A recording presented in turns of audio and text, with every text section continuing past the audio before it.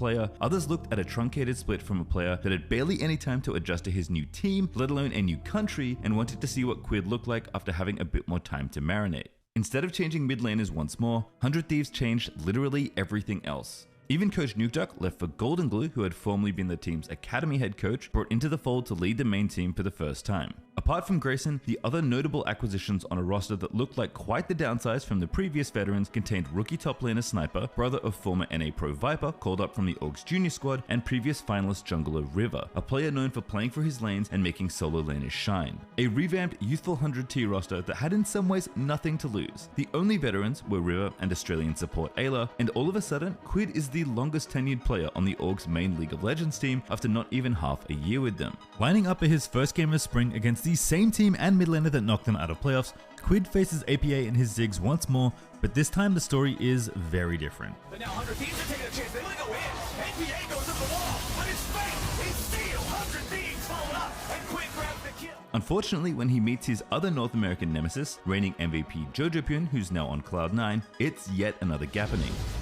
There's an Nocturnal. He's going to be going in on the Flower, but Flower turns it around on River. River in trouble, punch in the back line there as well. As you can see, the Nico ult going to get popped. It's going to miss on Ember, and JoJo's in the back line. He has a triple for JoJo as the execution sentence has been passed. Come week 4 though, against the same Akali that gave him trouble in the opening week, and Quid finally gets some revenge. Wall gets JoJo stuck on the right side of it. Now Seismic Shaw falling back over the unraveled earth. Akali ain't getting out of that one, baby. Quid picking up a kill. As the curtain closes on the regular season, everyone starts to notice the same thing. In the games the Thieves are winning, Quid is carrying out of his mind in most of them. Winning player of the game more than any other player throughout the regular season, the Quid masterclasses are a treat to watch. Whether it's his Yone or a control mage like TLAW, Quid has somehow completely reversed his fortunes from spring and is playing like the prospect he was promised to be. He even pulls out Veigar of all champions in the last week of the split against defending champions NRG. Now in the mid lane, another kill goes over to Quid. NRG are falling to pieces. From a player that began his career in North America getting embarrassed by the region's most prominent mids, to finally shaking off his demons by taking them down and propelling his team to a second place finish. Playoffs, however, does not go to plan for the young, aggressive-minded Thieves as they run into a rampaging lower bracket Team Liquid on their own historic run, but the skill on display, particularly by Quid, has not gone unnoticed by the peers or the public. After debuting against Jojopyun to begin his career, merely a split later, he takes the title away from that same player to be crowned the MVP. I was really happy that I won MVP in the season. When I first joined LCS, I was really bad, like one of the worst mid laner in LCS, and in next year I proved that I'm a good player, and on the split I felt I proved myself, so I was really happy. Turns out if you give a player the right environment, good support, and just a little more time to prove themselves to you, that pressure turns coals into diamonds and nobody into the player everybody else wants to be. The Thieves' excellent run would continue in summer 2024 despite a rocky regular season, with Quid continuing to show his prowess on a host of different champions, but all with the same eventual outcome. When he has a good game, he carries you, from the start of the game straight into the enemy nexus. A third place in playoffs at the end of the year was good enough for his first Worlds appearance in 2024, and the opening split of 2025 saw the Thieves finish atop the heap in the regular season. With the Org leaving the league and falling short of winning another trophy, the former MVP became a sought-after prospect in the offseason. To that end, Quid finds himself on one of the most successful teams in LCS history, and the only team to ever lift a trophy more times in a row than any other. To say Team Liquid Quid is a player to watch in the LCS would be a massive understatement. I think Team Liquid, they have most experience I've ever been in my entire career, so I'm really excited to learn from core, and I want to prove that LCS team can compete against Asian teams in international tournament, so I'll try to focus on that, and I want to prove that I'm a player who can be winner. Yeah, I mean, his first season, as I said, it just seemed like a player that had the tools but wasn't able to put the tool set together, especially in big moments. And I think that his MVP season, especially going into last year, what you saw is a person that played better in big games. And I think that that's a sign of a great player. And when I look at Quid, I see someone that has, gone through the hard part of the beginning of his career to now be in a place where he's very comfortable with his gameplay, comfortable with his style, and able to perform on that biggest stage. We're so back. But for Quid, He never left.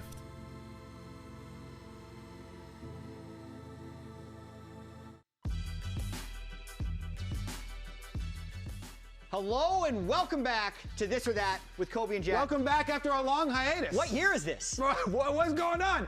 Look at this graphic. 2016, 2026? I Look don't at know. this graphic. You remember I don't that? know. Is this a rerun? It could be. We'll see what the slides. We have 8 slides today for This or That with Kobe and Jack. And we're headed to finals. To slide number 1. Yeah, going to be last week of LCS coming up next week. Okay, more impressive rookies. Kryra and Sajed or Griffin and Cryogen? Oh, I mean, after the Cloud9 beatings. The Team Liquid beatings, Kobe. It's just a couple of... But there were so many beatings over on this side, Jack. Because it was 2 Cloud9 weeks in a row into the Inspired week. But those could be the 2 best teams in the league. I think... I mean, I guess I'm supporting the point. Ain't no way you're saying Griffin after what we just saw. So listen. Blabber killed him a bunch on crabs. Then Inspired killed him a bunch on raptors.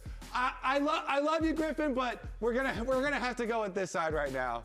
Okay, gameplay-wise, Kryra and Sajed get the current nod, Kobe. Yeah. But social media plus total potential, it would be that. Okay. But I'm going this because I think the purpose of it is for the gameplay. Next slide. Slide Yeah, number 2, we'll go. I mean, Sajed has had lots of really good team fights for them. Bigger Team Liquid buff. Is it Spawn being here? No, because they were losing while Spawn was here. Yeah. He was here at all the beginning, and then he left, and they started winning. So the other one is TL in the lower bracket. Honestly, it's not really arguable because then they won in the lower bracket. Have they ever won from the upper bracket? That's a good question. You mean ever? In the history of the they didn't win with me when I was in the upper bracket. That was a disaster. This is a no-brainer, Jack. Just go with the data. Yeah. He was here, they lost. He left, they won in the lower bracket. True.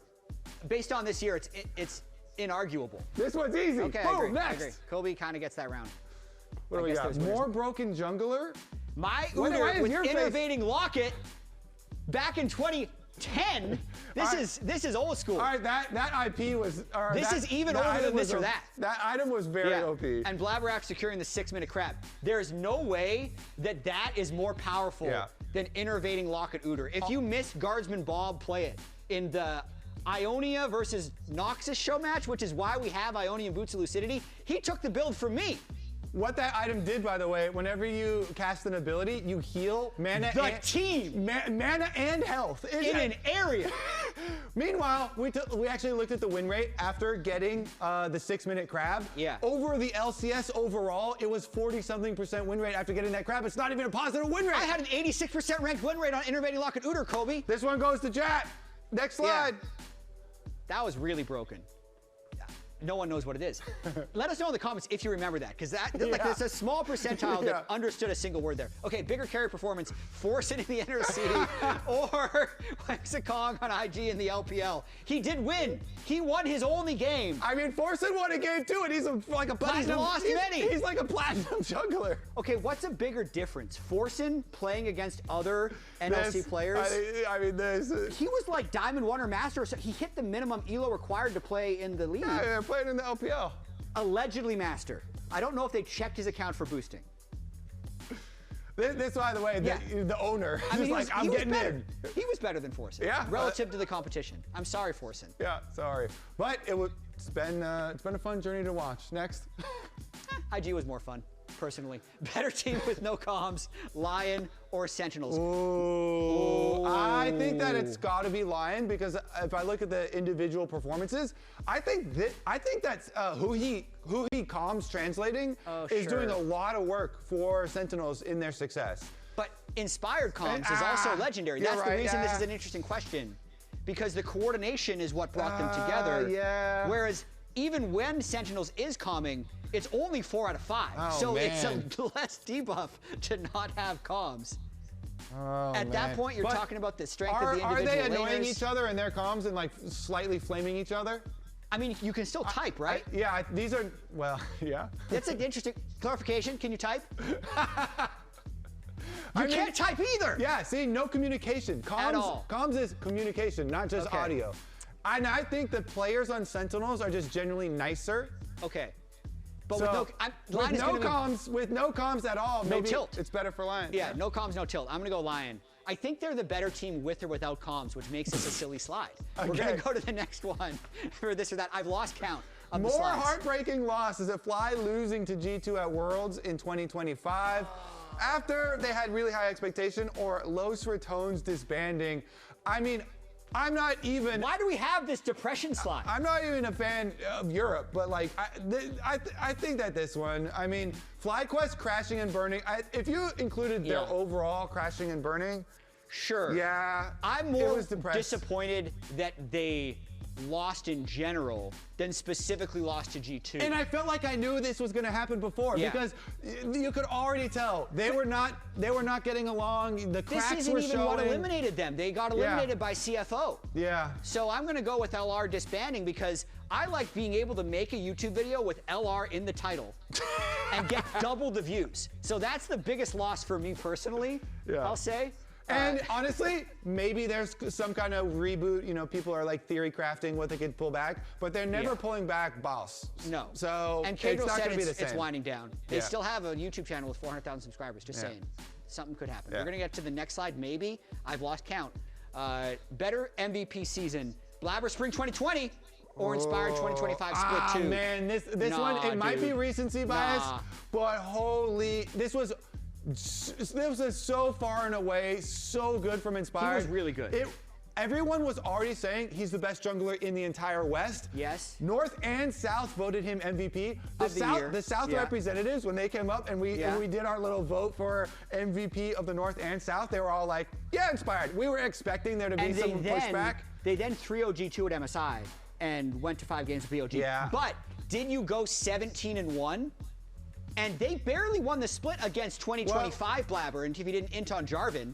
Blabber's lucky this doesn't include international. Yeah, because there was COVID. Is he lucky or is he unlucky? This is the best he's ever been. Actually, you're right. This is the best he's ever been, bro. You're right. I'm going with Blabber. Actually, we got robbed. I'm going with this. We got robbed. We didn't if get you to see don't the remember MSI. 2020 C9, that's unlucky. Because it was good. Yeah, it was. Yeah. Next. Okay. Let's just keep saying next until it fails. Who's winning finals? This has got to be the last one. 4 teams left. 4 teams left. This is you slide can number get a 8. 2-for-1 if you go here, but it's so hard not to say Cloud9. Oh, you know what? Actually. You get a 2-for-1. Crap. I think once we get to the finals. If you say, it's a 50-50. If you say this, we're going to have to bet something for real on it. Well, hold on. It's normally this, that, or the other thing. I'm going Cloud9. So you can say Cloud9, Sentinels. Why are you going Cloud9? Both these. Because they've dominated every single team. I mean, I need more details. And it's not close. In every position, they're smashing everyone, and their team synergy is also better than everyone. If I give you a prediction now, am I allowed to change it later? Because we just finished the show. I need time to analyze more. My gut is telling me that the Lyon C9 series, Kobe, was way closer than you remember because Saint ran it down. He got picked off in too many games. Last series, Saint went 29-1, right? You can phone a friend. Big Dubs is right over there. Dokes. Off screen. Dokla says it was a bug. It was a vision bug. They never remade for it. This isn't, they didn't have JoJo. They couldn't pause. So. You're going to take these? I'm going to take the other thing, TL Lyon, over Cloud9. Okay. The loser? Yeah, what are we doing? I'm getting my weapons. We stored these earlier. What do we got? What the heck? What are we doing? What's the loser do? The loser is going to have to do some hot wings bet, you know, some extra spice. We'll figure it out. We'll figure it out. Okay, thanks for coming back for this or that. That has to be the last slide. If we get a lot of views, I think they'll let us do this again. Spin it back up. We'll spin it back up. Please. And you have to write in the comments, this or that is my favorite part about anything in the history of the LCS. Comments, likes, and subscriptions and shares. All those things help the algorithm. Mention Kobe and Jat a lot. Okay, bye.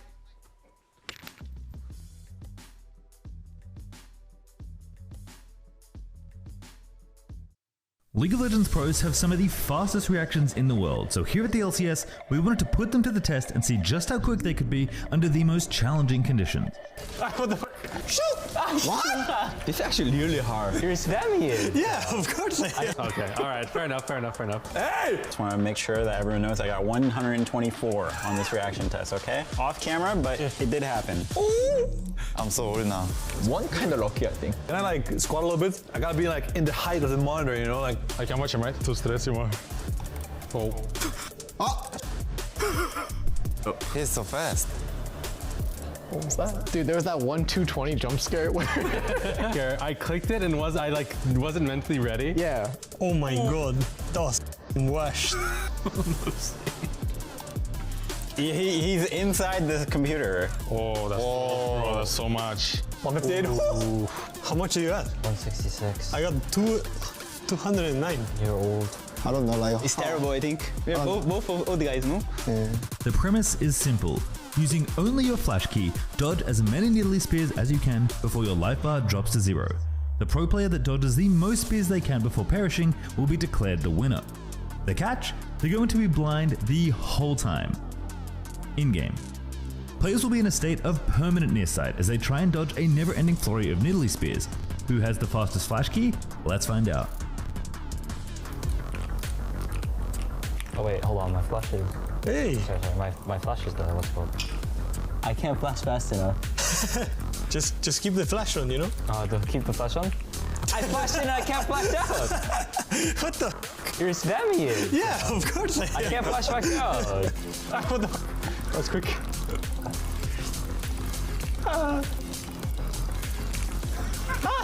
I saw you. Oh, what the? Oh, you. Actually, this is some dark tech. Okay. This mouse is so slow. You can't like. Oh no. God. Oh my god. Shoot! What? Bro, I can't see. You don't know my... Huh? Shoot! Watch it. Stop saying when you shoot. Point? Oh my god, actually it's hard. Whoa. What It's happened? actually hard. What happened? You see. Whoa, this hard. Oh, I totally. Bro. Oh wait, you know what the hell? This is actually really hard.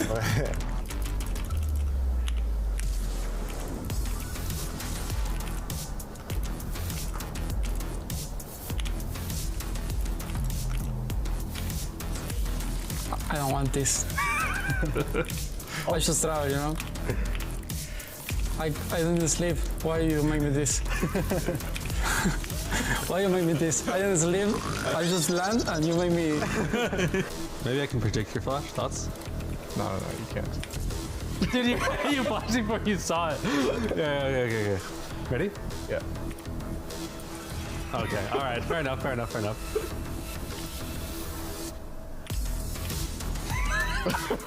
What's up, man? I'm actually an NPC. Dude, it's actually low-key hard. Like, yeah. I feel like it's easier to like move and dodge it. Yeah, you like me clicking W and then tapping my left click? Yeah, you were doing a lot of fake spells. Yeah.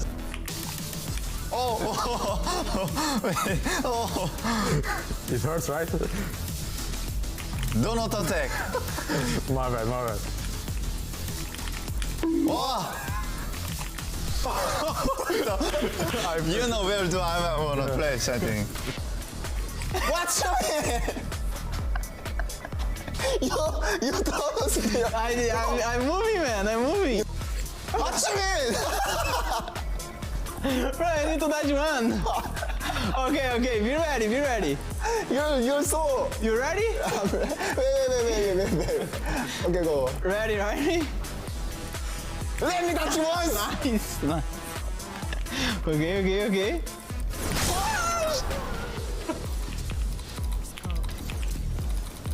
No video, please.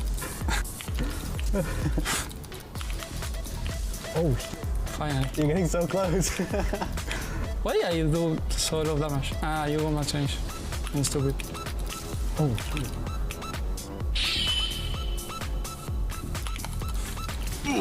oh no. Oh my god. This is one last one. Wow, you started so well that made you choke. What is it? Hey. Bro, how are you going so fast? Yeah.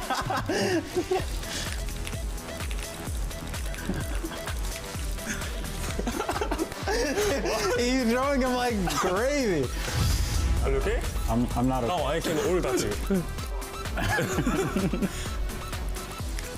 Ah, stop throwing the spears at the same place, you. What do you mean throwing at the same place you're supposed to? Ow! Why are you throwing them so slow, actually? Do I have to spam it? Yeah. It's up to you. It's up to me. Ow! Oh, hey! I don't know if that's allowed or not.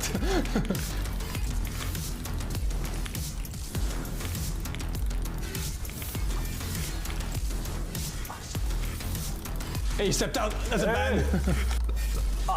Mad life.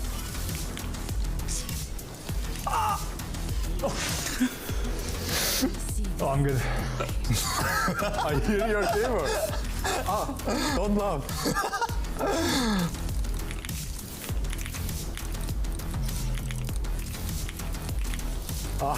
He's pressing another button by the way. The other thing is so wrong by the way. Oh, that's impossible. Okay, frontier. Frontier. He's scripting, eh? He's the god gamer. Oh! Oh! Oh, don't do it.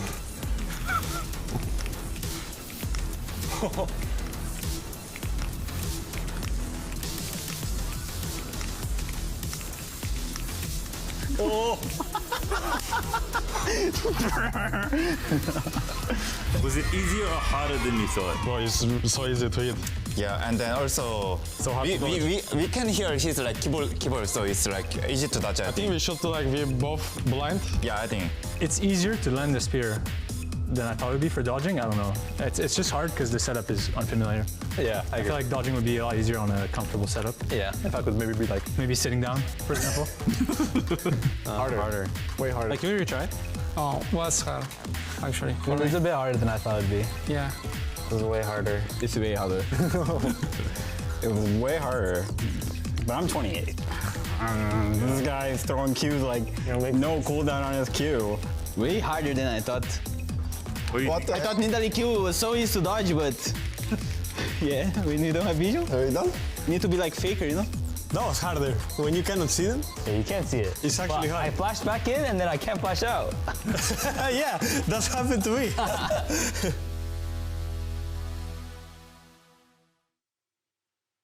That LCS team can compete against Asian team in international tournament. So I'll try to focus on that, and I want to prove that I'm a player who can be winner. Yeah, I mean, his first season, as I said, it just seemed like a player that had the tools, but wasn't able to put the tool set together, especially in big moments. And I think that his MVP season, especially going into last year, what you saw is a person that played better in big games. And I think that that's a sign of a great player. And when I look at Quid, I see someone that has, gone through the hard part of the beginning of his career to now be in a place where he's very comfortable with his gameplay, comfortable with his style, and able to perform on that bigger stage. We're so back. But for Quid, he never left.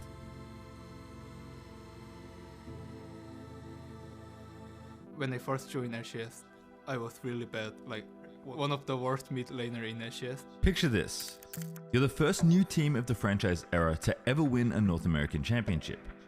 After that success, you continued to build fandom, create exciting rosters, and generally accommodate yourselves into a sport your organization wasn't formally known for. You hit a point in your history where you have one of the most exciting star-studded rosters in North American League of Legends history. And while the luster of names like Bjergsen and Doublelift don't quite bring out the same way they used to, you also have Korean-turned domestic legends Someday, your star Turkish jungler that was the MVP of your championship season, all alongside some of the most exciting young talent in the league. As exciting as it is, this iteration of 100 Thieves does not work out, finishing third in the regular season during the spring of 2023, but bowing out early in the playoffs, and as expected, if still painful for everyone involved, the greatest mid laner to ever grace professional North American League of Legends is retiring, as Bjergsen finally puts an end to his incredible gaming career. Imagine being the player that is forced to fill these shoes. If that sounds like a big ask, it is. But come the summer of 2023, 100T settles on a young Korean talent to fill the shoes of the most veteran player of the position ever.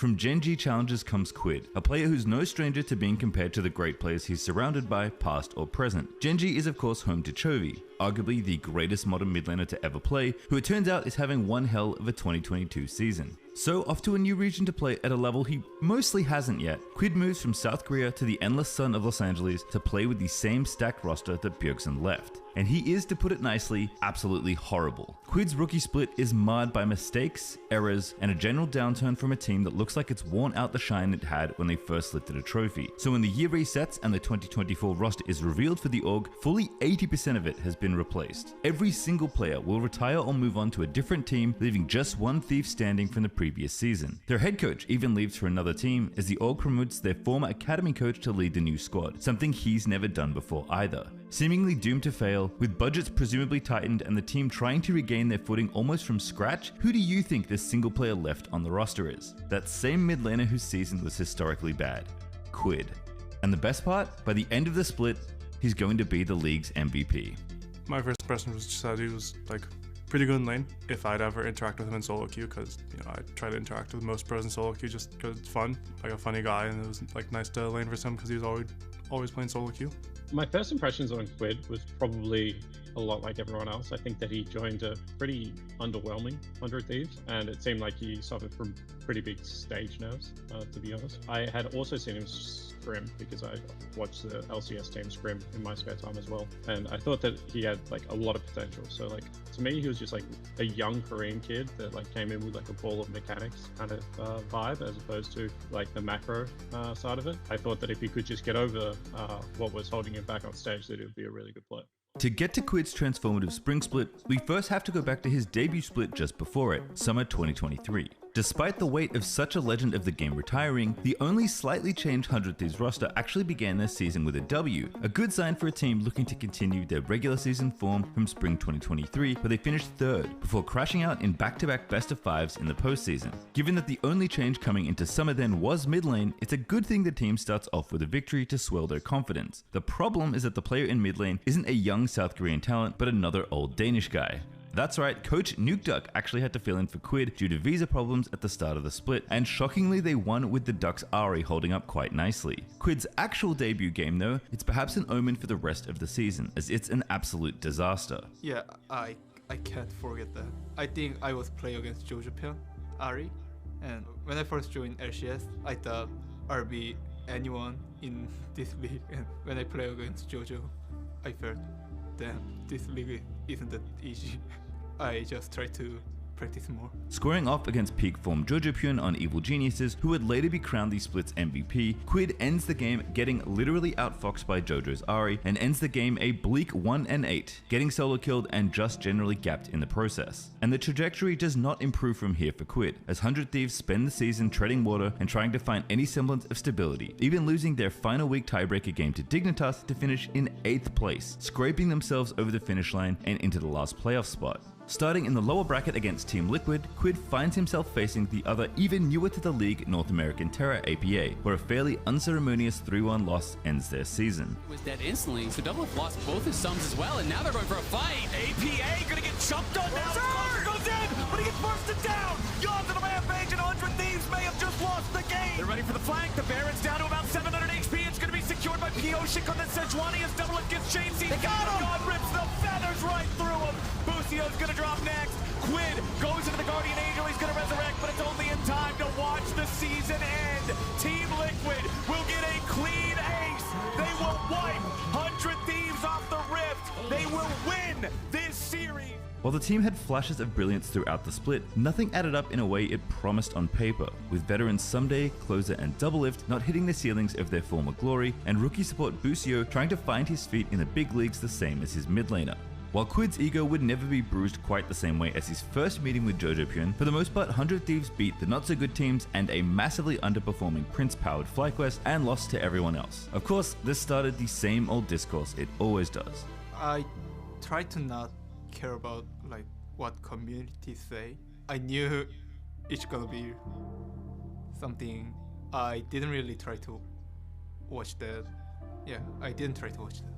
Criticisms directed at just about everything you could think of, with Quid's play becoming a focal point for 100T's downsizing, and as always, people calling for a change. And a change did come, but probably the one people didn't expect. While some called, as always, for the ejection of any underperforming player, others looked at a truncated split from a player that had barely any time to adjust to his new team, let alone a new country, and wanted to see what Quid looked like after having a bit more time to marinate. Instead of changing mid laners once more, 100 Thieves changed literally everything else. Even Coach Nukeduck left for Golden Glue, who had formerly been the team's academy head coach, brought into the fold to lead the main team for the first time. Apart from Grayson, the other notable acquisitions on a roster that looked like quite the downsize from the previous veterans contained rookie top laner Sniper, brother of former NA Pro Viper, called up from the Orgs Junior squad, and previous finalist jungler River, a player known for playing for his lanes and making solo laners shine. A revamped youthful 100T roster that had in some ways nothing to lose. The only veterans were River and Australian support Ayla, and all of a sudden, Quid is the longest tenured player on the Orgs main League of Legends team after not even half a year with them.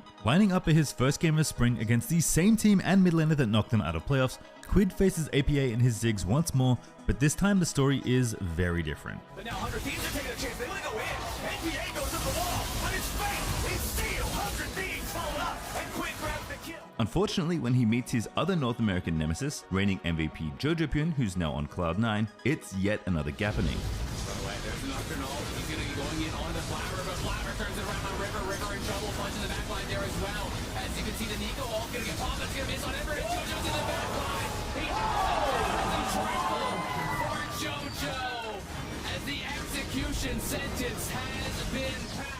Come week 4 though, against the same Akali that gave him trouble in the opening week, and Quid finally gets some revenge. Wall gets Jojo stuck on the right side of it. Now Seismic Shaw falling back under the unraveled earth. Akali ain't getting out of that one, baby. Quid picking up a kill. As the curtain closes on the regular season, everyone starts to notice the same thing. In the games the Thieves are winning, Quid is carrying out of his mind in most of them. Winning player of the game more than any other player throughout the regular season, the Quid masterclasses are a treat to watch. Whether it's his Yone or a control mage like TLAW, Quid has somehow completely reversed his fortunes from spring and is playing like the prospect he was promised to be. He even pulls out Veigar of all champions in the last week of the split against defending champions NRG. In the mid lane, another kill goes over to Quid. NRG are falling to pieces. From a player that began his career in North America getting embarrassed by the region's most prominent mids, to finally shaking off his demons by taking them down and propelling his team to a second place finish. Playoffs, however, does not go to plan for the young, aggressive-minded Thieves as they run into a rampaging lower bracket Team Liquid on their own historic run, but the skill on display, particularly by Quid, has not gone unnoticed by the peers or the public. After debuting against Jojopyun to begin his career, merely a split later, he takes the title away from that same player to be crowned the MVP. I was really happy that I won MVP in the season. When I first joined LCS, I was really bad, like one of the worst mid laner in LCS.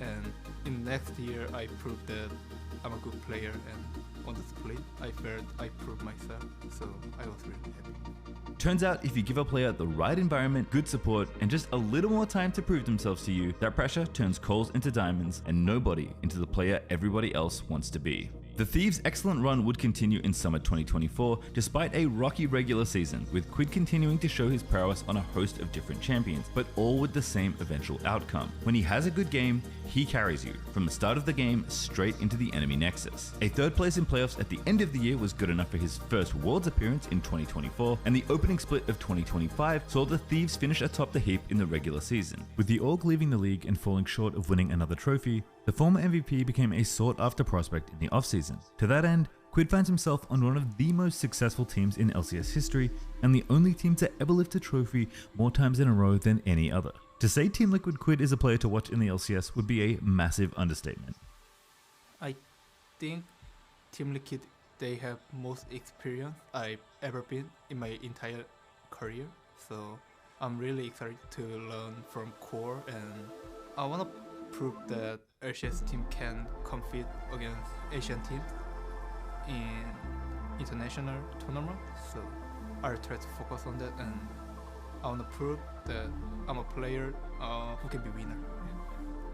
Yeah, I mean, his first season, as I said, it just seemed like a player that had the tools but wasn't able to put the tool set together, especially in big moments. And I think that his MVP season, especially going into last year, what you saw is a person that played better in big games. And I think that that's a sign of a great player.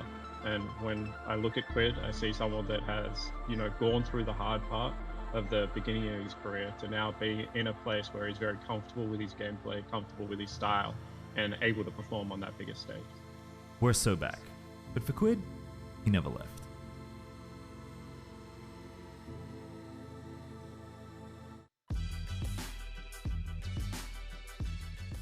Hello and welcome back to This or That with Kobe and Jack. Welcome back after our long hiatus. What year is this? What's going on? Look at this graphic. 2016, 2026? I don't know. Look at this graphic. You remember I don't that? know. Is this a rerun? It could be. We'll see with the slides. We have 8 slides today for This or That with Kobe and Jack. And we're headed to finals. To slide number 1. Yeah, gonna be last week of LCS coming up next week. Okay, more impressive rookies. Kryra and Sajed or Griffin and Cryogen? Oh, I mean, after the Cloud9 beatings. The Team Liquid beatings, Kobe. It's just a couple of... But there were so many beatings over on this side, Jack. Because it was 2 Cloud9 weeks in a row into the Inspired week. But those could be the 2 best teams in the league. Yeah.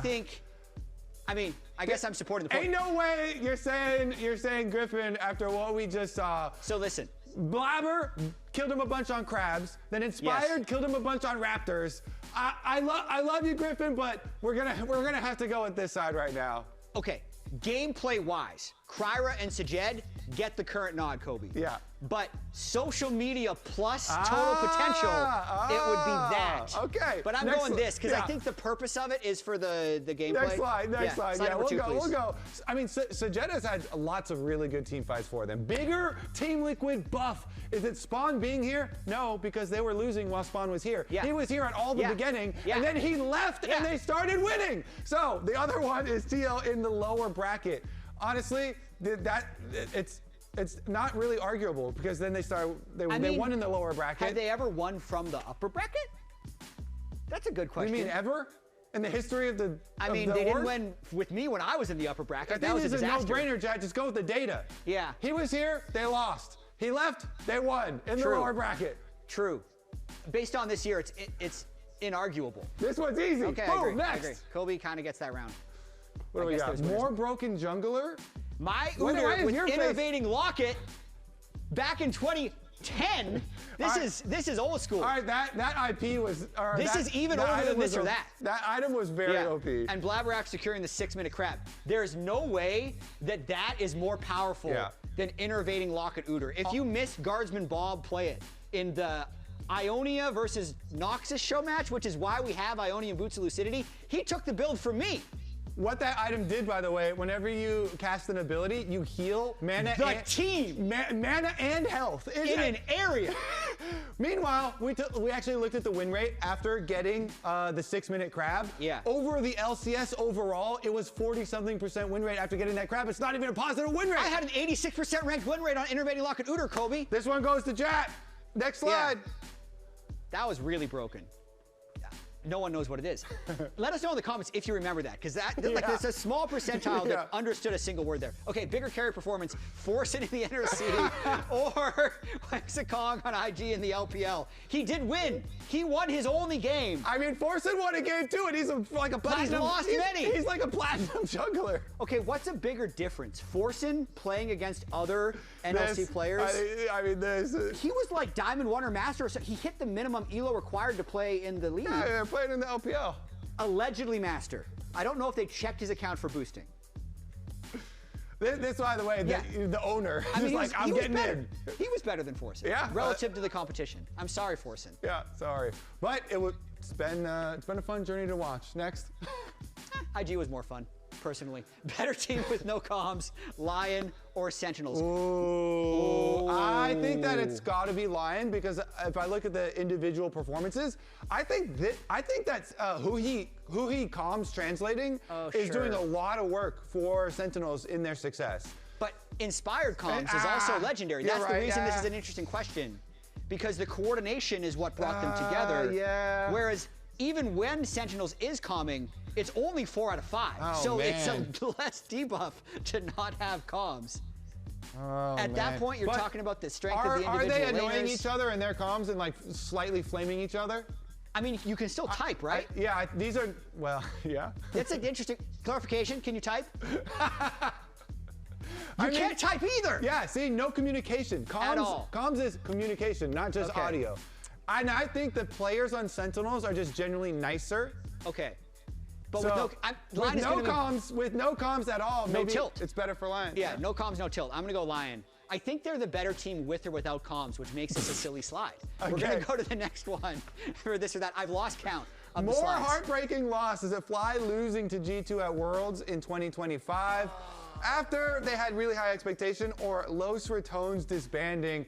I mean, I'm not even. Why do we have this depression slide? I'm not even a fan of Europe, but like, I think that this one, I mean, FlyQuest crashing and burning, if you included their overall crashing and burning.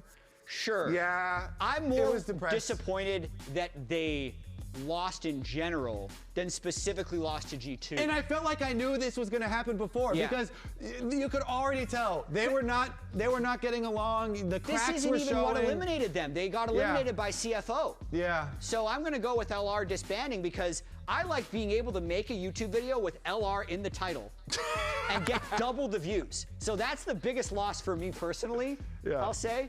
And honestly, maybe there's some kind of reboot. You know, people are like theory crafting what they could pull back, but they're never pulling back boss. No. So and it's Pedro not said going to be the same. it's winding down. They still have a YouTube channel with 400,000 subscribers. Just saying, something could happen. We're going to get to the next slide. Maybe I've lost count.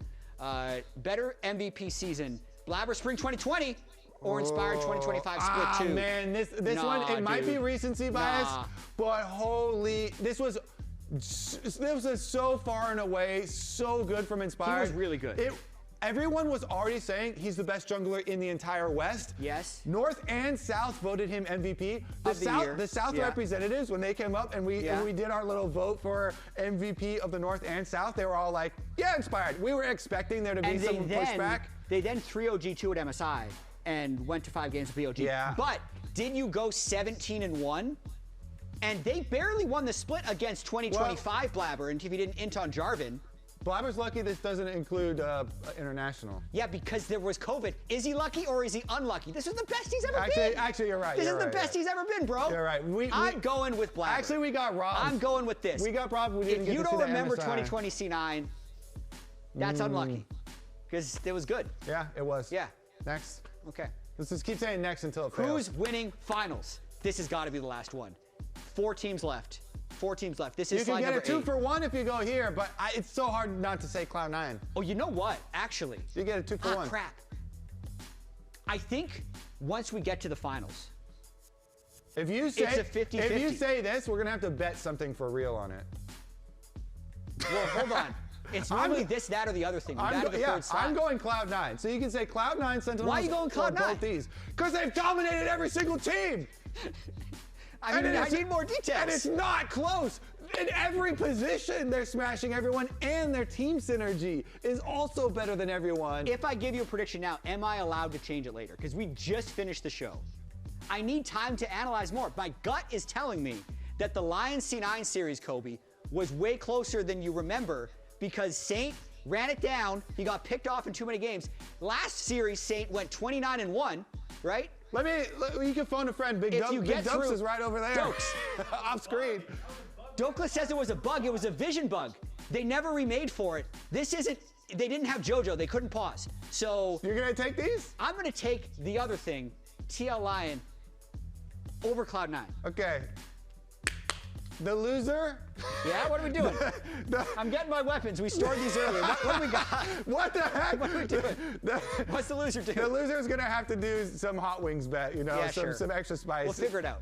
We'll figure it out. Okay, thanks for coming back for this or that. That has to be the last slide. If we get a lot of views, I think they'll let us do this again. Spin it back up. We'll spin it back up. Please. And you have to write in the comments, this or that is my favorite part about anything in the history of the LCS. Comments, likes, and subscriptions and shares. All those things help the algorithm. Mention Kobe and Jat a lot. Okay, bye.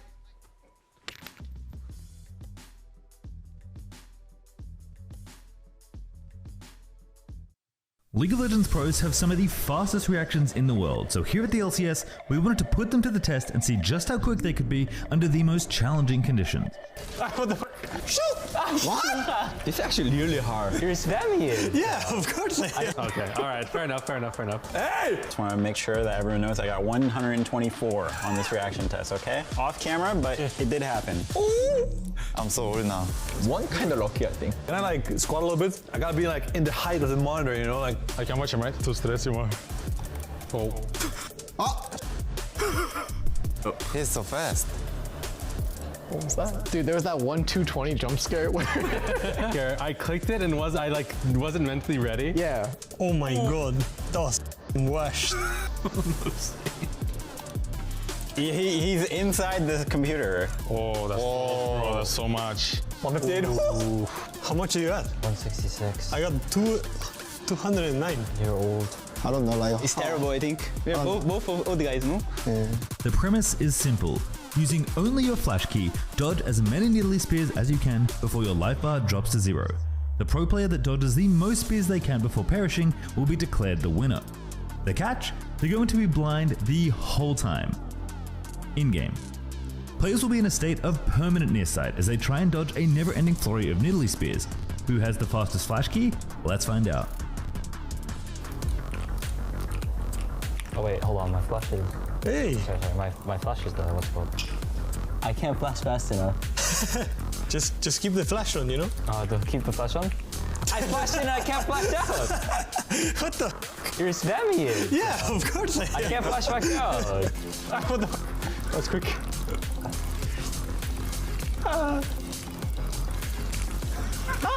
I saw you. Oh, what the?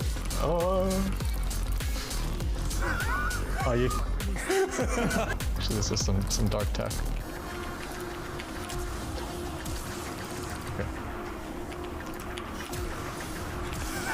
Okay. This mouse is so slow. I can't like. Oh no. God. Oh my god. Shoot! What? Bro, I can't see. You don't know my. Oh? Shoot! Watch it. Stop saying when you shoot. Point? Oh my god, actually it's hard. Whoa. What It's happened? actually hard. What happened? You see. Whoa, this is hard. Oh, I totally. Bro. Oh wait, you know what the hell? This is actually really hard.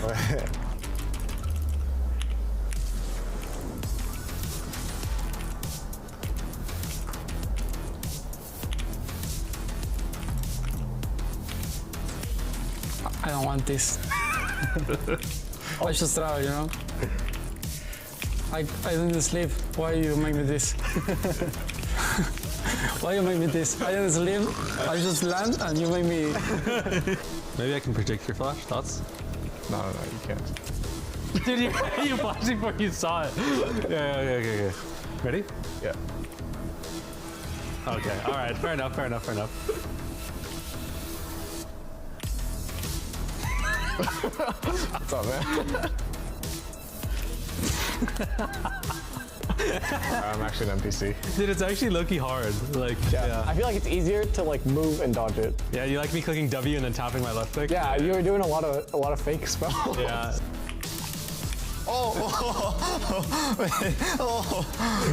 It hurts, right?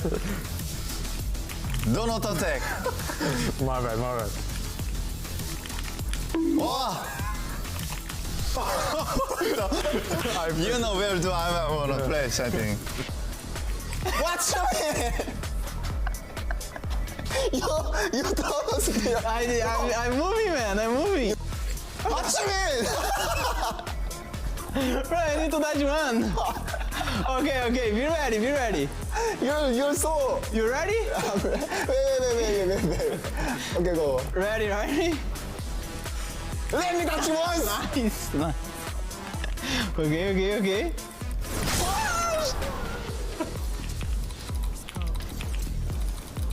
No video, please. Oh, finally. You're getting so close.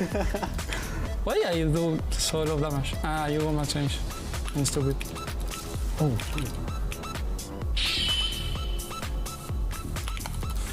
Oh no. Oh my god. This is one last one. Wow, you started so well, but then you choke. What? What is it? Hey, bro, how are you throwing it so fast? Yeah.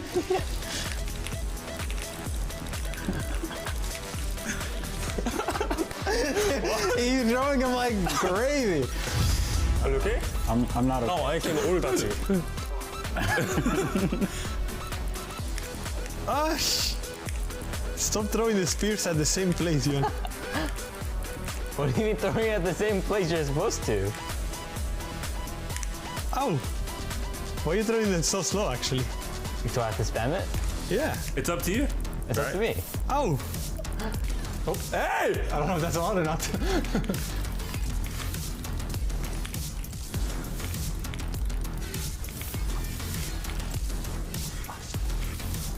Hey, you stepped out. That's a ban. Ah, mad life. Ah! Oh. Oh, I'm good. I hear your gamer. Ah, don't laugh.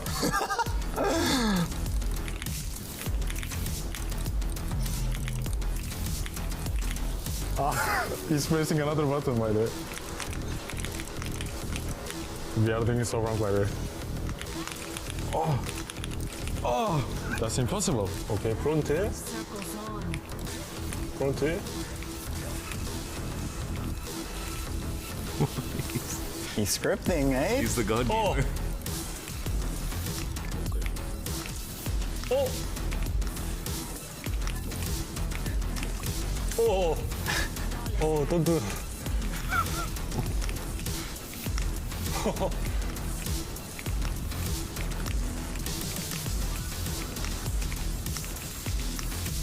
Oh. Was it easier or harder than you thought? Bro, it's so easy to hit. Yeah, and then also we can hear his like keyboard, so it's like easy to dodge. I think we should like be both blind. Yeah, I think It's easier to land the spear than I thought it would be for dodging. I don't know. It's just hard because the setup is unfamiliar. Yeah, I feel like dodging would be a lot easier on a comfortable setup. Yeah. If I could maybe be like, maybe sitting down, for example. Harder. Way harder. Like, can we retry? Oh, was hard, actually. It was a bit harder than I thought it'd be. Yeah. It was way harder. It's way harder. it was way harder. But I'm 28. This guy is throwing Qs like no cooldown on his Q. Way harder than I thought. What the I thought Nidali Q was so easy to dodge, but yeah, when you don't have vision, Are you done? you need to be like Faker, you know? That was harder. When you cannot see them, Yeah, you can't see it. it's actually I hard. flashed back in and then I can't flash out. Yeah, that's happened to me.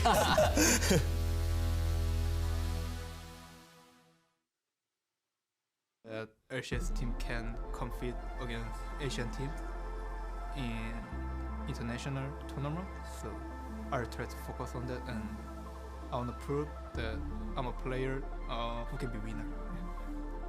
Yeah, I mean, his first season, as I said, it just seemed like a player that had the tools but wasn't able to put the tool set together, especially in big moments. And I think that his MVP season, especially going into last year, what you saw is a person that played better in big games. And I think that that's a sign of a great player. And when I look at Quid, I see someone that has, gone through the hard part of the beginning of his career to now be in a place where he's very comfortable with his gameplay, comfortable with his style, and able to perform on that bigger stage. We're so back. But for Quid, he never left.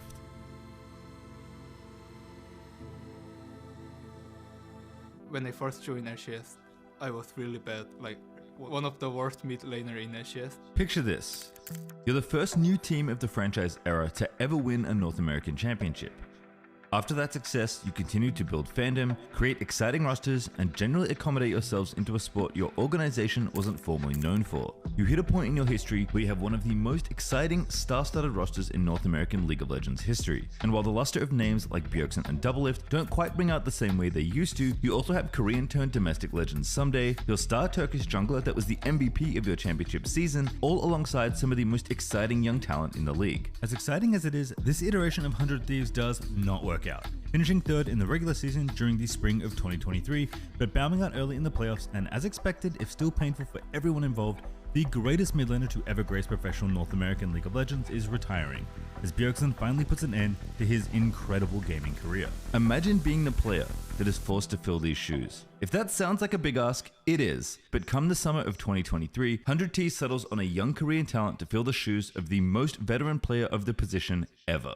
From Gen G Challengers comes Quid, a player who's no stranger to being compared to the great players he's surrounded by, past or present. Gen G is of course home to Chovy, arguably the greatest modern mid laner to ever play, who it turns out is having one hell of a 2022 season. So off to a new region to play at a level he mostly hasn't yet, Quid moves from South Korea to the endless sun of Los Angeles to play with the same stacked roster that Bjergsen left. And he is, to put it nicely, absolutely horrible. Quid's rookie split is marred by mistakes, errors, and a general downturn from a team that looks like it's worn out the shine it had when they first lifted a trophy. So when the year resets and the 2024 roster is revealed for the org, fully 80% of it has been replaced. Every single player will retire or move on to a different team, leaving just one thief standing from the previous season. Their head coach even leaves for another team, as the org promotes their former academy coach to lead the new squad, something he's never done before either. Seemingly doomed to fail, with budgets presumably tightened and the team trying to regain their footing almost from scratch, who do you think this single player left on the roster is? That same mid laner whose season was historically bad, Quid. And the best part, by the end of the split, he's going to be the league's MVP.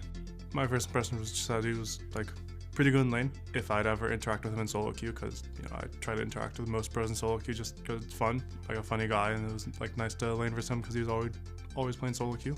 My first impressions on Quid was probably a lot like everyone else. I think that he joined a pretty underwhelming 100 Thieves, and it seemed like he suffered from pretty big stage nerves, to be honest. I had also seen him scrim because I watched the LCS team scrim in my spare time as well, and I thought that he had like a lot of potential. So like to me, he was just like a young Korean kid that like came in with like a ball of mechanics kind of vibe, as opposed to like the macro side of it. I thought that if he could just get over what was holding him back on stage, that it would be a really good player. To get to Quid's transformative spring split, we first have to go back to his debut split just before it, summer 2023. Despite the weight of such a legend of the game retiring, the only slightly changed 100 Thieves roster actually began their season with a W, a good sign for a team looking to continue their regular season form from spring 2023, where they finished third, before crashing out in back-to-back best-of-5s in the postseason. Given that the only change coming into summer then was mid lane, it's a good thing the team starts off with a victory to swell their confidence. The problem is that the player in mid lane isn't a young South Korean talent, but another old Danish guy. That's right, Coach NukeDuck actually had to fill in for Quid due to visa problems at the start of the split, and shockingly they won with the Ducks' Ari holding up quite nicely. Quid's actual debut game though, it's perhaps an omen for the rest of the season, as it's an absolute disaster. Yeah, I can't forget that. I think I was playing against Jojo Pyeon, Ari, and when I first joined LCS, I thought I'd be anyone in this league, and when I play against Jojo, I felt, damn, this league isn't that easy. I just try to practice more. Squaring off against peak form Jojo Pyeon on Evil Geniuses, who would later be crowned the split's MVP, Quid ends the game getting literally outfoxed by Jojo's Ari, and ends the game a bleak 1-8, getting solo killed and just generally gapped in the process. And the trajectory does not improve from here for Quid, as 100 Thieves spend the season treading water and trying to find any semblance of stability, even losing their final week tiebreaker game to Dignitas to finish in 8th place, scraping themselves over the finish line and into the last playoff spot. Starting in the lower bracket against Team Liquid, Quid finds himself facing the other even newer to the league North American Terra APA, where a fairly unceremonious 3-1 loss ends their season. He was dead instantly, so Double lost both his sums as well, and now they're going for a fight. APA gonna get jumped on now. Score goes in, but he gets bursted down. Yawns on the rampage, and 100 Thieves may have just lost the game. They're ready for the flank. The Baron's down to about 700 HP. It's gonna be secured by Pioshik on the Sejuani as Double gets James. They got him. God rips the feathers right through him. Busio's gonna drop next. Quid goes into the Guardian Angel. He's gonna resurrect, but it's only in time to watch the season end. Team Liquid will get a clean ace. They will wipe 100 Thieves off the rift. They will win this series. While the team had flashes of brilliance throughout the split, nothing added up in a way it promised on paper, with veterans Someday, Closer and Doublelift not hitting the ceilings of their former glory, and rookie support Busio trying to find his feet in the big leagues the same as his mid laner. While Quid's ego would never be bruised quite the same way as his first meeting with Jojopyun, for the most part 100 Thieves beat the not-so-good teams and a massively underperforming Prince-powered FlyQuest and lost to everyone else. Of course, this started the same old discourse it always does. I try to not care about like what communities say. I knew it's gonna be something. I didn't really try to watch that. Yeah, I didn't try to watch that. Criticisms directed at just about everything you could think of, with Quid's play becoming a focal point for 100T's downsizing and, as always, people calling for a change. And a change did come, but probably the one people didn't expect. While some called, as always, for the ejection of any underperforming player, others looked at a truncated split from a player that had barely any time to adjust to his new team, let alone a new country, and wanted to see what Quid looked like after having a bit more time to marinate. Instead of changing mid laners once more, 100 Thieves changed literally everything else. Even Coach Nukeduck left for Golden Glue, who had formerly been the team's academy head coach, brought into the fold to lead the main team for the first time. Apart from Grayson, the other notable acquisitions on a roster that looked like quite the downsize from the previous veterans contained rookie top laner Sniper, brother of former NA Pro Viper, called up from the Orgs Junior squad, and previous finalist jungler River, a player known for playing for his lanes and making solo laners shine. A revamped youthful 100T roster that had in some ways nothing to lose. The only veterans were River and Australian support Ayla, and all of a sudden, Quid is the longest tenured player on the Org's main League of Legends team after not even half a year with them. Lining up for his first game of spring against the same team and mid laner that knocked them out of playoffs, Quid faces APA in his Ziggs once more, but this time the story is very different. But now 100 Thieves are taking a chance. They want to go in. APA goes up the wall. On his face, he's steal. 100 Thieves hold up, and Quid grabs the kill. Unfortunately, when he meets his other North American nemesis, reigning MVP Jojopyun, who's now on Cloud 9, it's yet another gappening. There's Nocturnal. He's going to be going in on the Flower, but Flower turns it around on River. River in trouble. Punch in the back line there as well. As you can see, the Nico all going to get popped. That's going to miss on Ember. And JoJo's in the back line. He's triple for JoJo as the execution sentence has been passed. Come week 4 though, against the same Akali that gave him trouble in the opening week, and Quid finally gets some revenge. Wall gets JoJo stuck on the right side of it. Now Seismic Shaw pulling back over the unraveled earth. Akali ain't getting out of that one, baby. Quid picking up a kill. As the curtain closes on the regular season, everyone starts to notice the same thing. In the games the Thieves are winning, Quid is carrying out of his mind in most of them. Winning player of the game more than any other player throughout the regular season, the Quid masterclasses are a treat to watch. Whether it's his Yone or a control mage like TLAW, Quid has somehow completely reversed his fortunes from spring and is playing like the prospect he was promised to be. He even pulls out Veigar of all champions in the last week of the split against defending champions NRG. In the mid lane, another kill goes over to Quid. NRG are falling to pieces. From a player that began his career in North America getting embarrassed by the region's most prominent mids, to finally shaking off his demons by taking them down and propelling his team to a second place finish. Playoffs, however, does not go to plan for the young, aggressive-minded Thieves as they run into a rampaging lower bracket Team Liquid on their own historic run, but the skill on display, particularly by Quid, has not gone unnoticed by the peers or the public. After debuting against Jojopyun to begin his career, merely a split later, he takes the title away from that same player to be crowned the MVP. I was really happy that I won MVP in the season. When I first joined LCS, I was really bad, like one of the worst mid laner in LCS.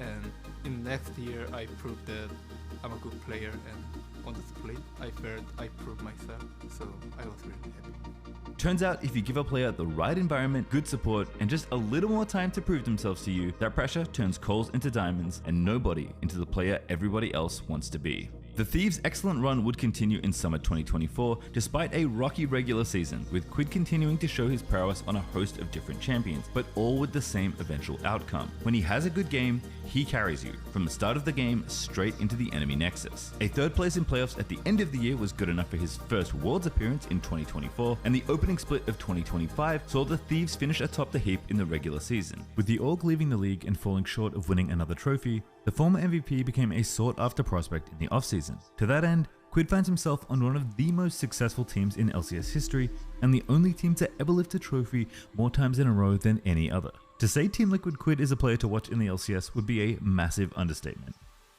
I think Team Liquid, they have most experience I've ever been in my entire career, so I'm really excited to learn from Core, and I want to prove that LCS team can compete against Asian teams in international tournament, so I'll try to focus on that, and I want to prove that I'm a player who can be winner.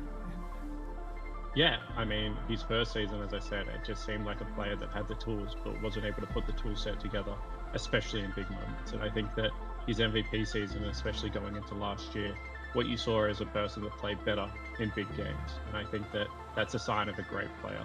And when I look at Quid, I see someone that has, gone through the hard part of the beginning of his career to now be in a place where he's very comfortable with his gameplay, comfortable with his style, and able to perform on that bigger stage. We're so back. But for Quid, he never left.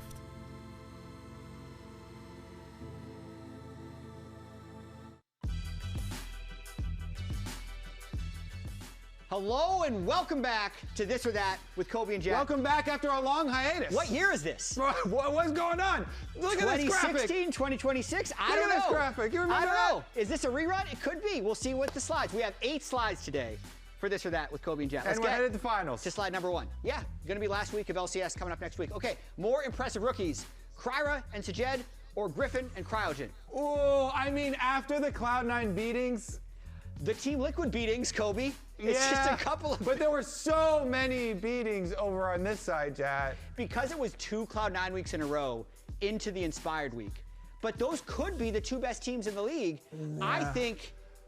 I guess I'm supporting the point. Ain't no way you're saying Griffin after what we just saw. So listen. Blabber killed him a bunch on Crabs, then Inspired killed him a bunch on Raptors.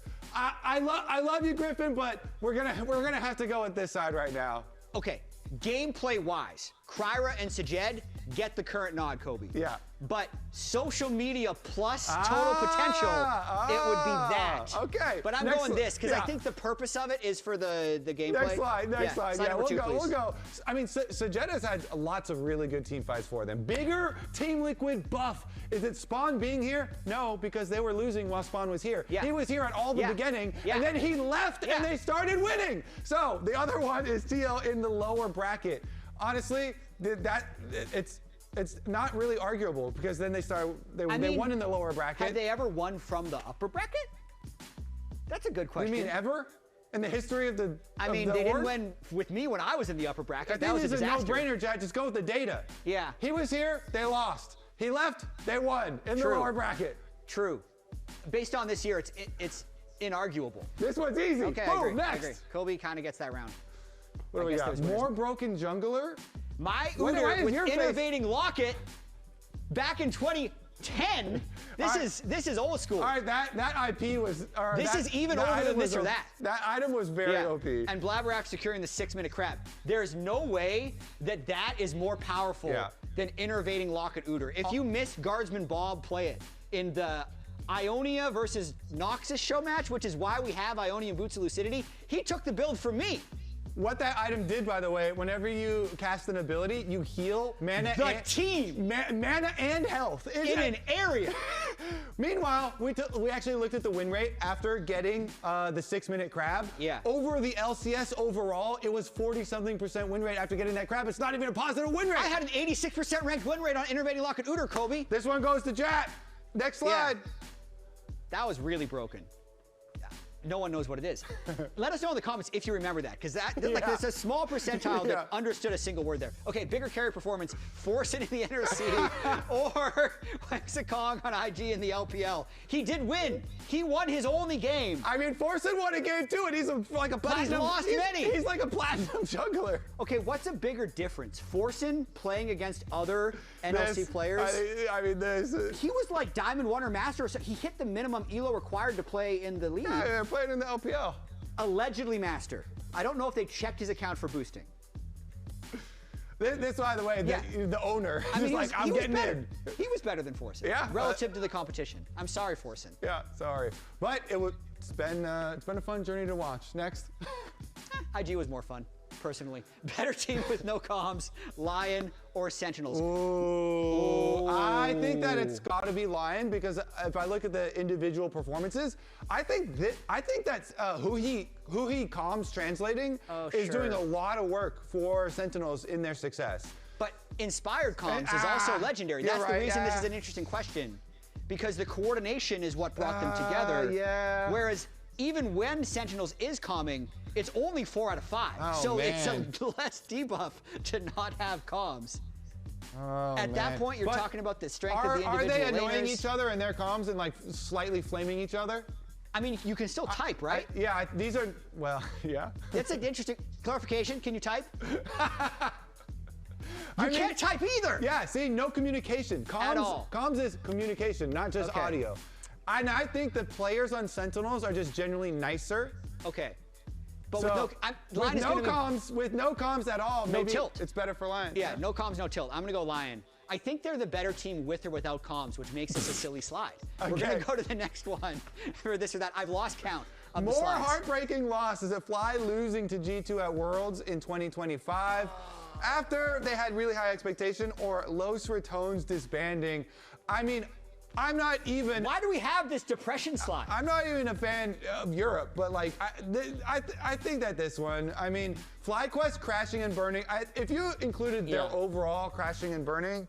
Sure. Yeah. I'm it more was depressed. disappointed that they lost in general than specifically lost to G2. And I felt like I knew this was going to happen before because you could already tell they were not getting along. The cracks this isn't were even showing. what eliminated them. They got eliminated by CFO. Yeah. So I'm going to go with LR disbanding because I like being able to make a YouTube video with LR in the title and get double the views. So that's the biggest loss for me personally, I'll say. And honestly, maybe there's some kind of reboot. You know, people are like theory crafting what they could pull back, but they're never pulling back boss. No. So and it's Pedro not said going to be the same. it's winding down. They Yeah. still have a YouTube channel with 400,000 subscribers. Just saying, something could happen. Yeah. We're gonna get to the next slide. Maybe I've lost count. Better MVP season: Blabber Spring 2020 or Inspired 2025 Split 2. Man, this one it might be recency bias, but holy, this was so far and away so good from Inspired. He was really good. Everyone was already saying he's the best jungler in the entire West. Yes. North and South voted him MVP. The South representatives, when they came up and we did our little vote for MVP of the North and South, they were all like, yeah, Inspired. We were expecting there to be some pushback. They then 3-0 G2 at MSI and went to 5 games with BOG. Yeah. But did you go 17-1? And they barely won the split against 2025 Blabber, and if you didn't int on Jarvan. Blabber's lucky this doesn't include international. Yeah, because there was COVID. Is he lucky or is he unlucky? This is the best he's ever been. Actually, you're right. This is the best he's ever been, bro. You're right. I'm going with Blabber. Actually, we got robbed. I'm going with this. We got robbed. We didn't if get you to don't see the remember MSI. 2020 C9, that's unlucky. Because it was good. Yeah, it was. Yeah. Next. Okay. Let's just keep saying next until it fails. Who's winning finals? This has got to be the last one. 4 teams left. 4 teams left. This is slide number 8. You can get a 2 for 1 if you go here, but it's so hard not to say Cloud9. Oh, you know what? Actually. You get a 2 for 1. Crap. I think once we get to the finals. If you say, it's a 50-50. If you say this, we're going to have to bet something for real on it. Well, hold on. It's normally this, that, or the other thing. I'm going Cloud9. So you can say Cloud9, Sentinels. Why are you going Cloud9? Both these. Because they've dominated every single team. I need more details. And it's not close. In every position, they're smashing everyone, and their team synergy is also better than everyone. If I give you a prediction now, am I allowed to change it later? Because we just finished the show. I need time to analyze more. My gut is telling me that the Lions C9 series, Kobe, was way closer than you remember because Saint ran it down. He got picked off in too many games. Last series, Saint went 29-1, right? You can phone a friend. Big Dokes is right over there. Dokes. Off screen. Dokes says it was a bug. It was a vision bug. They never remade for it. This isn't, they didn't have JoJo. They couldn't pause. So. You're going to take these? I'm going to take the other thing, TL Lion, over Cloud9. Okay. The loser? Yeah, what are we doing? I'm getting my weapons. We stored these earlier. What do we got? What the heck? What are we doing? What's the loser do? The loser is going to have to do some hot wings bet, some extra spice. We'll figure it out. We'll figure it out. Okay, thanks for coming back for this or that. That has to be the last slide. If we get a lot of views, I think they'll let us do this again. Spin it back up. We'll spin it back up. Please. And you have to write in the comments, this or that is my favorite part about anything in the history of the LCS. Comments, likes, and subscriptions and shares. All those things help the algorithm. Mention Kobe and Jat a lot. Okay, bye.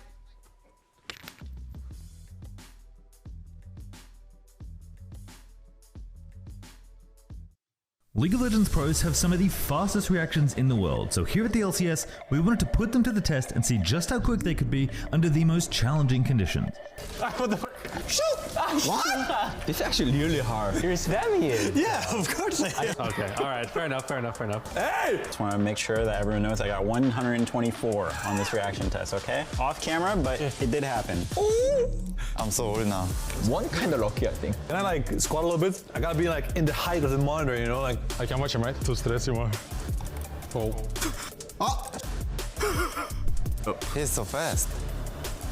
What was that? Dude, there was that 1-2-20 jump scare where I clicked it and wasn't mentally ready. Yeah. Oh my god. That was worst. He's inside the computer. Oh, that's so much. 158. How much are you at? 166. I got 209. You're old. I don't know, like. It's terrible, I think. We're both old guys, no? Yeah. The premise is simple. Using only your flash key, dodge as many Nidalee spears as you can before your life bar drops to 0. The pro player that dodges the most spears they can before perishing will be declared the winner. The catch? They're going to be blind the whole time. In-game. Players will be in a state of permanent nearsight as they try and dodge a never-ending flurry of Nidalee spears. Who has the fastest flash key? Let's find out. Oh wait, hold on, my flash is... Hey! Sorry, my flash is there, what's it called? I can't flash fast enough. just keep the flash on, you know? Oh, don't keep the flash on? I flashed in and I can't flash out! What the? You're spamming it! Yeah, of course I am. I can't flash back out! What the? That was quick.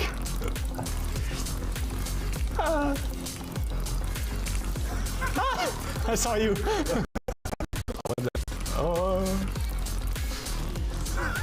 Oh, you. Actually, this is some dark tech.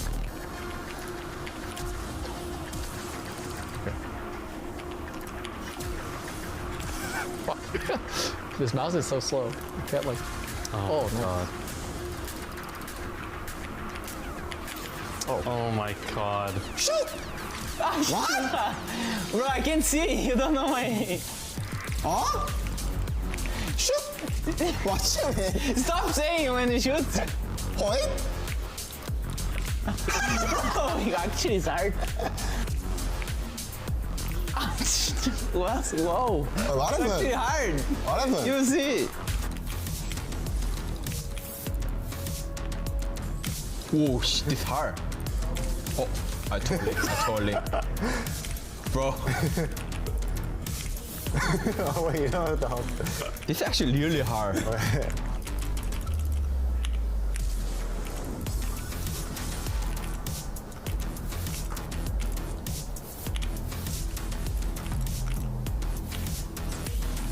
I don't want this.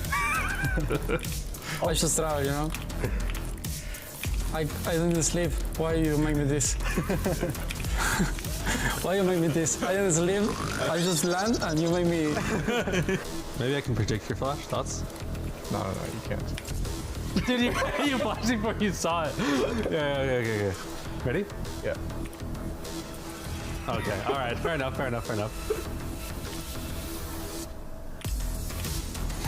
What's up, man? I'm actually an NPC. Dude, it's actually low-key hard. Like, yeah. I feel like it's easier to like move and dodge it. Yeah, you like me clicking W and then tapping my left click? Yeah, you were doing a lot of fake spells. Yeah.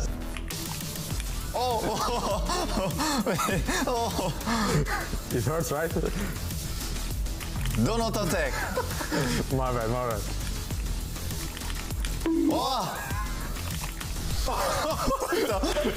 You know where do I want to place, I think. What's it? You told me.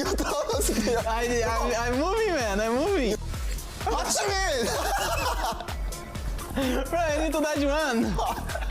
Okay. Be ready. You're so. You ready? Wait. Okay, go. Ready? Let me touch once. Nice. Okay.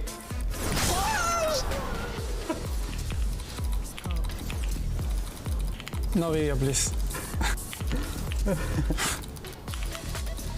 Oh. Finally. You're getting so close. Well, yeah, you do sort of damage. Ah, you will not change. It's stupid. Oh.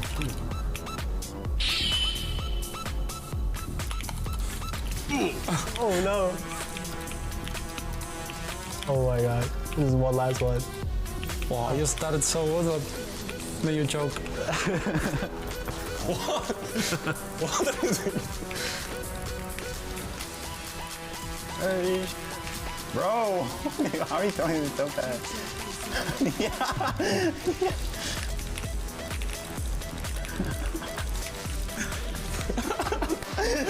He's throwing him like crazy. Are you okay? I'm not okay. No, I can ult at you. Ah, stop throwing the spears at the same place, Yon. What do you mean throwing at the same place you're supposed to? Ow! Why are you throwing them so slow, actually? Do I have to spam it? Yeah. It's up to you. It's up to me. Ow! Oh, hey! I don't know if that's allowed or not.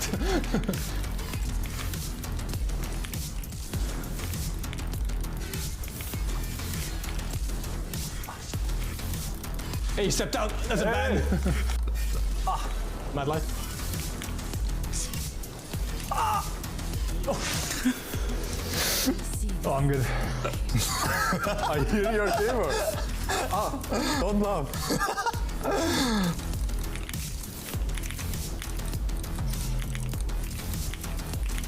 Ah, he's pressing another button by the way. The other thing is so wrong by the way. Oh, oh, that's impossible. Okay, frontier. Frontier. He's scripting, eh? He's the god gamer. Oh! Oh! Oh, don't do it.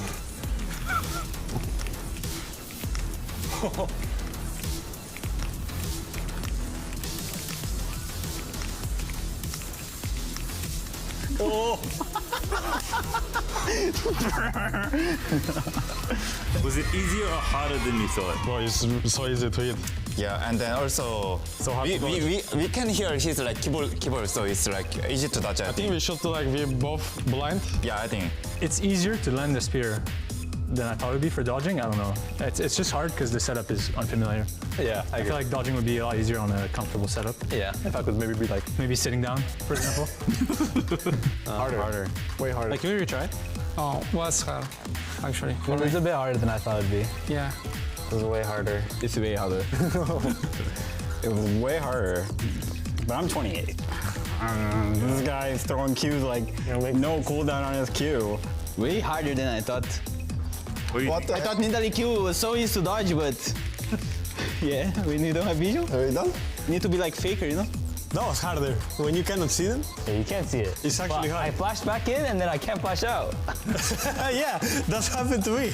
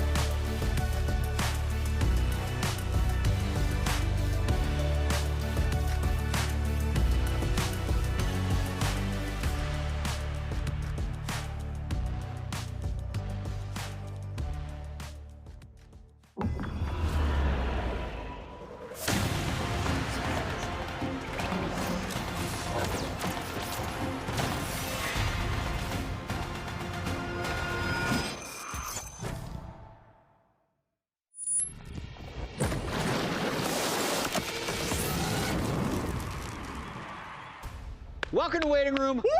Lion versus horse. That is just not accurate in any way. That should not be. What are you talking? How is that not accurate? It's a lion and a horse. Maybe if the lion is being fed the horse. Okay, a horse. In the far one, the lion is chomping on the horse's throat. A horse is bigger than a lion, Raz. A horse is just basically a gazelle, is all I am saying. What? Yes, it's a European gazelle.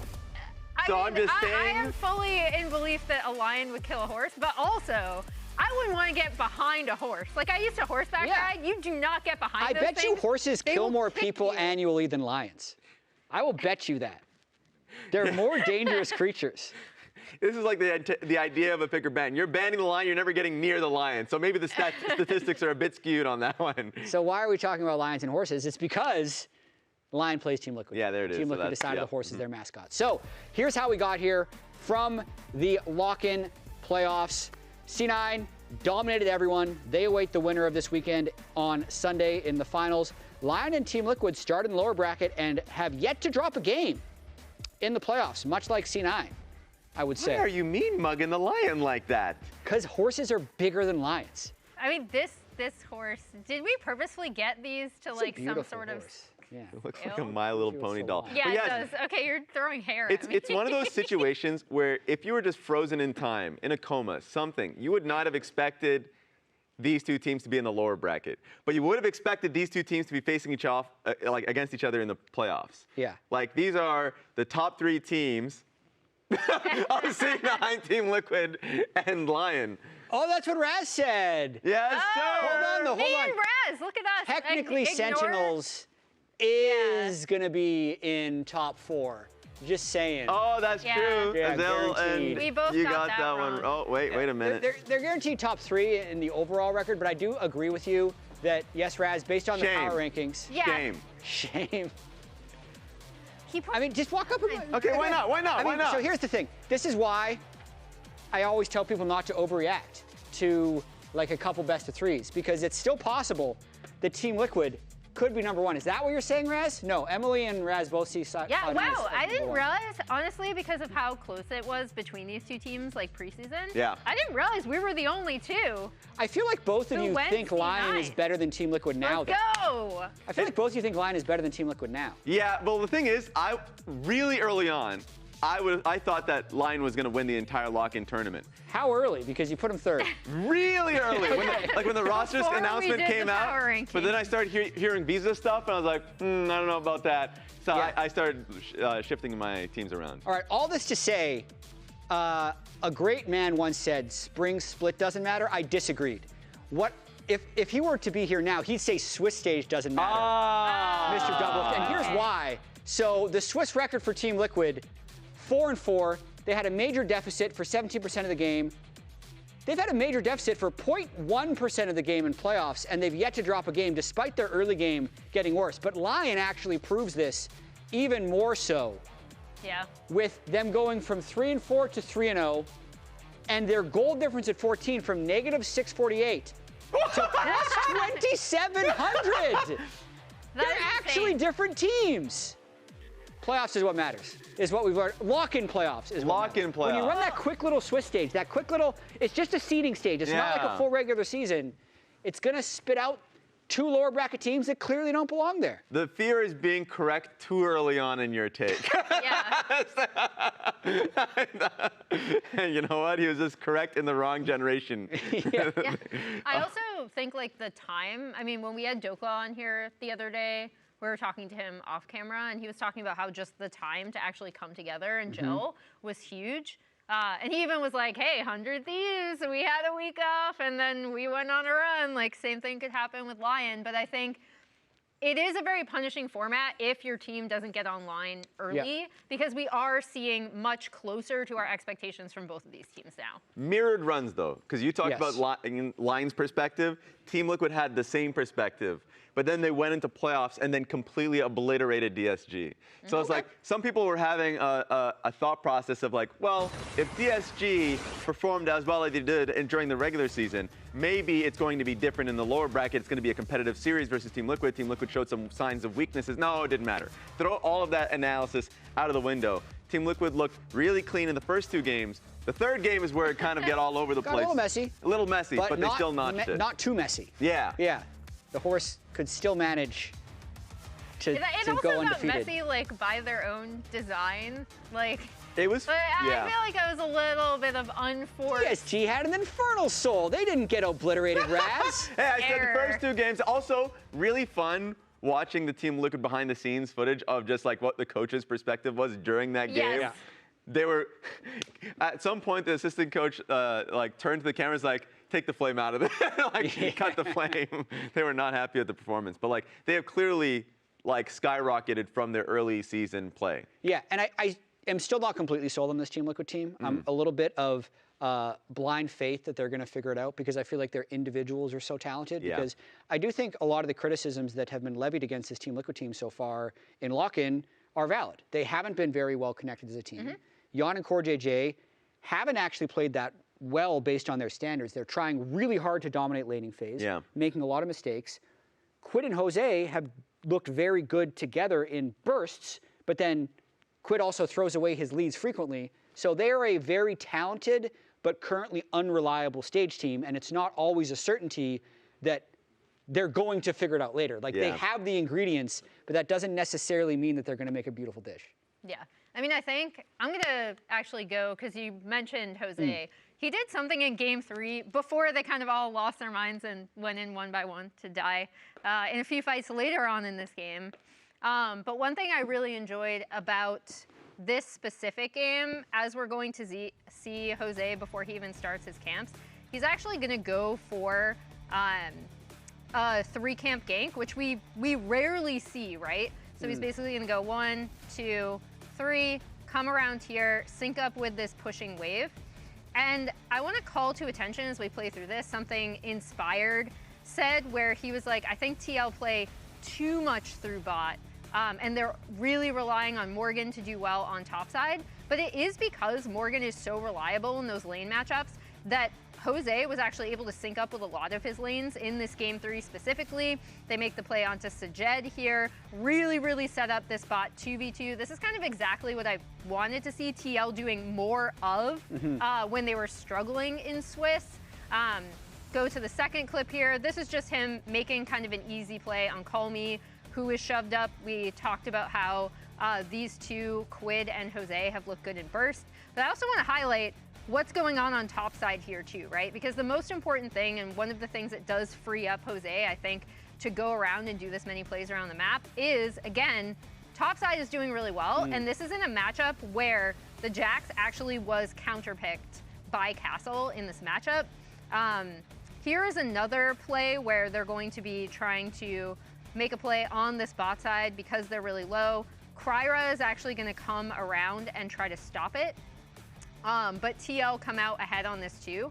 And I just really liked seeing how much early action that was showcased from Jose. As Lions goes in, Core is actually going to be able to flash out. He gets a clutch polymorph off on Kryra here, so they can clean him up too. And Jan is kind of already in a really great position here.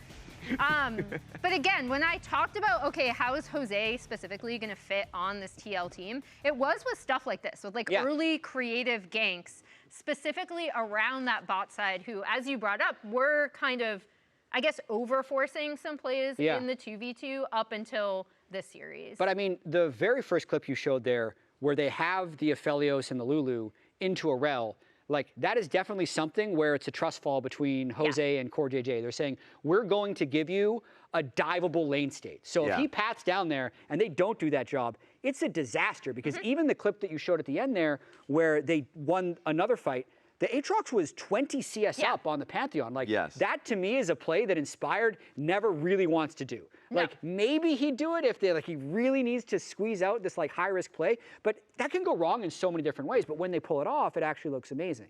Yeah, and I also think it's even more punishing in this current jungle meta, right? I think with how I actually think farming junglers could even ignore their lanes even more if they wanted to in pro play.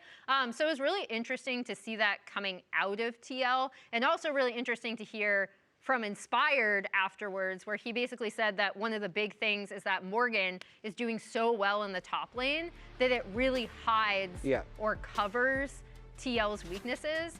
I think there's a push and pull here because I think Morgan doing so well is also what unlocks Jose to be able to do some of this stuff. Absolutely, and it's also a critique on Team Liquid's style because they don't need to play as heavily as they do towards their bot lane. You can unlock Morgan because that was their saving grace in Game 3 versus DSG. That's why DSG wasn't running away with it, was because of Morgan's overall strength and what you've shown throughout that Telestrator. So for me, I see a team that looks to play to bot lane super heavily, at least with the Umti's point of view. When they had him on that team, he would also like find creative ways to get himself ahead on a crazy invade. But it is Jose Diodo putting everything towards bot lane and sometimes mid. We need to see timings in which he can actually get Morgan ahead, especially in this matchup versus Dokla. I think that could mean so much. I'd be interested in Jose just playing to get himself ahead sometimes, because that's kind of what you can't necessarily let Inspired out-farm you and start cycling your camps, because that's the game Inspired wants to play. Like, he wants his lanes to play as safe as possible, not fall behind, so that he can control the game, which is where I think Morgan's going to be a really key player, because even in these clips we've seen, he's doing that without the jungle help, which can then make the game more difficult for FlyQuest. But speaking of the jungle, Azael is with Jose Diodo of Team Liquid. Hello, I'm here with Jose ahead of your match against Lyon. So last time we talked to you, you were talking about how TL is kind of trying to bridge the gap between scrims and stage and get on the same page. Last week, you guys looked a lot better. So do you think you've been able to do that? Yeah, I think we reached a lot of the stuff we tried in scrims, and a lot of arguments, a lot of discussions. Not like bad arguments, just like getting on the same page. And I think this week we did the same, just more specific in certain terms. And I think it's worked out pretty well for us. And he showed in last week. I think we can do a better job today. So last week, Inspire gave an interview where he said he thought you guys would actually be even easier than their 3-0 series because he felt like you guys were maybe playing the game the wrong way, focusing on bot lane. Do you have any opinion on that? Not really. I mean, everyone plays the game based on their team strengths. I think our bot lane is pretty good, and I feel like if we play around them, we're going to win. But, you know, everything can change during series because Morgan is also a really good player, and we're not afraid of changing styles, and I think that's very important for us, that we have both play styles or even playing for quid. So I'm not afraid of what they say. I just think it's their opinion, and we're going to show what we improve. Well, it's always more about the play than about the talk. So thank you, Jose. We'll see how the match goes today. Love that. That's just your opinion, Inspired. Yeah. I don't care about that. True. Which makes it a fun matchup. I'd say the big standout last week, aside from Inspired winning player of the series, Raz, was Saint. Looked like a very different player last week than he had for the whole split. I had to double check to see if he was still sitting. I see him right now. It is Saint who's sitting in that chair. Yeah. It looks like him exactly. Because that was the big question mark from seeing him last year to this year. It looked like a completely different Saint. Now you look at the comparison of last series and the whole of the split thus far, and it's just been two different type of people. So for Lyon, the problems that I generally had was like overall the cohesion wasn't there with him and his jungler and Inspired. That has been a concern. His general play has been something that I haven't been appreciating, and I think one thing that kind of comes out clearly to me was when they had their series versus Cloud9 and the bot lane play that he had went up for. Didn't really see that. And so for Lyon, who is performing as well as they did, and what we are seeing is their 3-0 versus FlyQuest, it was a stomp. And this is a completely different Saint and a completely different line that was completely cohesive as a squad. Yeah, the games were heavily in their favor from the early games. Yes. But it didn't have the same errors, mid-game errors that we've seen from Saint previously. And there was a real fight between who's winning player of the series between Saint and Inspired. But it was so locked in on basically the Griffin-Inspired matchup that, of course, you're going to give it to Inspired on that one. But that's why we have to talk about the general rough split that we saw from Saint. And I think that it is a breath of fresh air to be able to see him performing as well as he is now. So yes, some of the issues that we saw, kind of like what I was alluding to before, is what we saw him plaguing throughout the split, which was weird to me, because this was someone who was really fighting for rookie of the year in 2025. And when we saw the changes that were coming into Lyon, we're like, this looks incredible. The entire idea of this being perceived as a super team needs him to be a big part of this big three of him, Berserker, and Inspired. Yeah, just don't want to see that one. Especially the all chat afterwards. I feel like there was even more we could have pulled there. There was the Galio play where he lets himself get walked on and taunted and loses the fight. And that was already a pretty long mistake reel. And if people were having because the general conversation about who is the best mid laners, Saint was seen as one of the worst based off of the on-stage performance that was not indicative of what we were seeing all of last year. Yeah. Yeah, I mean, I think the big thing for me in Lion's glow up is Saint, actually, right? Because if he is even just laning better than he was previously, it gives Inspired so much cover to do what he wants to do, which is basically farm, take away your camps if he can. And as we see here, here's a comparison of Saint just last week, whereas against Saint weeks 1 through 4. Crazy. A different human being entirely. If this is the Saint that we see, they will win it all. I hadn't done the math. 49? 49? That's goofy. You can get silly-looking KDAs when you have 0 or 1 deaths, but the fact that he had 49 kills and assists in 3 games is also just an absurdly high number. He has more kills in that one series than he did all of Swiss Stage. Yeah, and we also, I mean, we showed the excerpts of the Inspired interview, and if he goes further on basically his view on the team as a whole, but Saint is a player that can easily win you a series last year when he really didn't have that much in terms of firepower. Right. So this time around, if we see that Saint, last week's Saint, they're winning a lock-in tournament. And the other thing we have to call out is that this is more time that Inspired has spent with the team. And we know how much Inspired loves to mold the way that a team plays. We listen into their comms during the game. It's mostly him telling the team how a fight's going to go, calling things during the fight, and then the fight ends and he says what they should do next. And we know also that he has always loved JoJo. Yeah, he does. He always brings him up whenever he can. So he actually brought him up again this last week, Raz. He did, but in a way in which he was saying, Saint, probably the best mechanical player I've ever played with. His mechanics might even be better than JoJo's. So it's he's bringing him up a lot, but in this case, he's like, hey, maybe Saint's the new guy. Yes, but I will say he might have been doing what do they call that, a poop sandwich there, where you put a compliment in between a bunch of criticisms. Because let's continue the quote. Let's continue this quote that Inspired had about Saint. There's more actually. I think Saint was just lacking a lot of brain. Oh, it does. Yeah, there's more. That's to it. crazy to say after he goes 29-1. But then he also mentions this is always Inspired. He just tells you whatever is in his mind with absolutely no filter. And I think the rest of it is very true. He's trying to win a lot of games just by playing better than the opposing mid. And you try to do that in a competitive game against a really good team, you're just going to be a weight on the team, which is, I think, how Inspired was feeling that Saint was playing the first couple weeks, where you fall behind a little bit individually. The only way that Saint saw his way back into the game was to try and get himself ahead again, so he takes a bunch of high-risk plays that put the team in a bad situation. And I think it's very fair talking about that, because in the teams that he was on before, it almost felt like I need to do well for us to win. I need to be the best. Even in Split 1 of last year, a lot of it was if Saint is ahead, they will win that game.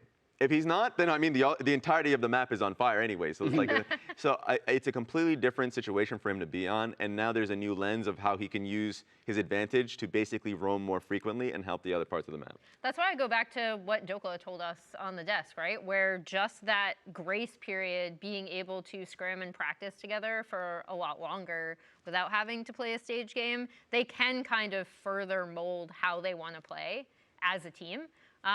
So, I mean, I think that is super, super important.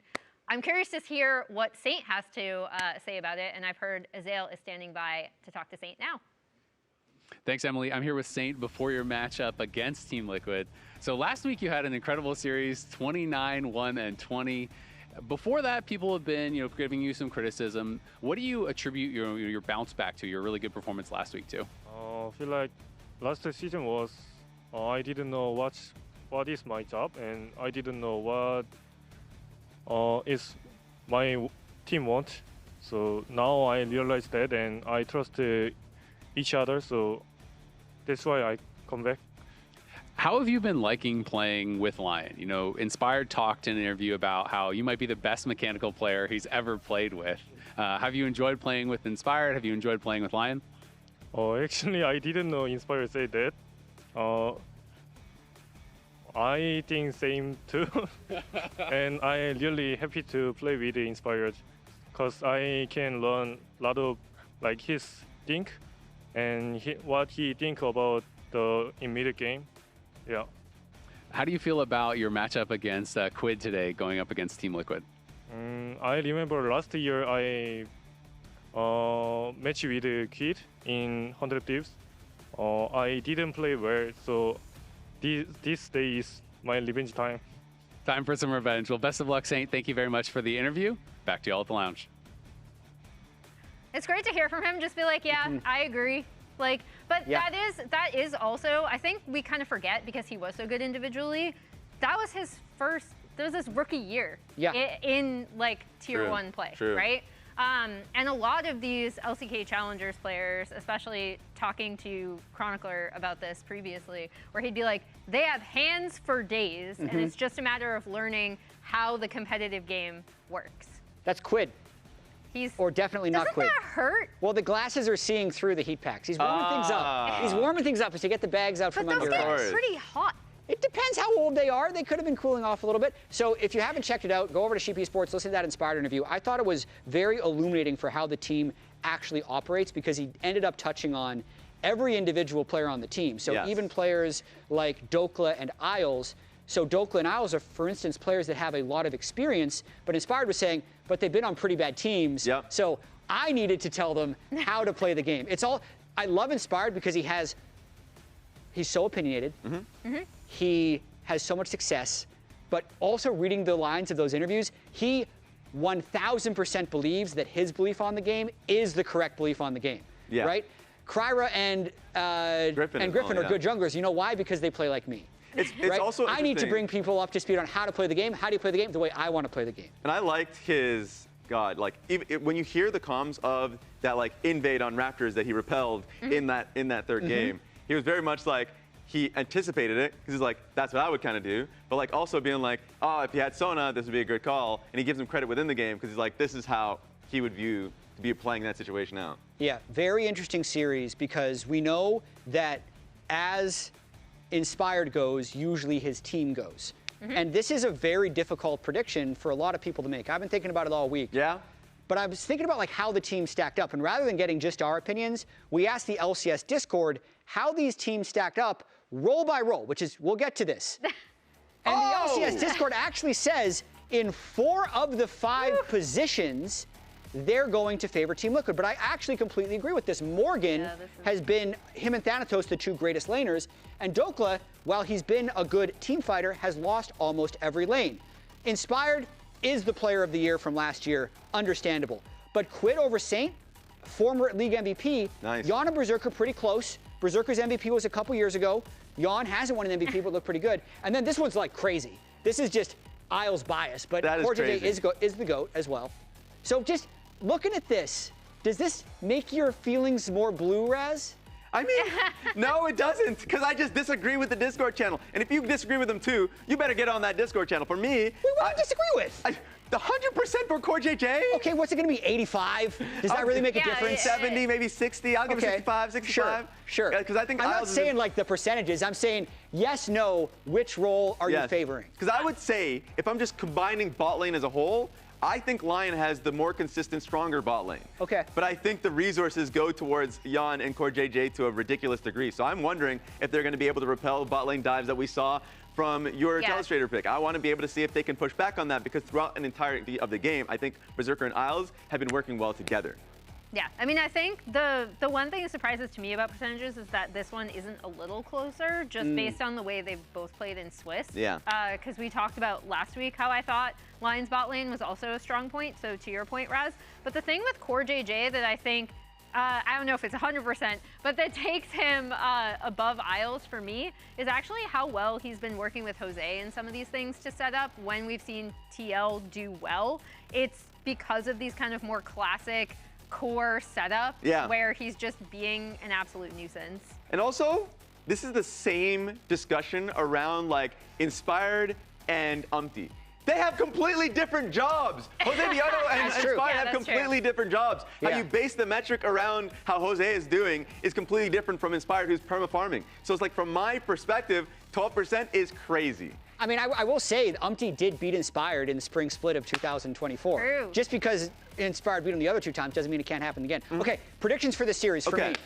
I'm struggling with this, but listen, man, I am so scared of Inspired. I am so scared of Inspired teams. A lot of people are. But let me tell you, if you're Inspired and you're actually playing with 3 losing lanes on a consistent basis, I think that's too much. I think Inspired... Based on the Discord channel. Listen, I think Inspired, and I agree. Okay. I agree, actually. I think in every single one of these lanes, Inspired is incredible. He's maybe one of the best players in the world when his lanes are winning. So FlyQuest won all their lanes last year domestically, had the highest domestic win rate of any Tier 1 team. They go to Worlds, what happens to their lanes?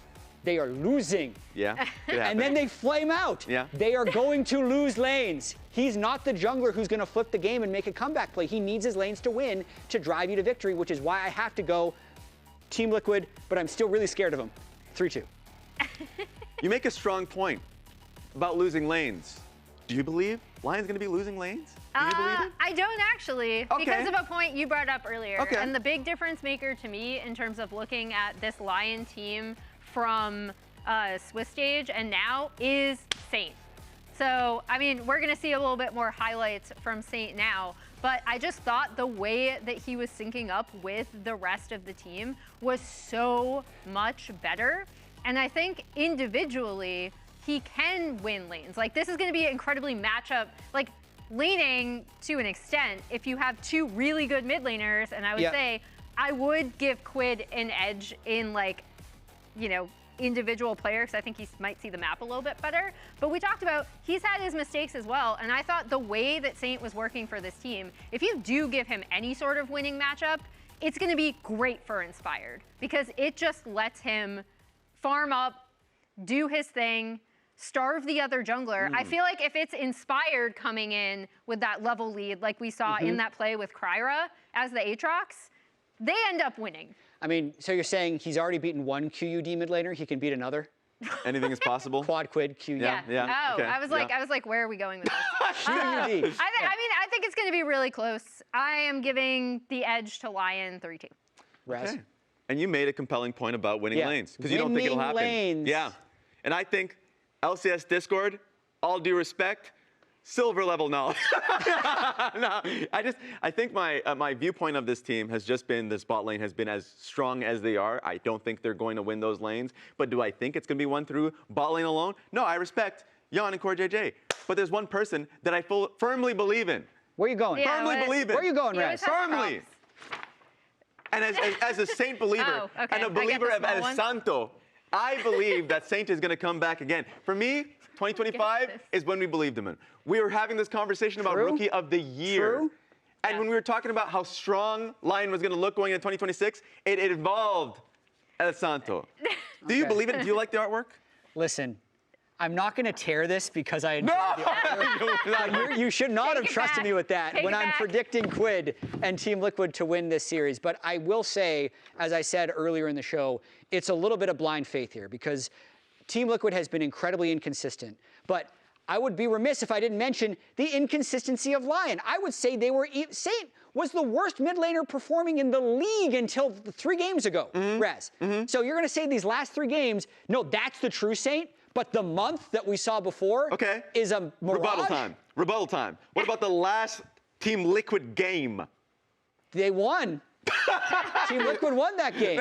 They won that game. You feel confident about that game? Not I don't feel confident. I don't think people who are voting Team Liquid should feel confident about that game. No. I will say, I do think to call out the avenue for TL and your argument, what it should have been, is actually in top lane. Oh, okay. Because I think in terms of like all of this, you can argue like both sides in terms of play style, in terms of the mid lane matchup, in terms of the bot lane. I think Berserker Isles have been really good. But I think the biggest mismatch is here. And his Gnar in those fights later on in this game was really, really huge for their team fight. I mean, so Jack, that should have been your argument. It is my argument. I'm still going This Lion, one's just a given. You're not even going to argue about this one. Stylistically, they are also very different teams. We know that Inspired wants to play a very controlled game. We know that Team Liquid plays a little bit more freestyle. As long as Team Liquid has discipline, I feel like they can go all the way to finals because I think the winner of this back on me. Get the camera back on me because you're right. Look, we have the Lion horse is bigger. But the horse is bigger. That just makes it easier to kick. No! Let's go! Get the games going! Let's go!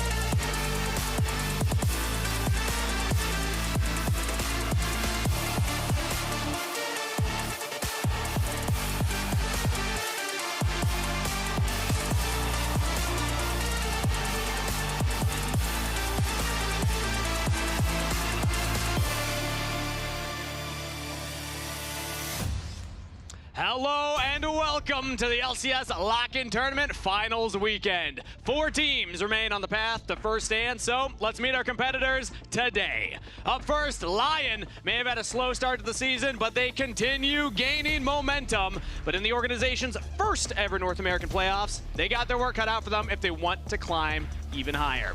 Because their opponent today, Team Liquid, may be feeling the pressure as they were power ranked first and were 1 elimination game away from missing playoffs. But a recent turn to form has reignited fan belief. 2 rosters built to win, but in this battle of expectations, only one will continue in the lower bracket. Lyon versus Team Liquid starts now. And a hype lower bracket it is. Yeah. Super excited for this one. We had both these teams coming in with big expectations. Like you were saying, you know, Team Liquid, we power ranked them first. Number 1. They are not first. Not yet. But they're running through the lower bracket. Exactly. We still have a chance. Yeah, if you're a Jat believer, if you listen to Jat's words from the pre-show, yeah. And then across, of course, you know, anytime any team is going to sign Inspired, the MVP of the North and the South, it's going to be a huge story. It's going to be a big deal. And it seems like just in time, both these teams have gotten back on track. And now we get to see which one is going to be able to make it to the destination. But because they had that slow start, only one of them can go to Brazil, right? You know, you need to be top 3. You know, 2nd and 3rd seed are going to play in the America's Cup. You need to be number 1 to go to first stand.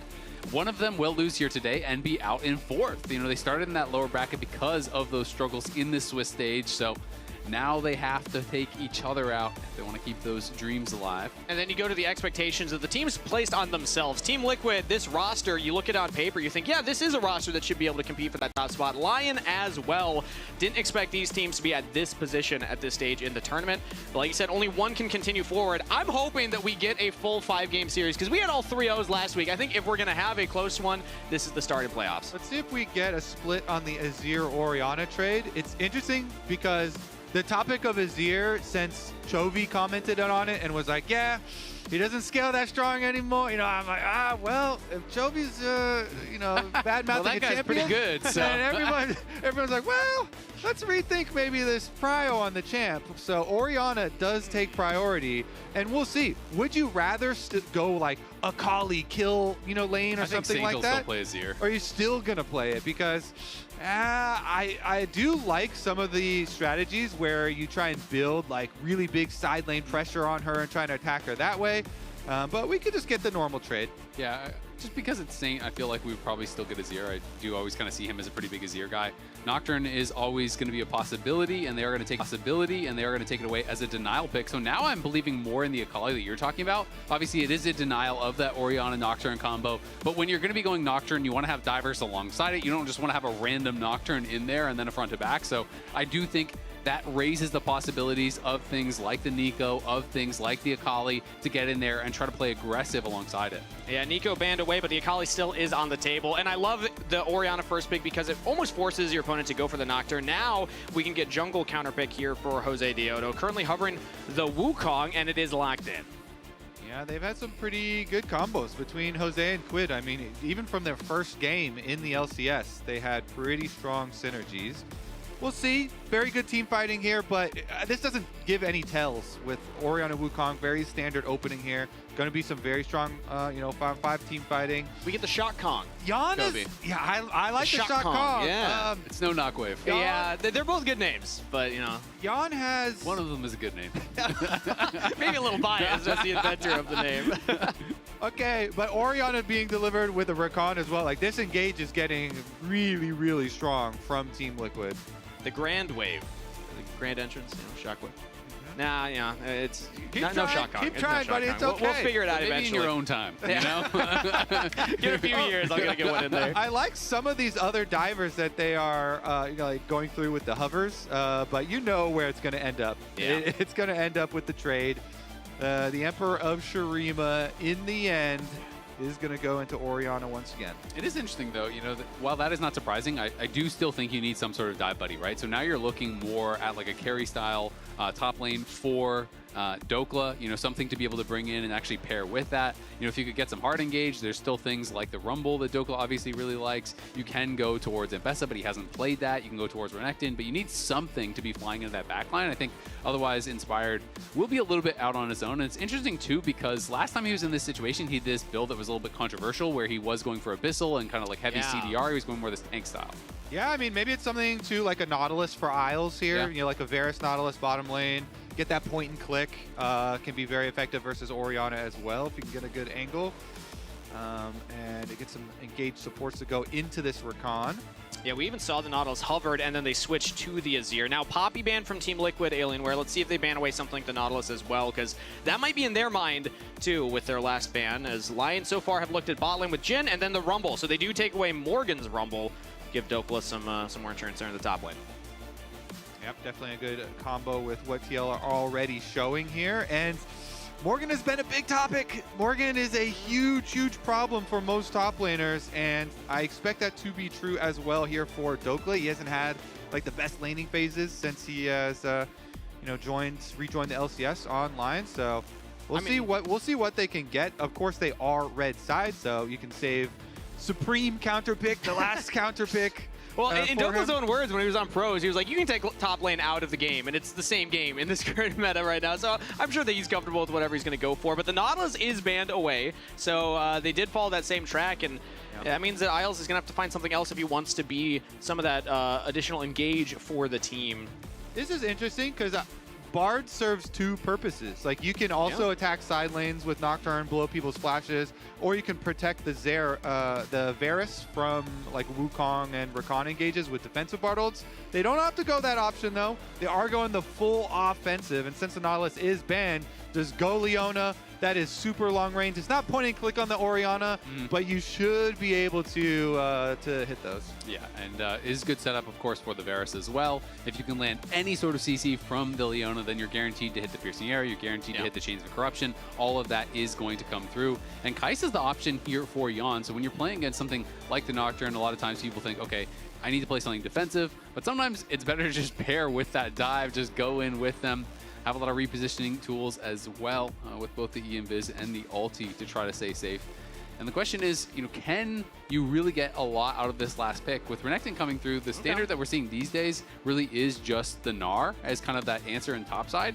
And so I'm curious if Dokla's going to go for something a little bit more spicy or if he's going to bring something else out. But Morgan, that's his most played by far in his career, you know, is that Renekton, and it's his best champ. So I just don't know that they're going to get a ton out of this top lane counterpick, unless it's Varus top. I mean, they're hovering all 80 carries, which means it would be Varus top if they lock in another marksman. That would be hype. So it was nerfed. It's not as crazy oppressive as it used to be, but it's still pretty impressive. And Dokla has put a lot of time in solo queue into a lot of range top champions, you know, as a lot of top players do. So this one will be very, very exciting to watch.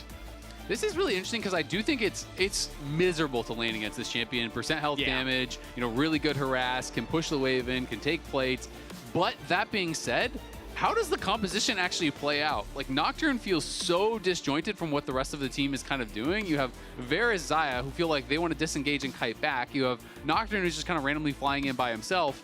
And so I do wonder if Inspired's going to be in kind of this awkward situation where he's just kind of playing almost like a tank Nocturne again, like he did last time, because it does feel very disjointed. And yeah, you can bully in the 1v1 generally very heavily, but it's not a 1v1 game. And when you think about the 5v5, you have Rakan, Wukong, Orianna, so much powerful engage that now has 3 prime targets between the Xayah, the Varus, and the Azir. If you can connect on any of them, they could be in trouble. So I guess, I mean, I just got alerted from stats that this is the first top Varus we have had in LCS history. In history? Even though we are all traumatized and everyone's been like, oh my god, I've seen so much of this in solo queue. Before. Yeah, everyone's like, wow, I've seen this so much before in solo queue, but this is the first in actual LCS game that someone has been allowed to do this. Now, of course, yeah, it was toned down again a bit since it was the most egregious form, but still very, very abusive. And it's Big Dokes bringing it out. What a way to start finals weekend. Reminder, loser goes home. Winner is going to Brazil and continues their lower bracket run here. in the first stand kind of title contention. If you're able to step up to C9, these are the teams that we're expecting to be able to do that. They got to win here first. But with that being said, early game expectations, I want to start framing some of those of what we can kind of see from these junglers, because Nocturne usually I don't think of doing much. We can see them almost farm. same with Wukong, yeah? I think that's what we can see, but I'm just interested to see what build Dokla's going to do, because he is going PTA. I'm expecting it to be Dusk and Dawn. That's kind of the rush I'm still seeing the most. You know, it's not just like the Blade of Rune King old stuff. It will be more AP, which has so much % health damage, and still can be very abusive in lane. And both junglers, it's even more critical to farm here because they're both level 6 junglers and want to be able to have, if you have Nocturne level 6 for Inspired, if there's no wards and you don't know which side of the jungle Inspired's on, you have to assume he's going to cover this Varus. And you cannot even like go for a gank on the Varus. It's a barrier Varus, so if Nocturne is anywhere close and can counter gank, then you will lose the 2v2. So you really want to try and get some information on the enemy jungle in this game. And the Raptor ward here will do enough of that to know his clear path. So you will be able to be like, oh, wait, he should theoretically be on this side of the map at this moment. Some information to Team Liquid. We'll be watching the top side, but first we have Raz with the sideline interview with Rigby. That's right, got Rigby with me here, and first note is already the Varus top lane. I know Dokla's been a big advocate for ranged top laners. Thoughts on the pick here? It seemed great, and then we have been actually on the past 3 weeks of practice, we have been looking for like a champions that can be flexed a lot, and then it was one of them. I think first top will be like good here, just generally looking at enemy champions. You can just be like a face tank while doing like enough damage, so it's really good. And then it's really good in terms of like we could like save other picks for the further series. Like we have been actually focusing on winning the BO5, not just one game. And then it's on the process, so I feel happy about it. And a final question is kind of a Sheepy Sports interview talked about your relationship with Inspired, having worked with him prior, and how kind of like you guys view the game similarly and how you can express that to the team. Can you talk about that working relationship that you have? I mean, Casper and I are, I don't know, I feel like we're friends, not that much of like a co-worker or something like that. We're just friends, we just talk, we both like to talk about the game a lot. It used to be with Impact too, but now he's on different teams, so we talk about the game a lot. And then, yeah, I don't know exactly what Casper meant by we view the game the same way, but like what we have in common is that we want to win the game in the most simple and easy way possible. And then that's where I think me and Casper aligns a lot, even though sometimes we have disagreements. So I think that's it, probably. That makes a lot of sense, and I appreciate the time that you spent here. I'm going to send this one straight back to the casters. Thank you a lot. Thank you. Thanks, Raz. Yeah, I mean, I think it's an important game for Dokla because Morgan has been such a point of contention for every team going up against him. He had an incredible series last week, destroyed Castle, and Spawn went to Twitter to kind of shout him out, saying he felt like he completely took Castle out of the series and dominated from the top lane. I thought he was super, super impressive. And when you're going to bring out a pick like this against such a strong player, you have to do well, because this is the kind of performance that Morgan put up last week. And, you know, at 14 stats, plus 544, 7, 1, and 15 throughout the series. He was just dominating Castle, and Castle is considered a good laner. And Morgan now is on his signature champion. He has over 100 professional games renected, spams this thing. Definitely a signature here, so we'll see him pushing back out as we get the recall for Dokla. And of course, it is /barrier Varus, so Dokla gonna have to walk his way back to that minion line as it crashes into the wave. Yeah, early game, Morgan's actually playing just fine into this ranged top lane. He's gonna be matching the CS. Dokla walking all the way will catch some of this wave, but it's essentially even up here in the top side. Yeah, and he's not going to be going Dust and Dawn, right? Because he has a longsword. So we'll see where he is going to go as far as his build is concerned. But yeah, I mean, Morgan had the earlier base, was able to get right back and push that out one more time, just base again. And he's going to be going in for some early merc treads, probably. Yeah, interesting that he went for the magic resist. I'm wondering if almost this was like an audible from Dokla, like, get him to build a magic resist, and I'll go for the AD. As Morgan is, again, just kind of pushing Dokla out here. Hits level 6 early. Dokla will trade big damage. He misses the cannon off that trade, too. Morgan's doing a good job. Oh, yeah. And Morgan's able to pick up his. Well done. Interesting, too, because it's going to be a top-side Scuttle Crab. We saw a little bit of junglers meeting up on bottom side since both their clears are pointed to this half of the map, but Topside Scuttle Crab means our usual excitement for the level 6 Scuttle Crab will be a bit dampened. Okay. It's not next to the dragon. And so Inspired here poking around, but Core JJ does see him as the dragon does get leashed, and they have the extra information that he was just down here. Meanwhile, Jose getting his extra base off. I'm kind of interested to see if Dokla is maybe going to go Hexplate. That was kind of like one of the old school builds, and maybe because there is a lot of burst between the Wukong and the Renekton, and he's thinking, hey, I need to build some HP so I don't get one shot or something. But going to be interesting to see how that works out for him, because yeah, thus far it's just dead even, and I feel like to justify the Varus, what it does to your team composition, I think you have to have a pretty dominating 1v1, because I just think that Lion's team comp is going to be way harder to play out, where TL just hard engages, shockwaves any of the squishies, and it's going to look good in a 5v5. Let's see if he can make himself not too squishy with the barrier and with the build. Yeah, stack that HP, Dokla. You're going to be in some trouble otherwise. Inspired is topside right now with level 6. Yeah, I mean, if you have a Nocturne that is constantly threatening the coverage, this is the thing about lane phases. There's so much different when enemy team is playing against a Nocturne, because when they don't have information on Inspired, they're constantly assuming, all right, well, this guy is hovering this laner, and so have to play a little bit differently. Of course, his bot side camps are up. He's got Wolves ready after this red, so might be leaving the area. And I love watching junglers like Inspired for reasons like this. He just doesn't contest that top Scuttle Crab. He says, I'm not going to go in for that one. Just stay on my camps and keep clearing, where we've seen so many games contested for those early ones. But Inspired is able to pivot and say, no, I'm not going to be the one to go for that one, and is still level 6. He's behind basically a camp from Jose Deodo, but we're still waiting for that first big paranoia. That first ultimate from Nocturne can kind of dictate the tempo that this jungler can, scale through the game with. And usually you think, oh, they're going to go for the Orianna for sure. It's an Orianna-Azir matchup. This thing always pivots on level 6 for Azir, trying to blow the Orianna flash. You have a Nocturne on your team. See if they can get that summoner, but there's been really good ward coverage all around mid lane, so nobody getting summoner spells blown early here. We haven't even seen Saint, go for a shuffle play or anything to try and get it. So everybody's really been keeping their HP quite high to be ready for the move on first dragon. And Inspired does make it with their push up on the bottom lane, and they're going to be able to grab that. So Berserker and Isles walk on over, shred this thing. Dragon number 1 for Lion. Yeah, Jose just decided to back off. They're going to see if they can find maybe some sort of action as they go back to lane. Yeah, engage here onto Isles. Huzinith blades in. Jose Deodo is trying to punish, but Isles still thinking enough to walk away. My idea there, I think Team Liquid are just trying to bait out like a defensive Nocturne ultimate and say, oh, if we harass them enough, maybe we could get Inspired to use the Nocturne ultimate and we'll just back off, but not Inspired says, I'm fine, I'll just keep on farming. Isles is also fine. Use Shockwave as well, and Saint it can just shuffle away. Okay. Yeah, gonna be okay. Just Quid pushing in here. It does allow him to get enough pressure that he gets that first plate. We can see Morgan on top side did hold a freeze, so he denied an entire wave there from Dokla. Dokla still is up. And while not much was happening in this early game, our stats team was doing some digging on Dokla. So this is the solo queue record, 9-6 with a 2.4 KDA in solo queue. So has obviously been practicing the pick. But as Kobe said, first time it's been brought out, not just by him, but period in the LCS history in top lane. I expect better KDAs in solo queue. 2.4.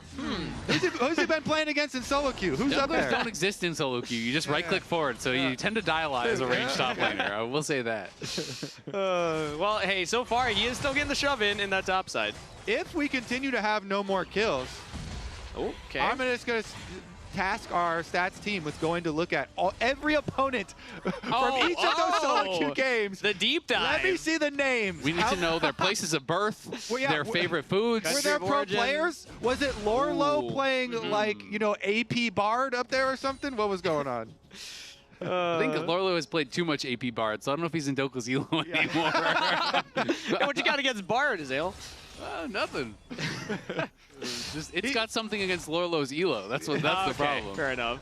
It's a tough matchup for the Varus top lane, of course. He's been doing some fun ones. But Dokla is going for a very defensive build. We were highlighting what that first item might be. Well, we know the boots. He's going for the armor boots here and just going to try and survive. It's going to be Hexplate. I mean, that makes sense here with the Tunneler finished, yeah.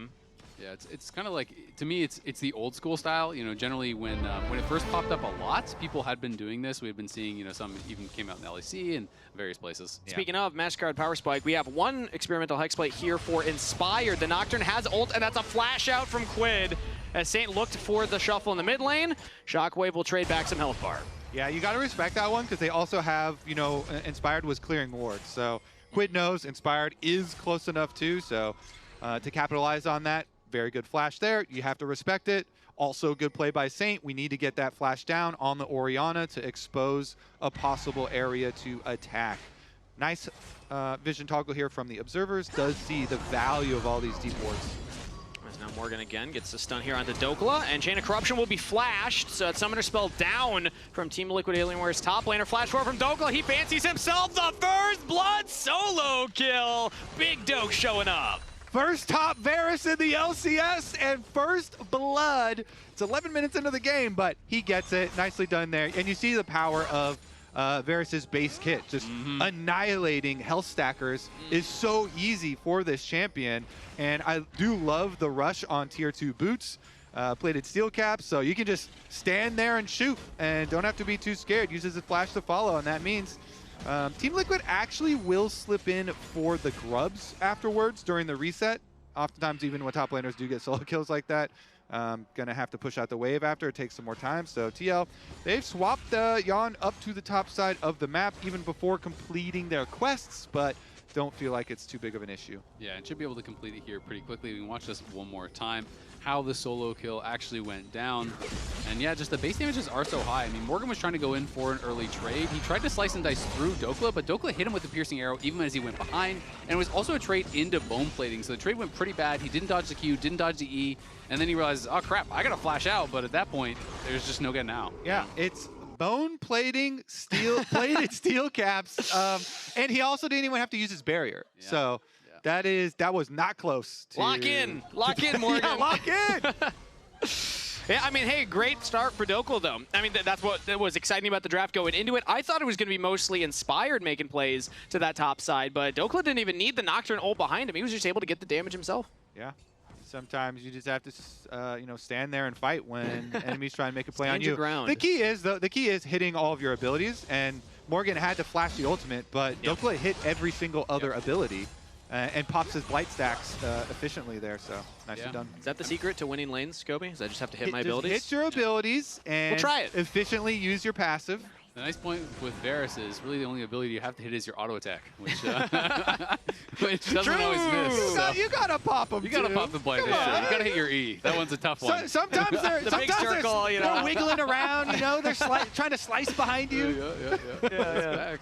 Yeah, I'm on Kobe's side here. You know, abilities. Sometimes they just go the wrong direction. I can't be on your side. I have to be whatever side Tavares isn't on. Currently, though, we see the second dragon stacked up now by Lyon. So not only that first kill in the top side, it is now 2 Drakes to them with the Infernal and the Mountain. It's going to be an Ocean Soul map. And this really feels like the type of game that Inspired always preaches about. This is one of the big improvements we've seen from Lyon, and oh, never mind. Dokla's under attack. He is in a 1v2 right now. Jose Deo gets behind him, and in goes Morgan. Dokla's trying to get the damage down, but there's no escape. Shut down to Jose Deodo. Yeah, good wrap around there. He knows no flash. He just used it to get the last solo kill, so easy target there. Jose does use ultimate, but that's about it. And Wukong on Trinity Force Spike, plenty of damage. He did die, but now they have the set bonus. They got the double hex play. Does that give more ability cooldown for the ult? Yeah. We're going ARAM Mayhem rules here. The real question is, does it make your jungler come gank for you more? Because then everybody clear your wave. Yeah. Don't worry, I'm covering. Gotcha. Yeah. Oh no, he's holding. Hey. That's the set bonus. Okay. No.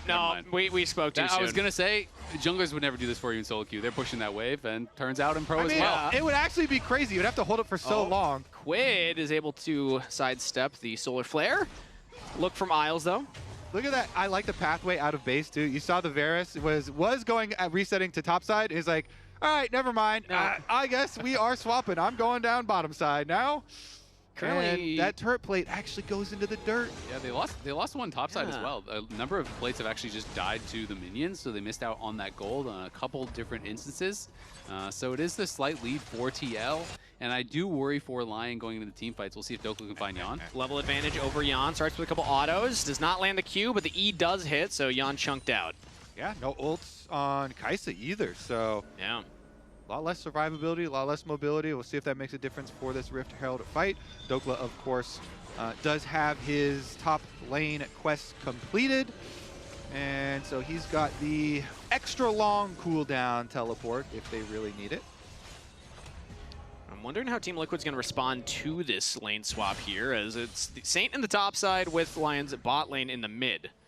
Yeah, I mean, I think for TL, it's just about the setup of the next dragon, right? You've given up the first two for this slight gold lead. Maybe keeping Morgan alive could be a priority as well. Isles, Zenith Blade sidestep by Morgan, flash Q, and now Lion's got to fight this one. Morgan's trying to get some damage, but Saint picks up the kill. Nicely set up by Isles. I have to say, these methodical plays from Lyon looking quite good. I like the lane allocations. Oh, that was a close recall. They were going to try to dive him. He barely got that off.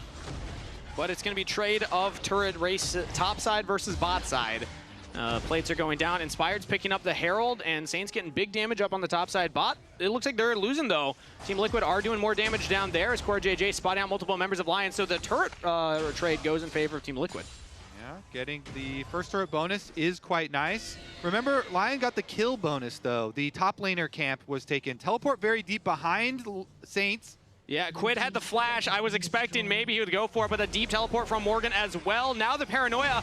Lion are turning it back in onto Quid. Still Shockwave available. Saint's got to be careful here. It's damage onto Inspired instead. Flashing over. Quid goes down. Shockwave goes wide. Lion with the counterplay. Dropping the Herald now is another teleport from Dokla to back up from Morgan's flank. Chain of Corruption will go wide.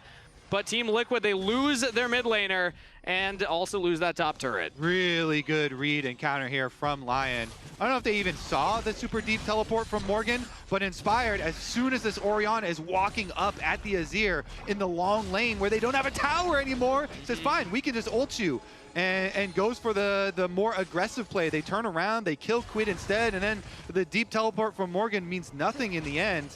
I think it was probably just because of the positioning and seeing them Orianna walk up in a long lane that they decided to go for the turn, but it completely flips TL's idea of the play they were going for. Yeah, it's really nicely done there by Lyon. I mean, TL was briefly up 1K. They're now down 700, and 45 seconds until Lyon has the ability to grab their third dragon. Yep. You know, if you can move in towards Soul Point, that is going to be big. And I'm trying to remember, was that the first paranoia that we saw? I'm trying to remember if there was an impactful one before that, because that was the first one. That's a very late paranoia. That was around like 16 minutes into the game. So Inspired just holding that for the opportune moment, and he'll have it up again for this dragon fight because of that experimental Hexblade. 2 dragons as well. Very big advantage here moving towards the mid game, especially with the extra pressure they can get in the side lanes. I mean, Orianna, again, is in the long lane up here. Quid, no flash. So even though they have vision on Nocturne on the bottom side, he can push up now. It's going to become an issue later on. Fight over the setup here, though. Dragon number 3 is huge. Jose into the critical brush here to grab vision first. We have a teleport flank ward over the Dragon Pit wall, but it's only an Azir that can come in. The composition that Lyon drafted, it's really about this Nocturne getting in there. So Dokla ping to go for the extra wave on top. I think they're just giving it. I think they don't want to try and like retake this vision. It's a little too dangerous. Oh, Saint. So I actually agree with them. Once you've given up all the vision entry into this Dragon number 3, I think it's a good call. Dokla just keep on pushing topside, give this one up. Don't want to expose yourself to a bad team fight here when it's, you know, Wukong, Orianna, and Wukong's on 2 items. Yeah, I think especially with their composition, it's not like they have an Ornner assigned to walk in and retake vision. It would just be Isles walking in first, and could be an easy setup there for TL, but as a result, things kind of stabilize, and it's a pretty slow-paced game. You know, both teams happy to just play to scale, and I think it means it's going to come down to team fights unless Dokla and Inspired can really create chaos on the side lanes and be able to kind of blow the game open that way. Yeah, let's see if they can get any extra pressure here. Inspired's next ultimate, especially if they can clean their jungle of wards. I think that's a big thing. Team Liquid have done a good job of getting some of these deep wards. You see both sides of the jungle.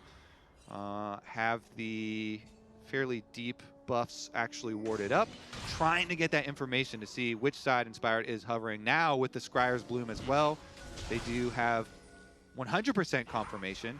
And again, Wukong on 2 items is crazy here. With Sunder Sakai completed, like the team fight power is insane. And so Inspired's kind of just hovering for counter plays.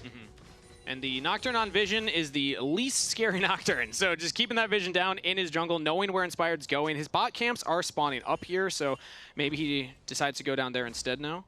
Lost another plate as well to the minions. So, you know, Lyon is being very respectful of these potential moves that could come out. They know that, you know, Kaisa can move to a side lane and ult in to assist. They know that Wukong could be looking for engages, that Core could be coming through a lane. So they are not having the confidence to walk up and actually get these plates. 3 or 4 of them they've lost just to minions so far this game.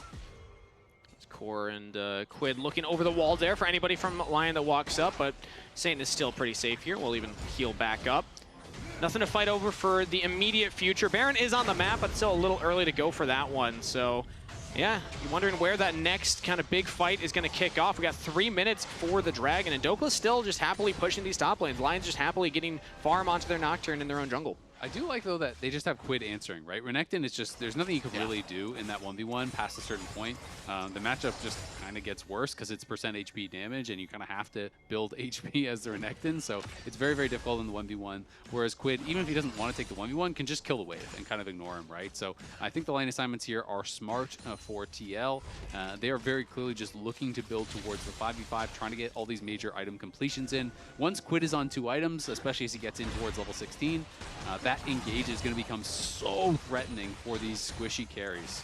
And on top of just getting, you know, Quid into that lane to just farm up those waves, it also gets you away from Saint, who is currently 1.2k ahead in the 1v1. The Saint story has been fascinating to follow this year, because expectations for myself were pretty high as he gets out of a situation there from Morgan. But he had a slow start to the year. I mean, Saint, we are kind of excited about him from what happened in that last best of 3, but even before that, it wasn't looking great for him. Yeah, it wasn't, but I mean, Inspired gave an interview where he was talking about him. He was saying his mechanics might be the best ever of anyone he's played with, even better than JoJo, which is the highest possible compliment from Inspired, because this guy loves JoJo and playing with him. Miss him and 1, 2, 3. He was showcasing, you know, what a great Saint series can look like. Last week, it was 29-1-20, if I recall. Yeah, 29-1-20. Barely put a foot wrong in the entire series, and really did impress. You know, I got to interview him before the match started today, and he said he didn't really know what his job was supposed to be. You know, in the previous weeks, he wasn't really sure how he was supposed to be playing out the game, and now he says he does know what his role is in the team. He does understand his job, and as a result, he thinks he's doing a lot better. His only death was a Hyphy Azir play where he like dove bot turret trying to find a deep shuffle. Maybe tough he's on Azir again. You know, it could be a worrying trend, but he could have had a flawless series. Yeah, and some of the credit, Raz actually touched on this in his interview with Rigby at the beginning of the day, but the Sheep Esports interview Inspired also credited Rigby, you know, with being able to explain, especially for the Korean players, you know, Inspired's kind of view on the game and getting everybody on the same page. Seems like both teams, you know, we're talking a lot about the Lion side, but the TL side as well. You know, Azael, you talked to Jose as well before this game, and this has been the goal for both these two squads who had really high expectations, was better team play, better synergy, better and more concise view of the game. And so far, the game plans have been fairly parallel. So far, Inspired is actually in some trouble in this bottom river. Has to pop the Paranoia defensively, but Morgan continues the chase. In comes Jose Deodo. Not going to Warrior Trickster over the wall, but they push Inspired away. He does get the Scuttle Crab, but now this bottom jungle is ripe for Jose Deodo's taken. Yeah, Inspired turns off the lights there, I think because he's worried about the Killer Instinct coming in from Yon. Yon was trying to trail on the play, so he's worried about that ult coming in, knowing he would get taken out if that was the case. So he holds onto his flash. He does lose his ult, but that means they lose the Dragon. So now the Dragon advantage is gone. Game very, very close. Saint is going to be pushing on the top side. Should get this tower, which will slightly extend their gold lead, but This really is anyone's game. Yeah, I mean, this is twice in a row now where Lyon opts to get the top push instead of contesting at the Dragon. This time it's because Inspire gets pushed out. Last time it was more because they couldn't control the vision down. So Team Liquid have found a way to tie up the Dragons. Like, they're actually in the Dragon race now. I mean, that is kind of the composition issue, you know, that I was talking about a little bit in Champ Select, is that it is very difficult to play out the 5v5s. You can't really retake vision effectively, you know, with Lion's comp. It's really tough to walk in. You have 3 squishy members who are all incredible to engage on. You have amazing go buttons for TL. So that is why they're playing so heavily through sides, because they have winning side lanes right now. Again, they take the bot lane tower. No one is answering Dokla. So TL either needs to send someone down and answer or force a play on top side. They're not willing to start Baron, so Dokla gets this for free. Thankfully for Inspired, though, the ult for cooldown for Nocturne is fairly low, so he can, again, try and use that Nocturne to put pressure on any side lane pushing out. And at the moment, perfect information for Team Liquid. They know he's on the top side, so nobody going to expose themselves. Morgan up there will be very, very safe. Beefy Renekton with Flash on top of it is just fine. This mid tower finally gets knocked over. Yeah, just walk up and that auto was brute force, the Recon Quill. It's a very elegant looking brute force, you know? Yeah. The one little auto here, little feather just floats in. They brutally get those crystals to explode on the tower. Carnage on the Rift right there. But you can't blame him. There hasn't been a lot of kills. He's trying to get some play-by-play in. You know? Exactly, yeah. I gotta have some fun with it. And I thought maybe I had a moment here because Jose Deodo was looking at this blue buff, but Lyon, they have multiple members backing up Inspired. They will prevent the invade. I want to see about the side lane. Yeah, here we go. Dokka's still pushing. Hand Corruption lands. Dokka's trying to get as much damage down as he can. Stacking up the Blight stacks, and now Morgan has to flash out, but Jan with the ulti flies in. Morgan almost goes down. Jan picks up the kill. This is the play that TL's been looking for a few times. That is why Inspired ulted early to deny that. So they get out to that side lane, they turn it around. But you see the power of Dokla. Didn't even use his flash. Almost took down Morgan, even with everyone coming in. Yeah, the only issue there for Lyon is that, like, the timing of that play, because they're not going to get anything else elsewhere on the map, but do get a pretty deep push on the top lane, and leading into the Baron, got the wards up. And it looks like Dokla is going to be going in towards Azonia's next, maybe. He has the Cloth Armor as well as the Amp Tome, so wasn't sure if he was going to go Jack Show third with the Cloth Armor or what he was going to do, but with the Amp Tome, I'm now kind of assuming that it is going to be for that Seekers to be able to answer this explosive engage. He knows that he is going to be vulnerable if you get caught by that Shockwave. Yeah, because to your point earlier, Azale, like, the early game, getting those first turrets, you can do it with this composition, but as you go further in these lanes, it can get harder and harder against the Kai'Sa. Okay, so Dokla does have his long cooldown top lane teleports ready for this as well. Had to use this barrier, of course, for extra survivability last time, but it just puts more importance on the setup here towards the engage. Honestly, I think we're just going to continue to get farming. Yet we've got 3 item power spikes on both AD carries. They're ready to use it. They are ready for this team fight. If they do get an engage, it's going to be explosive. And Azale, I know you're pointing out the Dusk and Dawn there on Jan, that third item. Are you pointing out what Dokla's missing out on? What he could have in this build? What could have been. This is what could have been, man. Yeah, this could be us, but you win AD instead. TL looking for a trap, though, here onto Saint. Inspired and Isles are generally in the area, but Saint is respecting the possibility. He's playing very far back. Yeah, I think it's fascinating when you have these two type of compositions, because Killer Instinct on Kai'Sa and Paranoia on Nocturne serve similar functions. If anybody's out of position, if anybody's too far pushed in the lane and alone, you can just jump on them. And now Inspired is very far forward, has to flash back towards safety of Dokla. The rest of the team comes in here. Isles with the lockdown on the Morgan. Berserker's free firing. Course trying to lock him down. Isles first to fall. Team Liquid still alive for now. Jan's getting damage on the Saint. Flash forward for Berserker. Can't get the pullback. Dokla will kill Jose Deodo on the side. 1-for-1 trade for now as Morgan's back is stopped.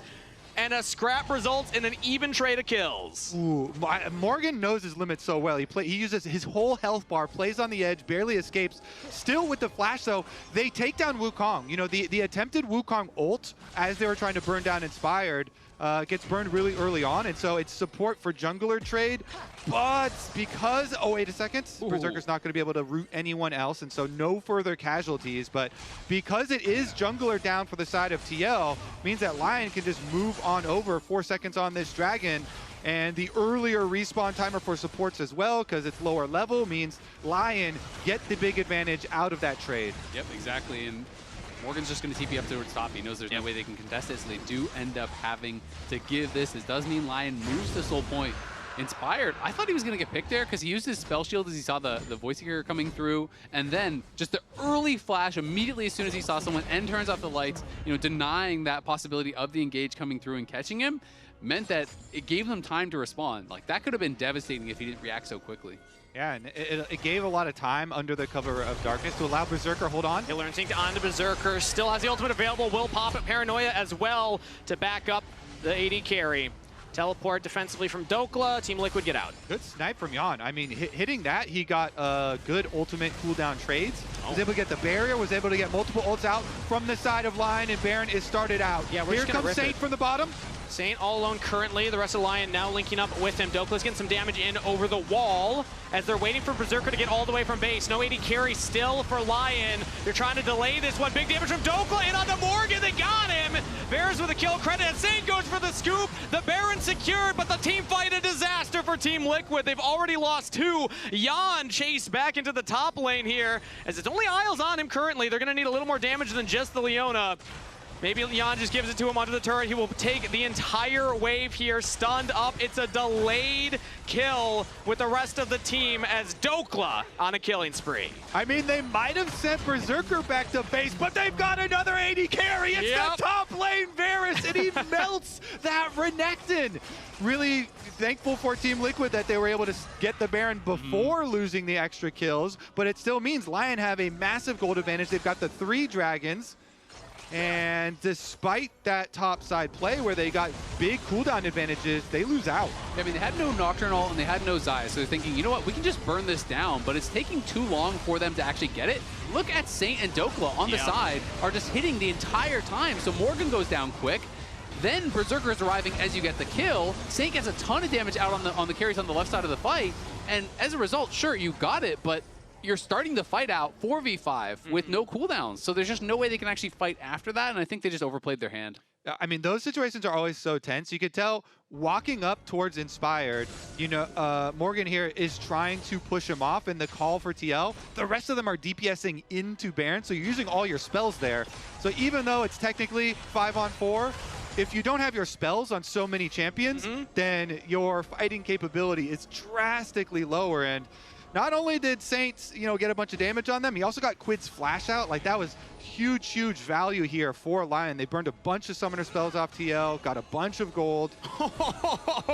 Yeah, they're just free hitting a Renekton. Whoa. So, a Renekton is a health target with lower, not very high resistances, and 2 DPS just melting him, while the rest of TL were pouring a lot of their damage into Baron. That's why their DPS meters there look a lot lower. Yeah, absolutely. I mean, and it is now the full Zonia is completed. There's a Seekers done now for Saint. Kaisa does have one on the other side, so you do have some of these tools over there, but the sustained damage from Lyon's comp is so high, and now that they have some of these defensive items in, that as long as they can react and not get one-shot by, Rakan, Charm into a Shockwave, it's going to get tough. As long as these Lion carries are spread, I think the fight now is really hard for TL at this point in the game. Yeah, for the side of TL, they do have a Mikhail's as well for Cortege, so maybe they'll be able to get somebody out if they get picked by Leona or something like that. But it kind of does feel like they need to make a multi-person play on a side lane at this point. It's just so hard because, again, you're playing into a Nocturne, and that coverage. Yeah. We've seen a lot of the value out of defensive Nocturne ultimates already this game. And you can just always threaten because Big Dokes is a tanky target, and with the delay power of the double Zonias that you mentioned on the side laners, Dokla and Azir having it, you can buy infinite time, not infinite time, but a lot of time. A lot of time. Feels infinite. Yeah, enough time for the Nocturne to be able to get in range. And relative, get the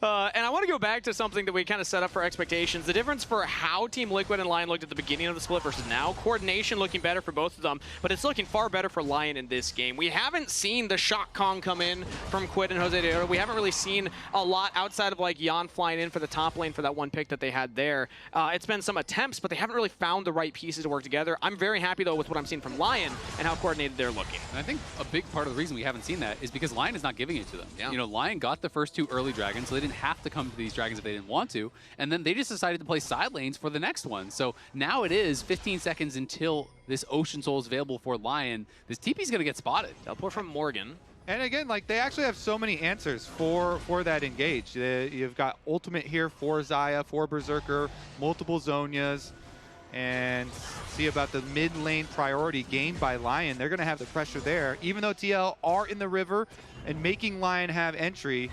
Yeah, Inspired and Isles are trying to make some space for Berserker and Dokla. The 280 carries are the ones we got to watch in this fight. If they can free fire, Team Liquid's in trouble. They got to find the combo from the Wukong, the Orianna, Kai'Sa flying in over top to actually take down Berserker and Dokla. Saint, meanwhile, flanking around the side here. Yeah, quickness popped, immediate charm. In goes Jan. Big damage on the Saint, but he's still alive. Shuffles back. CoreJJ, who then falls to Berserker's damage. Team Liquid now stuck in the pit. 3 members fighting their way through the river as Jan does not have the ultimate anymore.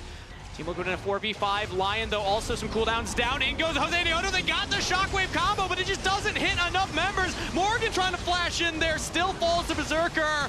Lyon hold the line. Team Liquid just couldn't quite get across the finish line. Lyon will get themselves a Dragon Soul. They're just so much more secure in their team fight. Yeah, you got a shockwave combo onto Leona. Yeah. That was it. It hit, and I'm pretty sure that Leona had Aftershock on too, so that was almost 0 damage there. The bigger part is the first play. When TL tried to make this quick play onto Saint, trying to assassinate him, Jan jumps in, but then immediately Nocturne ultimate to push Jan away. So then it's just a Rakan in there without the Kai'Sa damage to finish off this kill. It's just a good reaction from Inspired. He knows, like, all right, well, you dive in, I'm going to dive in and peel him too, and they get their kill. Live right now, we have another Paranoia going straight into the mid lane here. Chain CC with the Chain of Corruption coming down, but Jan is able to jump away from that one straight into the waiting arms of Saint, who goes on a killing spree. Lyon find another quick play here in the mid lane. And now, oh, Solar Flare lands the stun onto Quid. 2 kills to Lyon. And this is just looking completely over now. You know, TL basically try their first real engage of the game. It gets completely stuffed. Saint pre-Zhonya's even the Cyclone from the Wukong. So just fast reaction. They dominate the fight, take the soul, and this is looking like it's wraps. Team Liquid have Morgan and Jose Deodo to try and hold the line here. Now CoreJJ has shown up the Cyclone just to try and clear out the minions, but he still goes down. Inspired with another kill. Saint under the turret will go on a rampage. As the turrets fall, ace to Lyon, and a game 1 victory. I'm a big fan of those white flag emotes for the ace for your team too going up, by the way. That really that's some like emotional damage to them on top of it at the end. But in the waiting game, both teams were fairly confident in their game plans, but Lyon just dominated with it. Game number 1, Lounge. How do you think the rest of the series is going to follow? Hopefully more close games like that. Yeah. I'll take 5 of those, with Team Liquid winning 3 of the next 4. Personally, I'll take that. Raz, how about you? Only ranged top laners from here on out. Fair enough. Yeah. From here on out. Spam chat to say who your player of the game is. I'll tell you who got really fed and is going to be my player of the game. And it's through the power of the Nocturne, but it's Nocturne not using his ultimate. So I'm going to do a bunch of really fast replays. Check the difference of the way Quid needs to farm versus the way that Saint is allowed to farm. If Quid ever wants to push a lane deep, the reason I have the minimap blown up is because he needs to bring the whole team.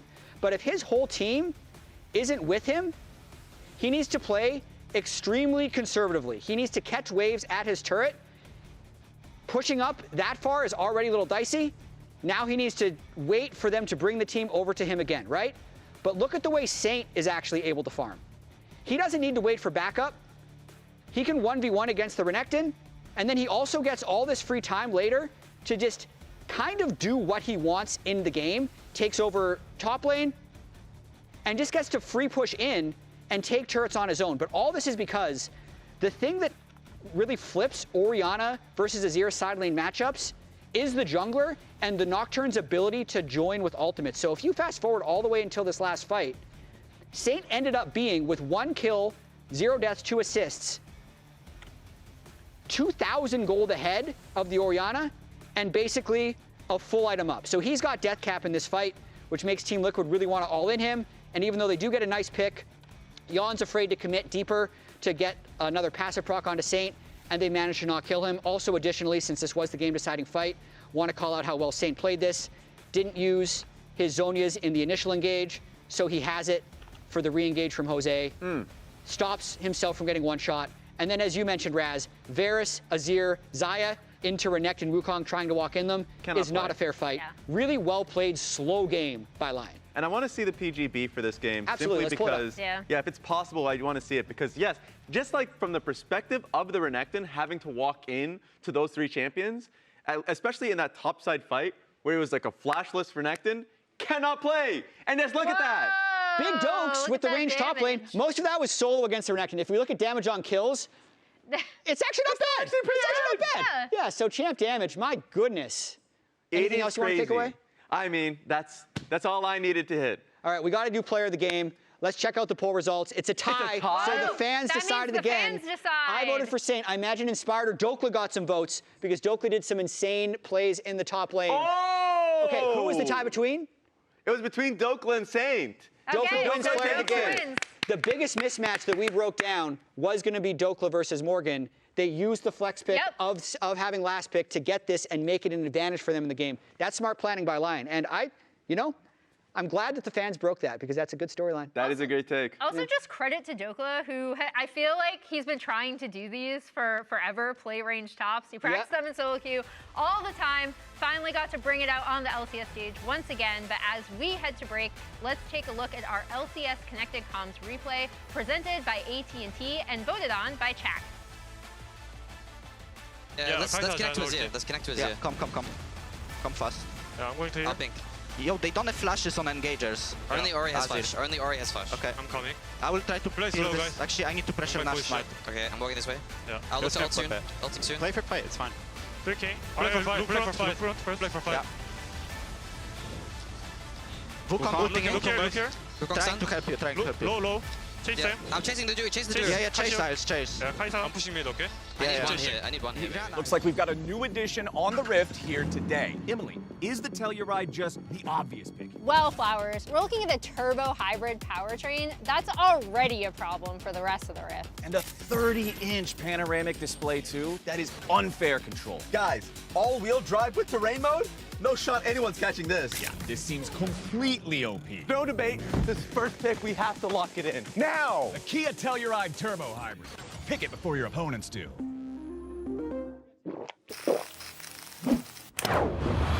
Red Bull gives you wings. Rich in the ground before Dub can even get there. In time to try to knock out as Impact gets bursted. Don't feed.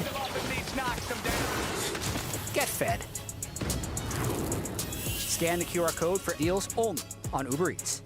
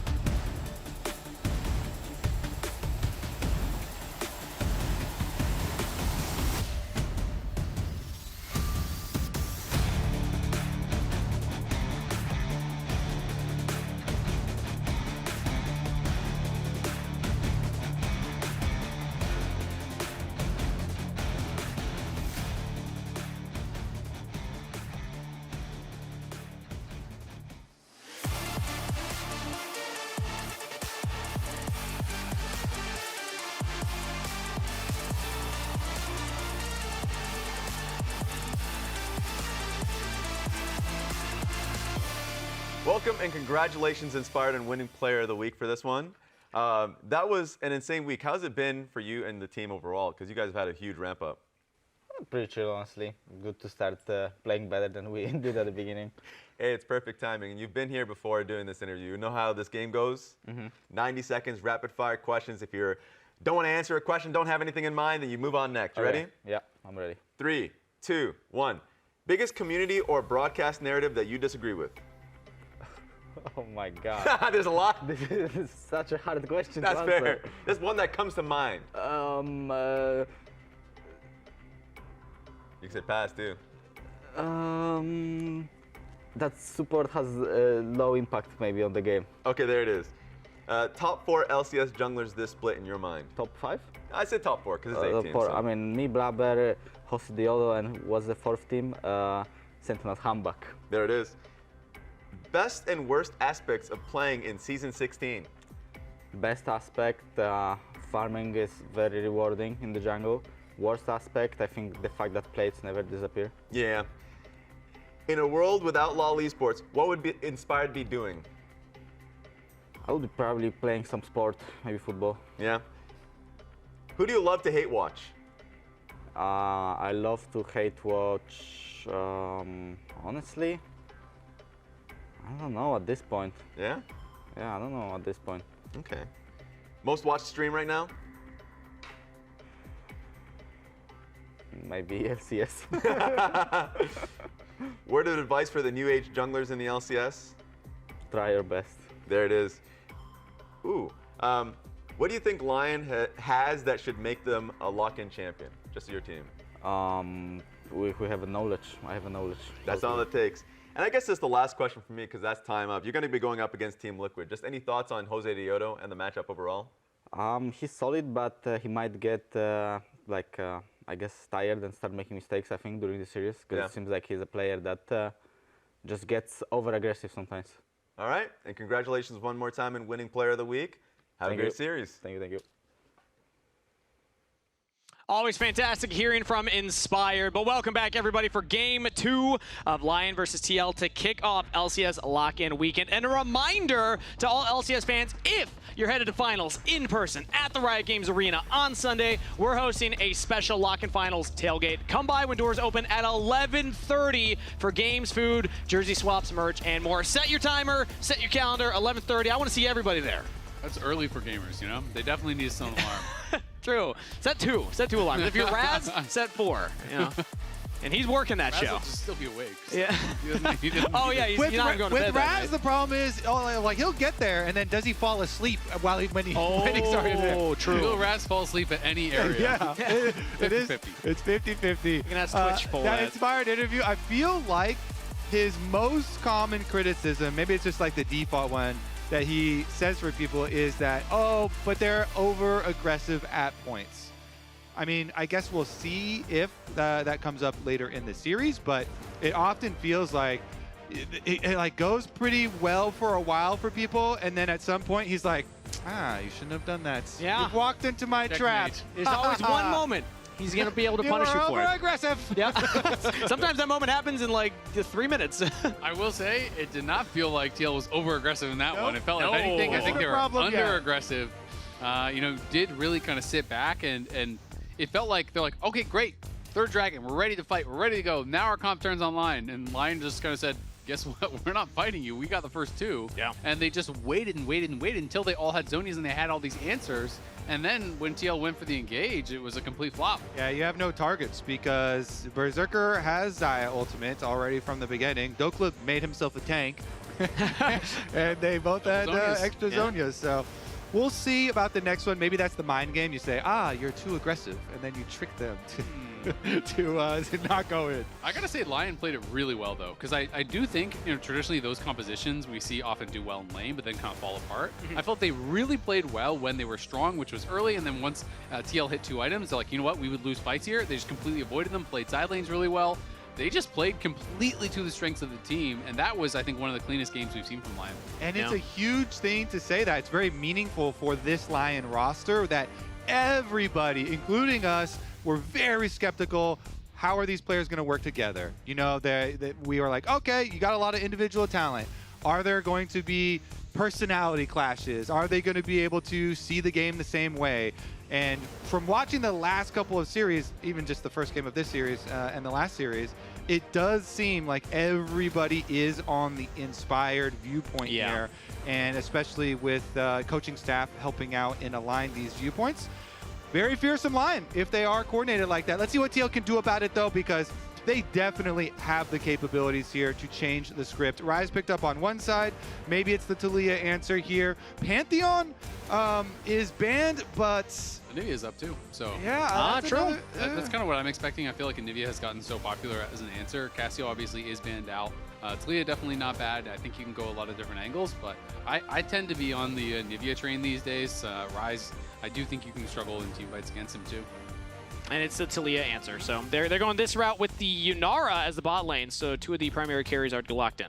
Yeah, looking good. So we get another standard mid lane trade. The Maokai, again, with these Maokai buffs on this patch, I'm a big fan. Bring back the tree here. It just provides so much for your team fighting. His Q smites do incredible damage for smite fighting anybody. Not going to be quite yet, and so we'll just get mirrored on these lanes so far. Yunara gets answered with Corki, another very, very common answer. Hear me out. Yunara top. What if Doku goes back-to-back, you know? I'm hearing you, but I'm not listening. Okay. You get what I'm saying. You know, I do think with Corki, it's probably going to be the Nico or the Nami. They are going to look to try to dominate the lane.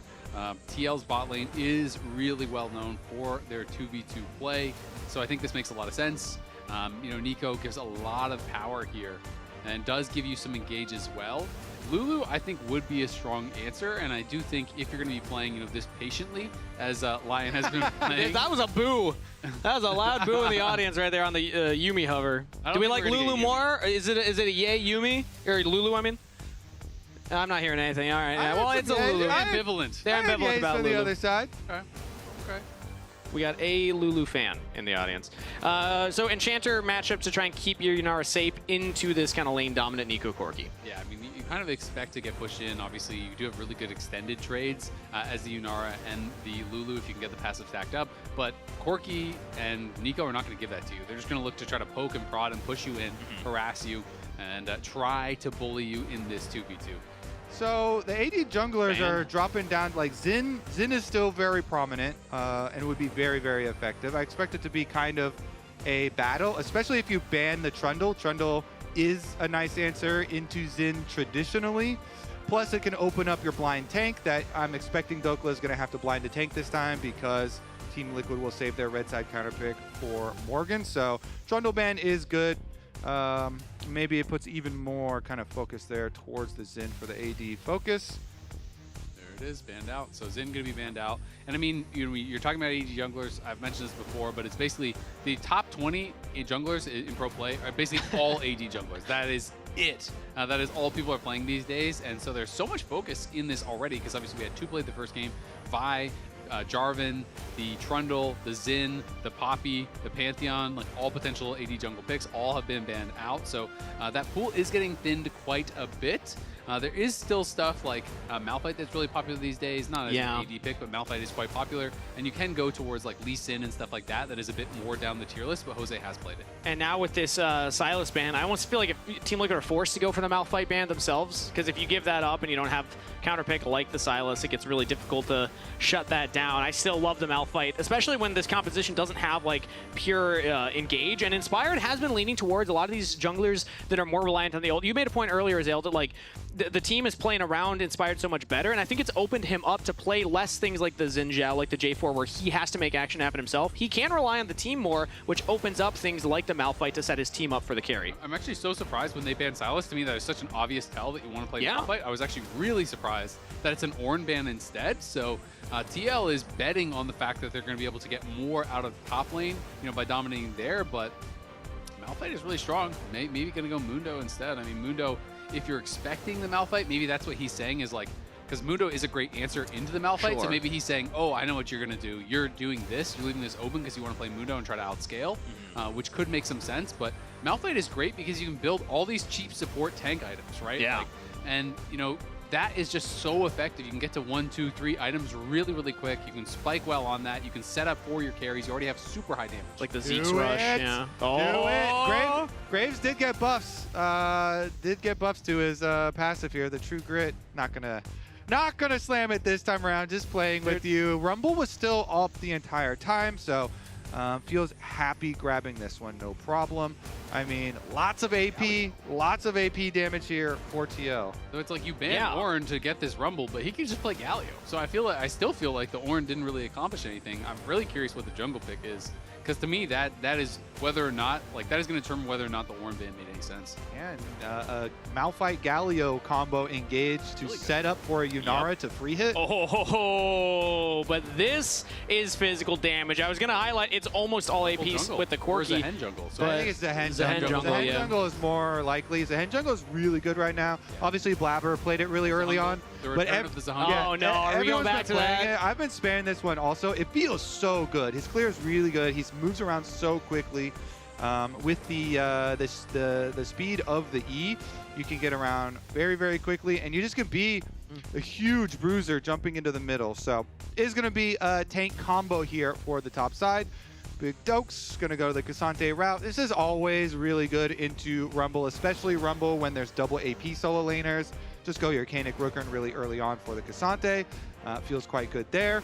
And we'll see, can this Zhongle become an issue early on? Playing into a Lulu is kind of annoying, but you can still get, you can still have very high effectiveness. I will say one of my concerns is that they're super reliant on core as really like the only engage, right? And so if Lyon are playing as disciplined as they did last game, how do you start fights? Yeah. Like that is really it. And when you see someone that is so reliant on things like Flash Room Prison or a Nico route, well, Lulu can just go in early Mikhails, and then all of a sudden you don't really have a lot of plays as far as that is concerned. They do have a ton of damage over on the TL side, which can get like really, really effective if fight gets messy, if it's all spread out, because you have all these kind of small skirmishes where high DPS comps can win out. But I do feel like it's going to be hard to start fights, whereas on the other side, Malphite can start them out no problem. Easy tool to go in with that one. Inspired's got the tools to set Lyon up for the victory. They drew game one. They drew victory in game one here in the series. As Azale's laughing at some alt chat happening in the game right now. Yeah, Inspired was shouting him out because he saw the Graves hover and he was like, what? Graves was open. Yeah. And immediately Jose's like, it doesn't look good. So, he's talking through all the choices. He's like, Graves is open. Jose goes, doesn't look good. He goes, Lee? He's like, against Malphite Lulu? Some little coaching going on here. I love it when the players are willing to yap with each other, especially in relatively high pressure series. Again, loser does go home. Winner will at least make it to the America's Cup into Brazil. Yes. Yeah, and it's really just about feeling really confident in their draft. You know, Inspired's like, yeah, we had you in a corner, buddy. What were you gonna pick a Graves?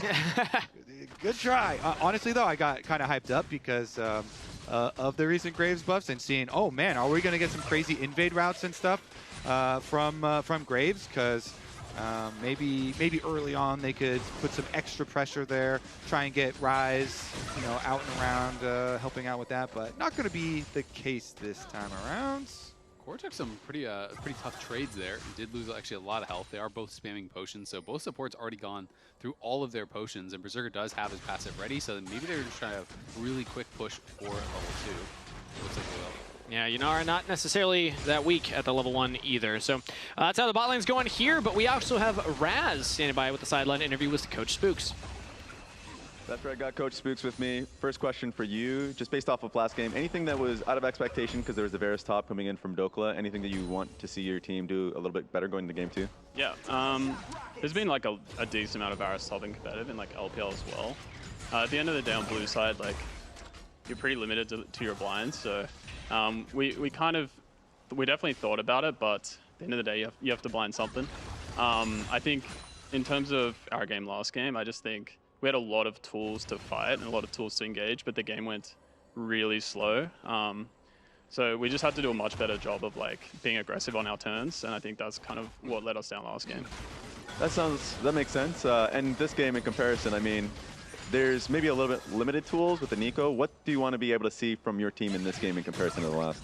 Yeah, it's similar. Like, if you look at their draft, obviously they just want to wait till Dragon. So they're going to play it the exact same way. But again, we have a lot of tools to pull the map apart with Ryze and with Rumble ults and with Nico flash ults. So in our mid game, we just need to be way more proactive. It's essentially the same win condition. All right, appreciate it. Thank you a lot. And I'm going to head this one straight back to the casters. Yeah, definitely agree. I was gonna say they can't afford to do the same thing they did last game this time around. But are those really gonna be strong tools? I mean, Jose right now is pretty heavily chunked, so Inspired chases him off bottom side Crab, and he'll just run up to the top side one. Can Saint? He does get a little bit of vision and interrupts the recall at the moment, but still not going to do anything as far as Jose. So he should have an easy time just grabbing the Crab anyways. Go into second clear. But it does, like, unless you get an early flash off this TLAW, are there a lot of ways to make your own plays? I guess maybe you rely on Core on bottom side. Like, maybe Core is able to get a flash out from somebody on bottom side early on, and then you can just make your plays there. You know, Ryze tries to get a roam timing down to bottom lane. Saint is getting a lot of interrupts on him, though. Yeah, that was actually really nice. You know, he knew because it was the cannon the tower is hitting, he's not even going to miss that minion, so he can afford to walk forward a little bit. Interrupts that recall, which is likely to result in a couple minions lost. But no, I tend to agree with you, Kobe. I do kind of worry for how difficult it's going to be for them to engage. You know, yes, you can look for those flash Nico ults, but once Lulu has a lot of tools, once Berserker is scaling up, it's going to be tough. And, you know, Yunara gets to a point where you basically have to kill the Yunara to win the fight. Like, you can't go for the other people. And then fighting through Cassante, Malphite, Lulu, and TLAW rocks is tough, right? So that is kind of my concern for TL's composition. Yeah, especially if Inspired gets a smooth path to that level 6 for Malphite, and they can actually choose their plays as well. He is, you know, similar to Jose, once again, pathing down towards the bottom side, so both teams will focus this area. At the moment, they get a little bit of push off here, try and deny a minion or two, but really good vision coverage. Again, the path that we mentioned as far as the play. Unraveled Earth here onto Quid. I think Inspired's just going to land a Q, yeah. No big action. The important path is going to be this path from mid lane roaming down to bottom side. You know, these different roam angles that you have down towards bottom side, whether the Ryze or the TLAW can get leverage there, that could be something that can actually blow the game open. Ooh, ghost spot from Quid, trying to chase down Saint right now. Lands the Q, but Saint can back off with a ghost of his own. Quid getting a little aggressive there, though, with Jose Deodo clearing out this control ward. Again, this highway that we just highlighted of mid to bottom, or even the other way around, is so critical. And meanwhile, it is going to lead to an invade afterwards, too. Yeah, he might go for a dive. Yeah, if they can actually get in here. Quid taking some damage, flashes away, and Jose Deodo gifted first blood. Really nicely done. Great setup there from Quid. He pushes him in, and Saint, you know, he flashes pretty quick, but once the auto is coming out, the auto always will complete, so Jose able to finish him off. Yeah, and you get your extra range on the Q here for Zehen too. So he just had to walk into range, flash for flash, but he goes down, minion wave goes down. Really good early start. It's 1,000 gold lead already. Wow. With the first blood bonus, and it goes into your jungler. That is beautiful for them. The consolation prize during the reset, of course, will be Dragon number 1. Ooh, Morgan taking some damage here. Dokla has the all-out available, looking for the damage onto Morgan, but won't find any. Morgan actually used the equalizer to hit the wave and was playing around it greatly, so Dokla not able to actually turn that. Yeah, he would have needed to hit that third and Topo strike. If he got the knockback, you know, maybe you force the flash, or maybe you can look for something more. But at the end of the day, it is kind of just the trade of ultimates. I want to see if that is the domino. This play of the wraparound dive where Quid forces low health Saint under tower and Jose gets the wraparound dive out. Is that the first domino that leads to mid lane dominance, into mid lane roaming down bottom side, into mid, you know, making the rest of the necessary plays here for the game for Team Liquid in order for TL to keep up some early game playmaking and pressure that is necessary for them to bounce back and even up the series. And I always feel like whether it's Zehen top, Zehen jungle, doesn't matter where this thing is, if it gets ahead, it is really, really difficult to deal with. He can just play so aggressively looking for these fights, and then, you know, when he's at the point where he can just run in and look for the dreaded return, and then you flash out, you dash out, whatever, and then Grim Deliverance on your head, like ulti in, This guy can take over fights. He's very similar to Aatrox in that way to me. If you get fed, you can just take over the game. And also you have a lot of agency, which is going back to what I had highlighted before, and that Inspired, it's Nocturne, it's Malphite. Two junglers that they have a lot of go buttons. They say we're going to start the action, but they don't have necessarily their own agency to carry a game. They need the team around them, which is not what I really think of when I think of Inspired with this squad of Lions so far, as Jose Deodo is going for a little invade here. And it's good because bottom lane for him is pushing. So you can get support from your bottom side moving in, and knowing that you win the 1v1 versus Malphite.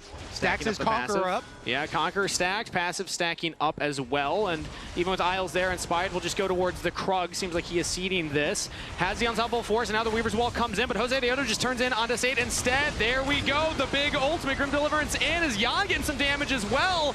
And Team Liquid, they go deep into Lion's jungle. They lose the first member. Support's down. Jan will equalize onto Inspired. 1-for-1 trade, support for jungle. I mean, it looked like Inspired was happy to just give that up and play for his Krugs. Saint went in, but he was kind of just in the middle of everyone by himself. That to me was looking more like a play from Saint from the previous weeks before playoffs, because he goes in to the middle of everyone here. Quid is already on the roam, so he jumps off the wall, rooted up. Grim Deliverance, Pop Blossom, everything in. Yeah, I mean, Isles is like, oh, okay, I'm going to use everything. Get over here and save your life. And he does, you know, save his life. But Inspired was finishing the Krugs at the time. He does finish up with those and use the ult as well. Ends up being 1-for-1 here. Super deep wards, though, and possible repeat plays here for Team Liquid. Yeah, it's only Flash from Inspired use. Everybody else still has their Flash available. Saint had used his earlier, but like the fact Berserker Isles didn't have to, pretty big for them. And prior to this game, this was Saint's stats in playoffs. So his KDA just got cut in half because he had another death, unfortunately. But he has been killing it in playoffs. But those were the kind of errors, I think, at times that we saw from him during the Swiss stage that did really hurt Lion, where he was getting picked out. He was sometimes, you know, not coordinated perfectly with the rest of the team. Yeah, I mean, but you know, as Kangas has kind of touched on, TL used a lot to go push him out there. And so on the reset, Inspired will grab the Grubs and first Dragon for Team Liquid. Gold lead, or excuse me, the other way, Lion, and then Team Liquid with the gold lead here. Almost 2K after that last kill. And while it is first item power spikes for both junglers, one of these items is far more expensive. Yeah. They're ghosting the bot. They're not gonna exactly dive. the same. Yeah, Realm Warp's coming in. They want the full dive. That's a big wave that's crashing. Berserker's got the Lulu in his back pocket, but he's already dying here. Just a Jan, and Core JJ looks for the flash out play. Doesn't find it. Isles with a wild growth on himself to try and turn a kill, but a clean dive for Team Liquid, 2-for-0. That was really well played there by TL. It looked like Jose picked up the turret aggro, maybe accidentally, but then he just played it well. He stayed on the outside, held the aggro. It got a bit dicey, but at the end of the day, it's 2-for-0 on a very aggressive play. And they got both sums off the Yunara. Berserker using both to try and get a counter kill there. Goes down. The consolation prize is pushing on mid. You guys want to die? We should. I'm Yeah, ghosting. I If you guys can but it drop. doesn't matter. I don't have ulti, okay? Yeah. What coming? We're crashing now. No ulti in Yunara. I'm I'm taking going Lulu too. I'm taking. Keep going, guys. Keep going. Yunara no flash. No ulti, Lulu. Nice. Nice job. Yeah, nicely done from him. You know, he walks in range, starts taking, takes plenty of turret shots, and they're able to complete the bottom lane dive. And again, even though you're like, oh, well, Saint got to push mid lane, they got some gold there, you know, minions and tower plates. Remember, the focus here is a lot of gold on Yunara. That's what Lion wants, because they're running a team with 2 tanks and an enchanter. So Yunara. Berserker needs money. That's why it's a really good idea for repeat plays here for Team Liquid. They're making bot lane play, bot side play, invades on bot side. And they're really trying to kind of keep down the income of the Yunara, of the Berserker, to keep that threat low. Yeah, and Jan spotted out that bush play, hit them with a rocket. But both these teams, the expectations were really high for them coming into this year, right? You know, this was the aggregate power rankings. TL was aggregate #1. This is preseason. Lion was down at 4. This was the end of Swiss. Look how far those teams fell down. Yeah. TL almost got eliminated by Dig. It was honestly very close in that to even get to playoffs. Then now this is the end of Swiss. This is obviously in playoffs where we are now, so they are at the very least guaranteed top 4. We don't know how far they could go. Either of these teams could win, but it is kind of this like slingshot back to reality because it was so surprising since DSG and Fly were really overperforming expectations and these two teams were really underperforming, but it does feel like they have both really kind of got back to what was making people think they were going to be such good teams. Yeah. Rubber band effect. And I think that we are going to see a really nice full series, a nice bounce back.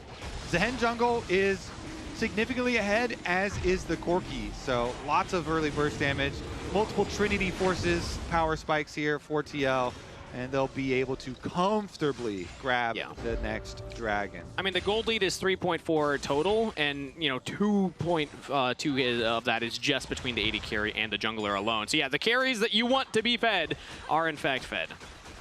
Yeah, and I mean, Morgan now, obviously, he is getting to be the one with more agency in this matchup.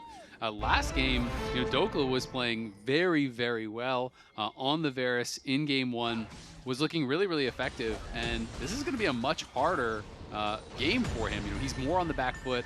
Morgan is the one kind of in that comfort zone now, being able to dominate in that 1v1. Lord Morgan.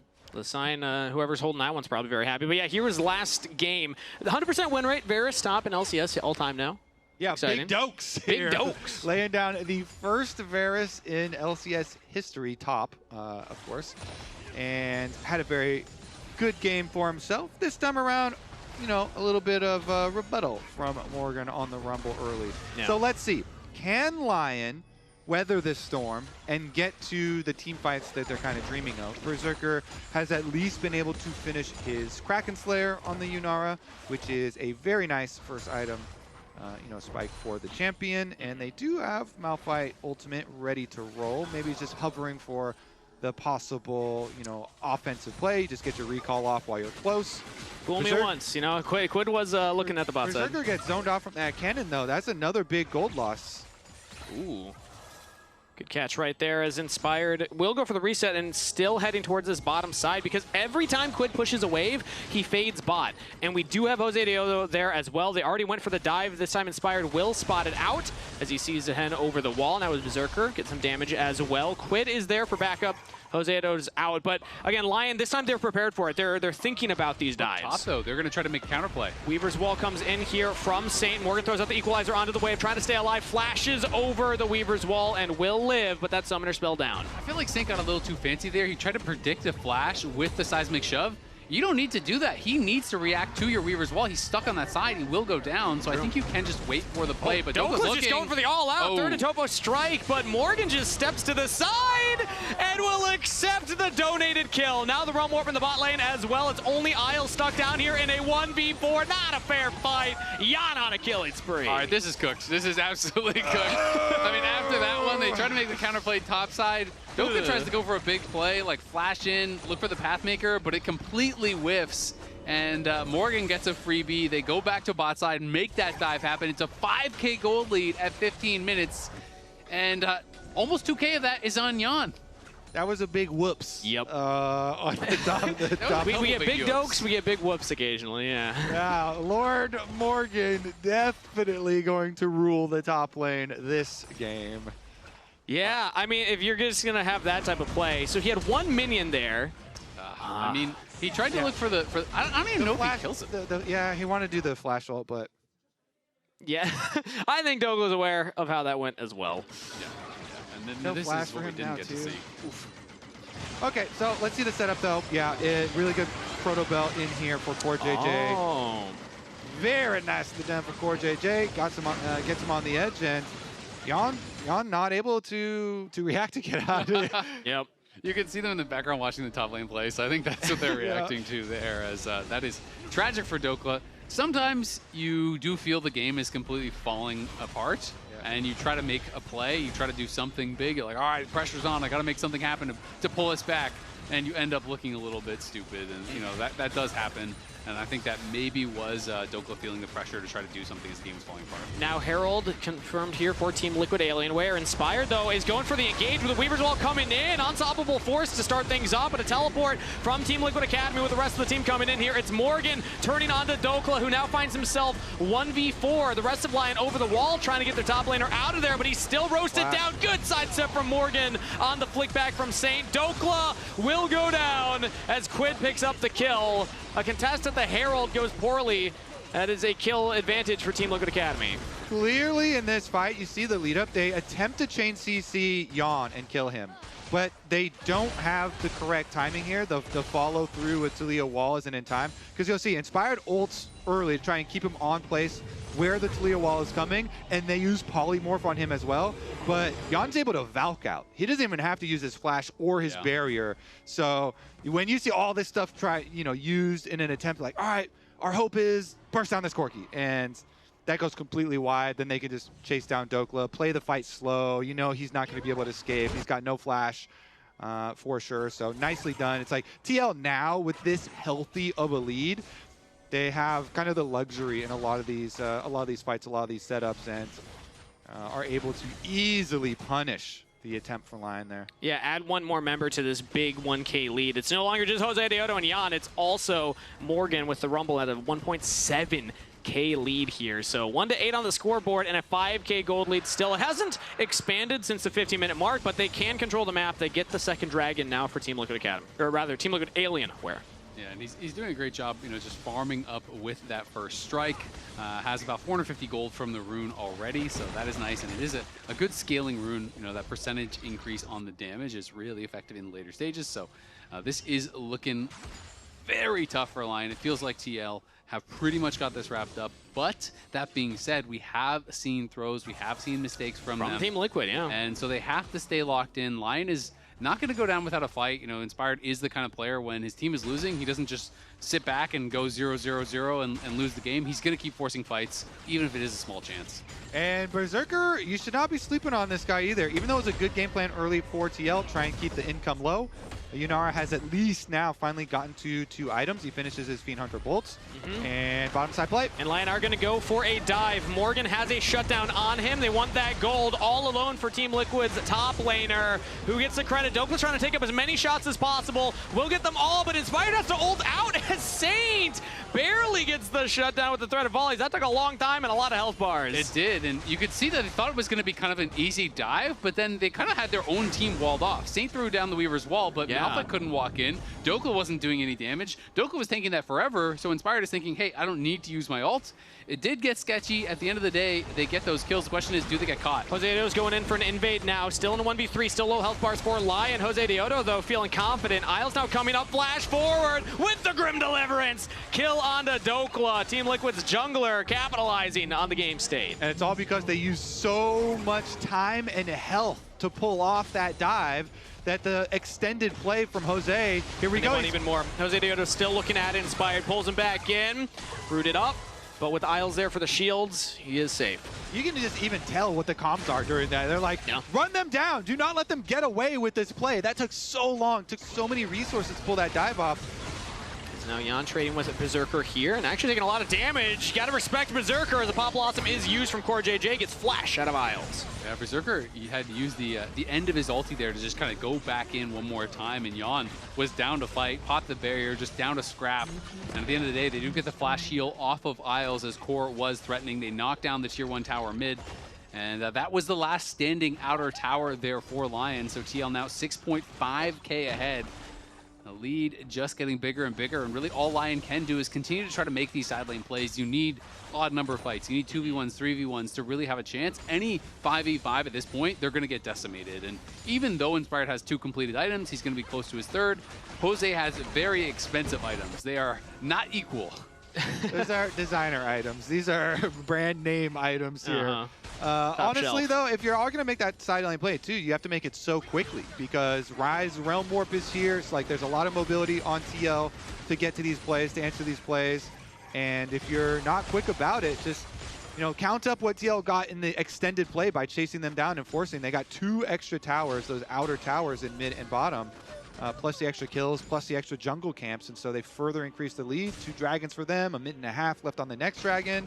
So the goal lead is substantial for them, substantial enough to be able to get deep vision as well leading up to these plays. So TL, you see Core JJ doing it right now at the moment, getting the preemptive vision leading up to the dragon fight that they assume is coming to allow Core to make that big play. Yeah, there's a lot of pressure on him, but he's a Nico with flash and deep vision, and Jose is able to bully very easily big chunks out of the Malphite health bar. Yeah, again, the Malphite has 2 hypes completed, but they are not the same equivalent. You know, he's still relatively squishy. They do have tools to try and, like, you know, one-shot Jan, one-shot Quid if they're able to get on them with the Malphite and maybe a TLAW flying in on top, but it's going to be difficult at this point with the gold disadvantage. Is all out used by Dokla here for another 1v1 onto Morgan. Equalizer used, Dokla playing into it because he's got Berserker coming up with the Arc of Ruin damage. Autos used, transcend oneself. Berserker's gonna look for the credit here coming, as it's just Morgan trying to buy time for the rest of the team. Flash forward from Jan, who turns the play and gets a double kill. Get you an 80 carry like Team Liquid. It's not easy to take down Morgan, okay? Every time you're taking down Morgan, you're gonna lose more. Yeah. Come with the king, you best not miss. And a few too many of those kill shots were missing. He was just buying time for everyone coming in. TL even gonna be able to get the Baron off the back of this. Inspired's not even moving over. So that is going to open up this lead even more. Objective bounties are there. You know, you're going to keep trying, but it just takes them so long to knock him down. And you could see right from the start, they were already roaming up. They knew that this play was coming, and TL was able to respond. And Morgan's able to get a lot of value out of his ultimate. He fights on it, gets a bunch of damage done. It's like, okay, you may kill me, but you're both gonna die. In answer for it, Jan's like, don't worry, I got this, I'll clean up. He flashes to ensure that he can get both these kills. More money funneled into the Corki, and Baron buff on top for TL. That is the perfect thing to actually finish this game. So even if you were thinking maybe there's a timeline where Lyon can hold out and play defensively and scale and get a dream team fight, too bad. That timeline got thrown out the window. Well, that was rude. Yeah, now with Baron, you just get to push very, very easily. Yeah, it's hard to win with the first Baron, though. We rarely see games close out that early. What it can get them is so much more gold, plus the control around the Dragon. They have that third one coming, but Berserker and Lyon are just covering this top side to get more gold onto the Inara. I still see that as the win condition. You need Berserker to be able to free fire in these fights if you want any shot. It's just that Team Liquid at this point are just ballooning their lead even more, as they should be able to continue the siege onto these turrets. Even if that happened right now, you kind of need like Jan to somehow not be firing, because Corki's got a fully completed Lord Doms, and he knows how to use it. So bottom inhibitor sacrifice, because they're like, okay, fine, you're rich. we don't want the fight, so Let the supers come in. We'll try and make a cross map play. Hey, Berserker can farm up some more waves now. As Lyon, he got some damage top. Morgan is good weak side, okay? He's not going to expose himself. He's always good in trying to delay and make time and deal enough damage to set up counter plays. I respect that. I would have died for that wave. There's a cannon minion there. I can see you staring at it intently. Yeah. You know, sometimes you just got to choose. Something's worth dying for. Yeah. Cannon minions are one of them. My friend is a big fan of saying, you know what? If they're here and they kill me, they deserve it. Die. Well played. Yeah, I'm going to die for this kid. You know? Got the cannon. That's just smart by them. Enemy team is just too good. Yeah. My team didn't cover. What can I do?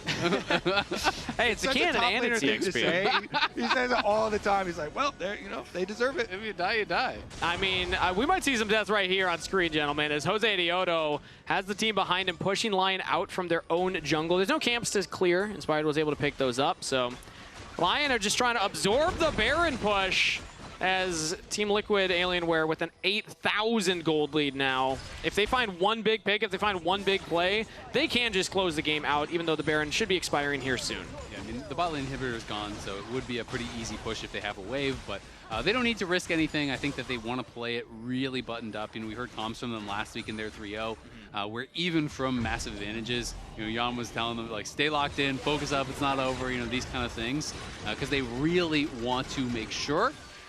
And it is going to be about 3:30 until that next dragon is up for them to try to look to claim the Mountain Soul, which is one of the best souls to eliminate the chances of comebacks. because when you're looking for a comeback, you're looking for a one-shot, and Mountain Soul just makes that much harder. Exactly. Yeah, you could probably tank the Malphite ult at that point. Yeah. And just rely on the rest of the team. So, bot side, super minions, of course. I mean, look at that top jungle. It's lit up like a Christmas tree in favor of TL. So, this next 3 minutes until the dragon spawns, those maybe LED we'll lights. just be looking at the 2 minutes, you know, because that Baron, we got the lead up towards Baron area lit up so well. Maybe you get a little bit of a bait, and Core JJ makes a huge Nico play. Once again, he has Flash and Proto Belt, and he has made already this season multiple game-winning Nico engages for Team Liquid to get them here. So even the 2-minute timer leading up to Baron looks a little dicey for Lyon to deal with. First Baron, hard to close a game. Second Baron, much easier to close a game, especially when you have this type of lead right here. So using it as a magnet to pull the enemy team into you always feels fantastic when you're the team with this big of a gold lead. And I'm so happy that we're getting a game like this after the last game. Last game was close, but this looks like it's a Team Liquid victory here. Not to attempt to cash a curse them, but that means we could have a series on our hands. Yeah, absolutely. I mean, last weekend was 9 games. The minimum possible games between the 3 series. It was 3-0, 3-0, 3-0 all those days. So it will be fun to see if TL can guarantee that that will not be happening this weekend. Obviously, there's a lot of positive things to say about TL in this game. Something that is working for Lyon, though, is they do have the Infinity Edge that has been completed, and assuming Berserker is going to be working in towards probably an LPR next. So that is something. He will be doing some pretty high damage, but like he's going to be the main target. And look at this, completed Frozen Heart for Core JJ on the Nico. So after his big engage, if he doesn't immediately get popped, try and apply the attack speed slow to Yunara to try and further decrease that very necessary DPS source from Lyon. So we'll see if he does actually end up getting popped. But again, this is the thing we're talking about, the big problem. Your entry to Baron is Team Liquid territory. That is not even your territory. It is no longer your jungle. This is, yeah, you said it lit up like a Christmas tree. These are those like new LED lights. They're shiny, man. They got everything illuminated on this top half of the map. And Baron is spawning in 10 seconds time. They get away this blue buff as they've just made it a nightmare for Lyon to try and claw their way back into this game. Yeah, I mean, Saint just showed bot, but he is going to be basing. He does have the Weaver's Wall to try to join any fight, but I think they're just going to start it right on spawn. Wouldn't be surprised if they're 2-minning it right now. Teleport will come in from Dokla. Saint's going to walk all the way up, has the Weaver's Wall available. We have Summoner spells, we have items, and now we have Zonies completed on Morgan as well. Team Liquid will actually peel off to the Baron, and now in comes the Weaver's Wall. Quid's able to sidestep away from it. Dokla continues the chase, has the team coming behind him, has to flash as Hodeo Dodo jumps onto Inspired. Now goes in with the ultimate. Quid has the Realm Warp, but will instead just walk forward. Unstoppable force, though, onto Jose Diodo. Lyon are actually getting some damage, but now Jan peppering Isles down here. Berserker's walking forward confidently, and Team Liquid and Alienware are losing the fight. Another chunk on the Morgan, goes into stasis, but a flash. Berserker's trying to chase down Quid, who will kill Saint. Team Liquid making them work for it, as Jan is still alive. Core JJ are still alive. It was looking dicey, but holding the line. Lyon are trying to get their AD carry out of there, and they will do so. Close fight, 2 for 2. Honestly, I like the tenacity from Lyon. They just say, we have to engage quickly on one side of this team fight. So they push the Rise up and out and get the flash there. Dokla flashing for the slow on him.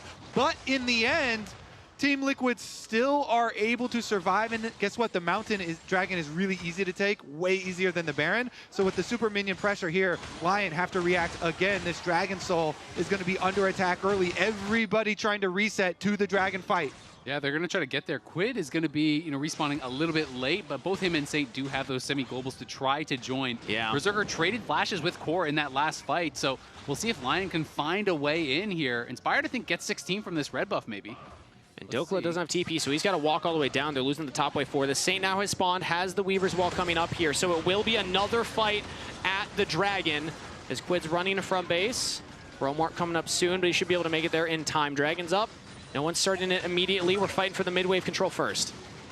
Okay, Lyon have it taken care of as far as the setup. They're walking in. Instead, they're going in onto Quid. The Dragon was already started, but Quid could be in some trouble. Goes into the stasis.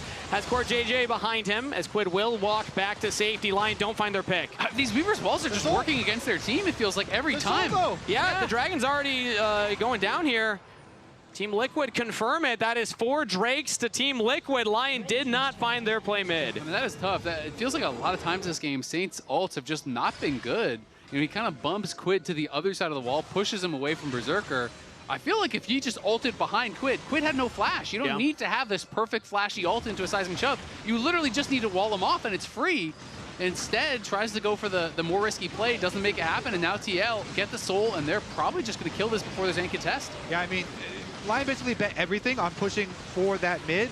Dragon Soul, look at these shields are huge. Baron is almost gone. If he can get it, I mean, maybe Inspired can look for a miracle here. Not even going to attempt, as Team Liquid will get the Baron. They'll chase Lion away from the river. Dokla full retreat mode as Jose Dioto continues going forward. Berserker's cutting back. Realm Warp here into the flank as Saint now has to go into the stasis. Inspired's looking for the ensemble force. Only lands on one pop. Blossom to lock him down. Saint's in trouble as he will survive for quite a while, but still falls. Berserker free firing will get one, but claimed by Jan. Team Liquid playing a clean game of League of Legends. The Dragon Soul into the Baron, into the team fight win, and they will march this way bot lane for the win. What a great series so far. I mean, this game, TL came in with a clear game plan. They attack bot side jungle, they attack the bottom lane, diving over and over, and they're going to even it up. Say it with me, guys. 1-1. We got a series on our hands. Team Liquid tie it up. Well done by TL, bouncing back after really dominating game 1. They were able to force on sides incredibly well, and it felt like Lion was just not nearly as coordinated as TL this time. Lounge, what do you think? Honor Morgan. I think that Rise is a cheat sheet for when you want to make side lane plays. And I do think to Spooks' point in the interview that you had with him, Raz, it's about playing around your windows, right? So I'm going to go through 2 Rise ults that played around some windows for TL. We have this wave that got pushed in here, and Jose and Quid are going to link up about here for the Realm Warp, and bot lane is already pushing in onto this turret. So as we see, this is a really just nice, clean dive, good use of where the wave state was, good use of the Realm Warp, really nice. Woo! From TL. 2 people online are dead, all right. Woo! And this gets them into a really good position. The next one I want to cover is here. Again, we have the pushing bot wave state here, right? And if we look at the map, actually I need to do that first. If we look at the map, we have these 2 already setting up. Whoa. Whoa! I did not know I was going to do that. You can see through the map? Yeah, these 2 are setting up right here. The Realm Warp is going to come later, but Jose is already rotating down as well as we play through the clip to set up yet another really good top lane dive. Core goes in at a really nice timing here. And Berserker is pretty much already dead before the Realm Warp even comes in. And so, again, another really nice, clean dive. I looked at the stats, and I was like, you know, Quid has had a really good time on Rise this year, you know? Yeah. And he's now 4-0 on it with 100% win rate. Yeah. And I really love, again, how they use this champion specifically around making side lane plays, and I thought it was a really good use of timings in bot lane. And a really one-sided game from a kill perspective. Got a little scary at 30 minutes. Really bloody. For sure. Let us know who your player of the game is, though, because we got, obviously, Morgan having a lot more fun on champion damage. I accidentally zoomed into a specific part of the game. Yeah, I was about to say, 0.5 is crazy. Clear it up! There we go. So this is the damage from the whole game. Morgan definitely got a lot of revenge on Dokla not being in a range versus melee matchup, but we actually were all split on who the player of the game was. I said Jan for being deathless and carrying in team fights. Emily said Quid. Raz said Jose. I said Jose because of his, like, not only did he get that early dive mid lane, and then the invade on red side jungle that was super successful, and then was a part of the duo of him and Rise going I thought it was an excellent game from Jose Dioto. Yeah, it was. And it was, we were talking about how he played like a lot more passively because it was required of him in game 1. Didn't work out. Here we saw him making so many more plays on sides.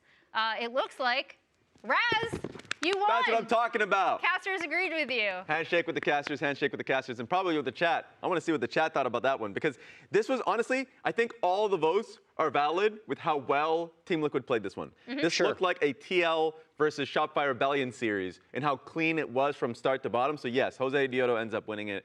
And I feel like his general play with, when we're talking about the windows that they have available to them, being able to find that slight window mid lane, especially with how low Rise was, being able to find that window through bot lane multiple times, especially with Inspired blocking one of the dives, still finding 2 of them. I think this is Team Liquid at their peak. They just need to be able to find this consistently. Yeah, they found the peak against Shopify for 1 game. Yep. And then they found it occasionally in the DSG series. And now we're in a situation, thank goodness, the streak of sweeps in the LCS is over. Last weekend, we had 3 3-0s in a row. Now we're guaranteed at least 4 games. But this is kind of what we were expecting. All of our predictions, whether it was TL or for Lyon, were 4 or 5 games in the series. So we know that they're going to be going back and forth against each other. I will posit this was a more dominant Team Liquid win than Game 1 was a Lyon win, which is making me feel pretty comfortable. My counterplay, I won't disagree whether you feel comfortable or not. That's your opinion of yourself.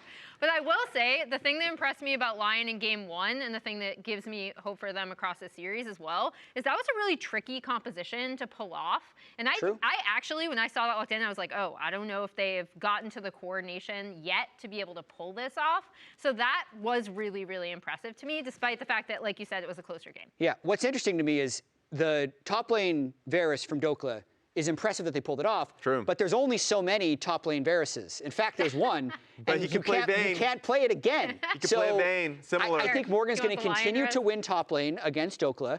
And if Team Liquid is continuing to play with this level of aggression and play within their windows, I haven't seen a game from Lyon where they play on fast windows. They've been able to play plenty of slow games. But if Team Liquid plays like this, they're going to win this series 3-1. I think you just need to have a slow and steady gameplay, all right? Now, this game was a little bit cursed because of what happened bot lane and also the real mishap that happened top lane. It will not happen again.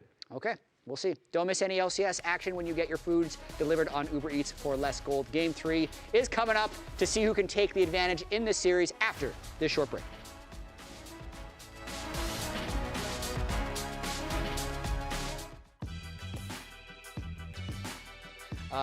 Better MVP season, Blabber Spring 2020 or Inspired 2025 Split 2? Man, this one, it might be recency bias, but holy, this was so far and away so good from Inspired. He was really good. Everyone was already saying he's the best jungler in the entire West. Yes. North and South voted him MVP. The South representatives, when they came up and we did our little vote for MVP of the North and South, they were all like, yeah, Inspired. We were expecting there to be some pushback. They then 3-0 G2 at MSI and went to 5 games with POG. Yeah. But did you go 17-1? And they barely won the split against 2025 Blabber, and if you didn't int on Jarvan. Blabber's lucky this doesn't include international. Yeah, because there was COVID. Is he lucky or is he unlucky? This is the best he's ever been. Actually, you're right. This is the best he's ever been, bro. You're right. I'm going with Blabber. Actually, we got robbed. I'm going with this. We got robbed. We didn't get to see the If you don't remember MSI. 2020 C9, that's unlucky, because it was good.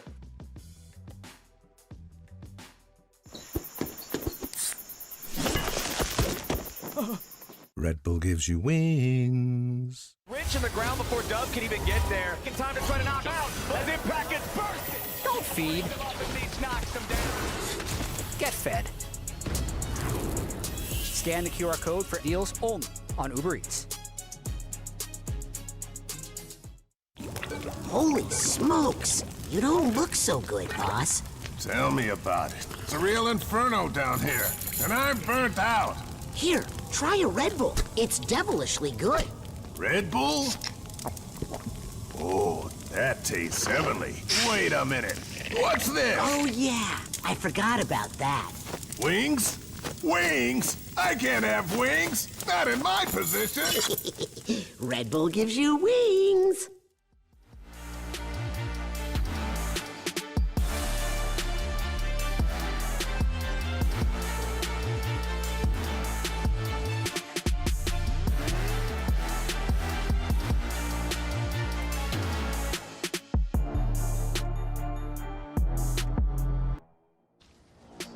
Yo, Berserker, you really need to find the angle when you are strong just to fight them. Like, When we have number advantage, you have to make a fight for us, and when Tyler are gonna join. Because the game looks bad, but it's not that bad, honestly. We can easily win if they make one mistake. I think so. Yeah, you guys go healing. Yeah, don't stretch guys. Don't stretch. Counter mid. Got it? No flashes guys, no flashes guys. First target. First target slowly. I'm marking Talia a little bit. How is it? No Q, Yunara. I can look. Watch. We have a line Watch it, watch it. I'm going Talia. Talia no flash. Okay, we're looking left, guys. Take it slow. Talia no flash. 우리 조심하자 여기. No. 너무 조심해. No ulti, Malphite. I'm just coming. Good Talia fight, first. You don't know. Talia. Wait, Yunara no flash. Yunara. Yunara no flash. You guys can win. Yeah, we win. I'm pushing it. Go back. Go back. Is good. Let's finish. Good job.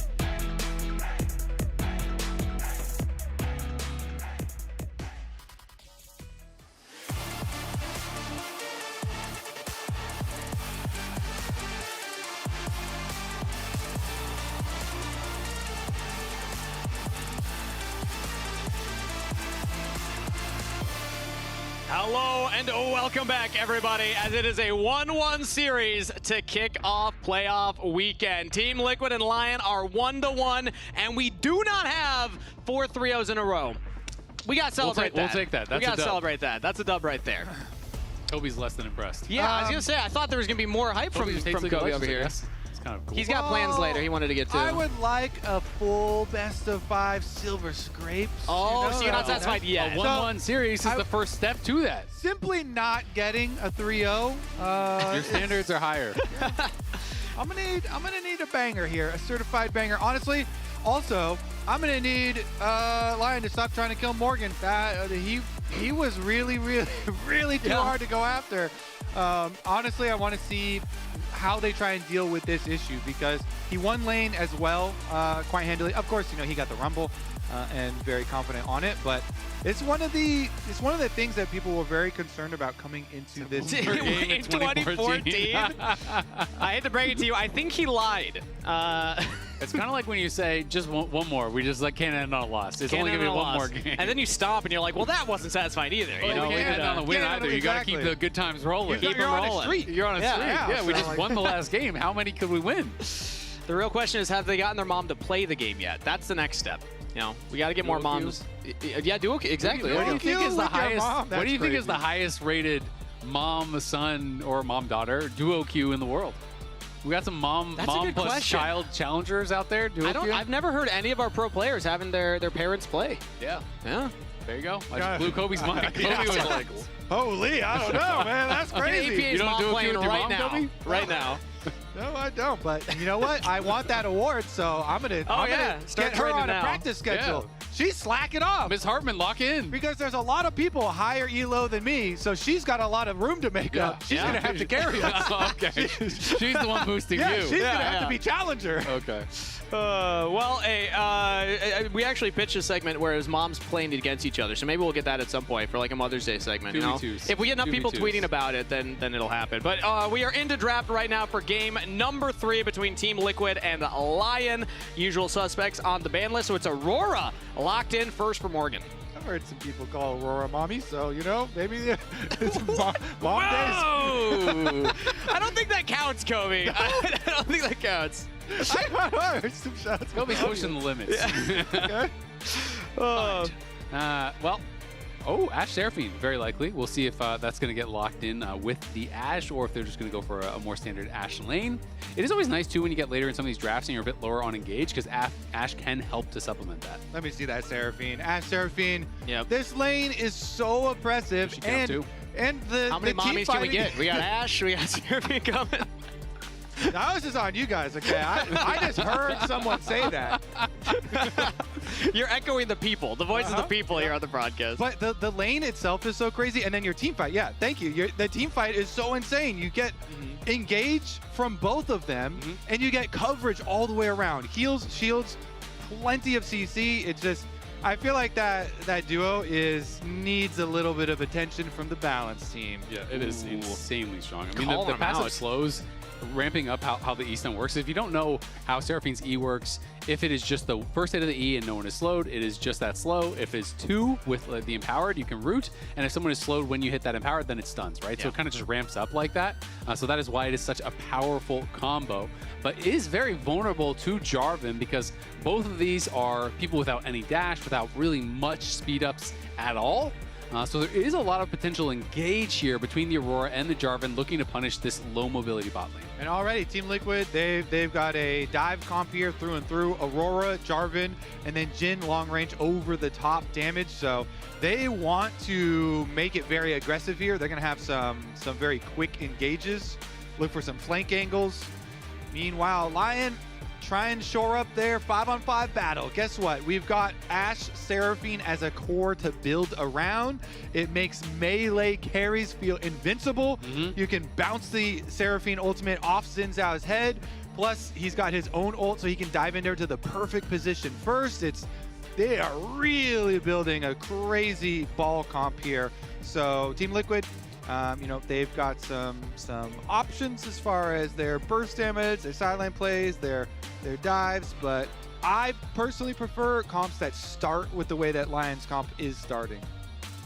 So Blitz going to get banned out. I was kind of curious where they're going to go. Obviously, they banned out Karma early, worried about the Karma Ezreal. Jhin comes through, so now they're looking for some of these dangerous engage pairings. Blitz can be really powerful against the Seraphine, pop the shields, pull in these squishy carries, look to start those fights off. And so now are we going to be getting, solo lane bans? Like, are we going to be looking at mid or top for the Aurora is kind of the question, because I do think it's flexible, based on the matchup. And so I'm curious what matchups they're most worried about. And it looks like they just want to take away tanks. I mean, this is kind of the similar strategy they did last time with the Ornn ban early, just trying to limit Dokla's ability to play that weak side effectively. And they're running a Jhin and an Aurora already, so they are not killing a Sion, and especially if that Sion's got Seraphine behind it. So they are getting that out really quick. Meanwhile, the Seraphine Ashe, you're basically just worried about kills in lane before, the surprise like Blitzcrank or Nautilus, which both are banned already. So good, easy protection for them there. A lot of good ults to steal as well with the Ashe Arrow as well as the Encore, so that does make sense as a ban. Now I'm curious if they're going to be banning out the Ornn and just kind of double ban tanks. Obviously they were worried about the Ornn as a specific matchup into the Rumble, but are they worried about just low consistent damage that you're talking about in general, Kobe? Because tanks can really be problematic for the champions that they've drafted so far, but not going to be worried about it. And the question becomes, does Morgan even want to go towards a tank? Does Dokla want to go towards one of those tanks, or would he be too worried about the potential matchups for Ornn? I mean, I feel like Ornn would be fantastic here just for engage. Hovering the Galio, though. We'll see if they want to lock that one in. It could go into whatever lane the Aurora ends up. If you're expecting that top lane, theoretically can also put it mid, depending on what else Team Liquid show. Yeah, you have to be ready for either, so you can't pick like a regular Bruiser or something, because Aurora will just smash them. And so you have to have something that's going to be able to deal with it in lane wherever it goes. And Akali does fit the bill quite nicely. Yeah, but it's not a tank locked in. They're saving that last pick. They have, again, the Xin Zhao kind of pseudo-tank when his ult's up, plus the Seraphine shielding him behind, but they still are lacking that, primary go button outside of a couple of, Ashe Seraphine ults. But this would be exciting to see Quid locking in the Yone. This is a guy who has been known as a melee specialist, but it just really hasn't been meta so far this year to play a lot of the melee champs. Not going to get locked in, though. It is going to be the Gnar instead, which is going to be that blind up for the top side. So Aurora is going to be going mid, and now we're going to have to find out what pairing they want for core, They do have pretty good engage already with the Jarvan, so I think they have options. You know, you could go in Enchanter if he feels like that is the best matchup. And then we are just waiting for what is Dokla's counter going to be to this Gnar. I actually really like that. I think that makes a ton of sense if you do go Bard. Bard, again, it's the same kind of philosophy here. You throw down the ulti on the Seraphine or the Ashe. You set up easily then for the Jarvan, for the Aurora, for the Gnar to have that time to come in. Jhin ult opens up right after you've hit it, and you really create that chaos. You try to have everyone in position to look for the kill. I'd be excited to see a pick like this. It does not seem like a Dokla pick. Yorick is an old school Dokla pick that every time I talk to him, I'm always joking about it, because when he was on Optic, he used to play Yorick. Yeah, and I always am like, so when's the Yorick coming back, buddy? And he's always like, okay. So let him cook, though, because they let him do Varus top. They did. Range bull. And they lock it in. Counter pick to Gnar. This is huge counter pick. Individual, but you have to play to it as jungle. Aurelia, you know, we've seen it before. Tried to use in the LCS. Sniper tried to do it there with Spooks, actually, who's on screen, was the coach at the time. And Aurelia, you gotta play to it. You have to win your counter matchup here. It's very good at jumping on mini Gnar, so you can go through the kills constantly. Of course, you need to get your Blade of the Ruin King spike, but Aurelia, you can use the minion wave against him anytime he's mini. Gnar has to respect it, and you just constantly put kill pressure. The thing that usually foils Aurelia counter picks is enemy jungles. Yep, because the only way you're putting on any pressure is by going in. And if you don't go in, if you don't put on pressure, Gnar just whittles you down and you just lose the matchup 1v1. So it is one of these matchups, like you're saying, that requires jungle attention from both sides, because Jarvan has to be there to potentially punish the Aurelia. Inspired has to be there in case the Jarvan is there. Otherwise, things can go sideways pretty quick. But that is an exciting pick here. I love that they are putting the confidence in Dokla to bring out picks like this, to bring out the Varus, to bring out the Aurelia. It is something he has played 9 times in his career, so he has some experience on it, but definitely not one of the picks I associate most with Dokla. Big Dokes fans are eating good today. He's making this series very interesting with these counter picks in the top lane. Will it get Lyon their second win here as the series still tied up 1-1, or can Team Liquid continue some momentum here with the more standard draft? Game 3, we're on to the Rift. And especially if you can leverage a lead early on this Aurelia, then usually it's pretty difficult to team fight with this champ, let's be honest, as a melee carry. But if you have a Seraphine on your team, it makes melee carries way easier to navigate because of all the CC, but also the safety of the shield and the big heal. So honestly, I like the cooking here. I like that they're really indexing into this bottom lane battlefield over this side brush about to begin, but they have the vision. And look at this. This feels like a throwback. The 4-pot's boots, because there is so much poke on this other side.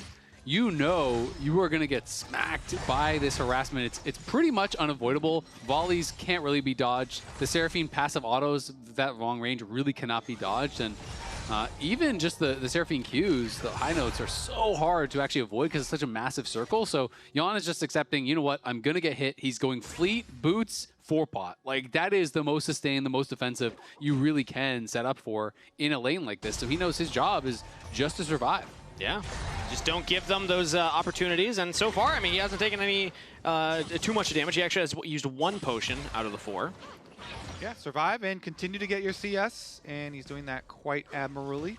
Quid with the early push, and they did have the ward over on Raptors. Both junglers are starting bottom side because of this Aurelia matchup. Again, when that thing is locked in, you know every jungler's alarm is going off. All right, this is a volatile matchup of all volatile matchups because whoever wins up there is going to have a huge, huge impact on the rest of the game. And Dokla is going to get the early crash here for the recall. This is nice because you have plenty of time to get your first super early, easy recall off while Gnar is dealing with it. And then you can just walk right back to lane with the super home guards that have been added this season. Feels very good for the Aurelia. Get your little advantage. And he goes for the boots first with a control ward. So it's not just both junglers are pathing up here. It's like, I need to have vision, extra vision tools as well on top of it. Yeah, so the winner of this series will be guaranteed going to Brazil. You do not know if it is for First Stand or for America's Cup, but either way you will be going there, as Jan going to get rooted up there by the beat drop and ends up having to cleanse. I kind of like this too. You know, you're like, oh, we got this crazy volatile top lane matchup.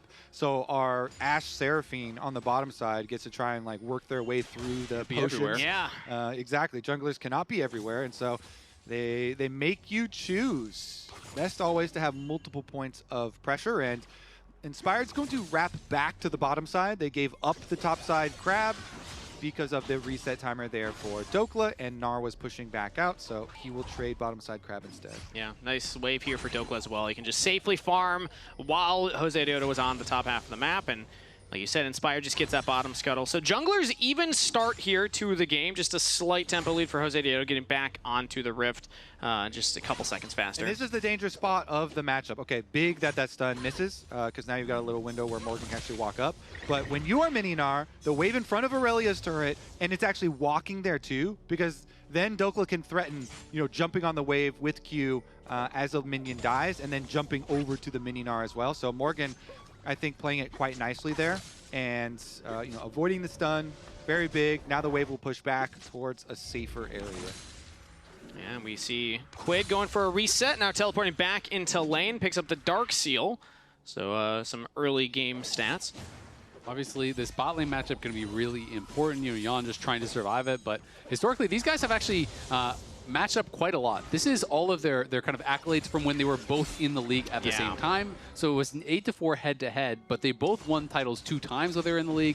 They both got up to first team All-Pro. Berserker the only one to actually win that MVP, and then Jan edged him out with 1 additional international appearance. So pretty evenly matched overall as far as their success and their accolades. Though Jan has had the edge in the head-to-head while they were both in the LCS. Two incredibly hype AD carries here, and this time around, Hawkshot also helps out so much here, being able to scout fully this next clear from Jose, and just knowing, again, it's going to be the opposite side this time around. And I think that's actually a really great call out, because we talked about it from the point of view of pairing this really aggressive bot lane with a really aggressive top lane, but it's a really aggressive bot lane that's great at scouting out the enemy jungler. That makes Aurelia's job even earlier, because you're drawing pressure to you through that way, and you're tracking the enemy jungle.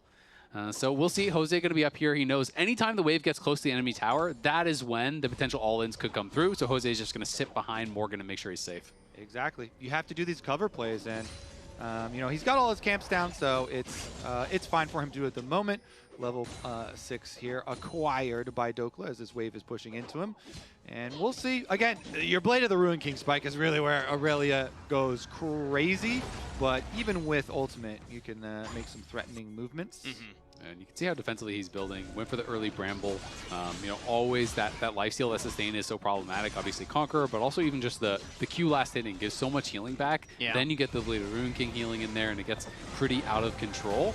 But his job is really just to survive. The game doesn't necessarily have to be about him. Aurelia is very difficult to teamfight on. Obviously, that is supplemented somewhat by the Seraphine. But if Morgan is going even, he is feeling really happy about how this matchup is turning out. And it's also assisting this bot side to get slightly ahead for Lyon side. Because of all the time that the junglers have put top side, it's opened up the Ashe Seraphine to get a 12 CS lead now over their lane opponent. Yes, Jan's going to pick up about a wave here as he gets back into lane, but still, with the Cole stacking, Berserker is finding a small gold lead for himself. All right, Dokla going to push this wave quicker on top side, and Dragon is available. Hawkshot, as you say, gives him the information, constantly tracking here, so they will remain safe here as well. Jose Deodo's job is pretty tough in this game. You have to cover top.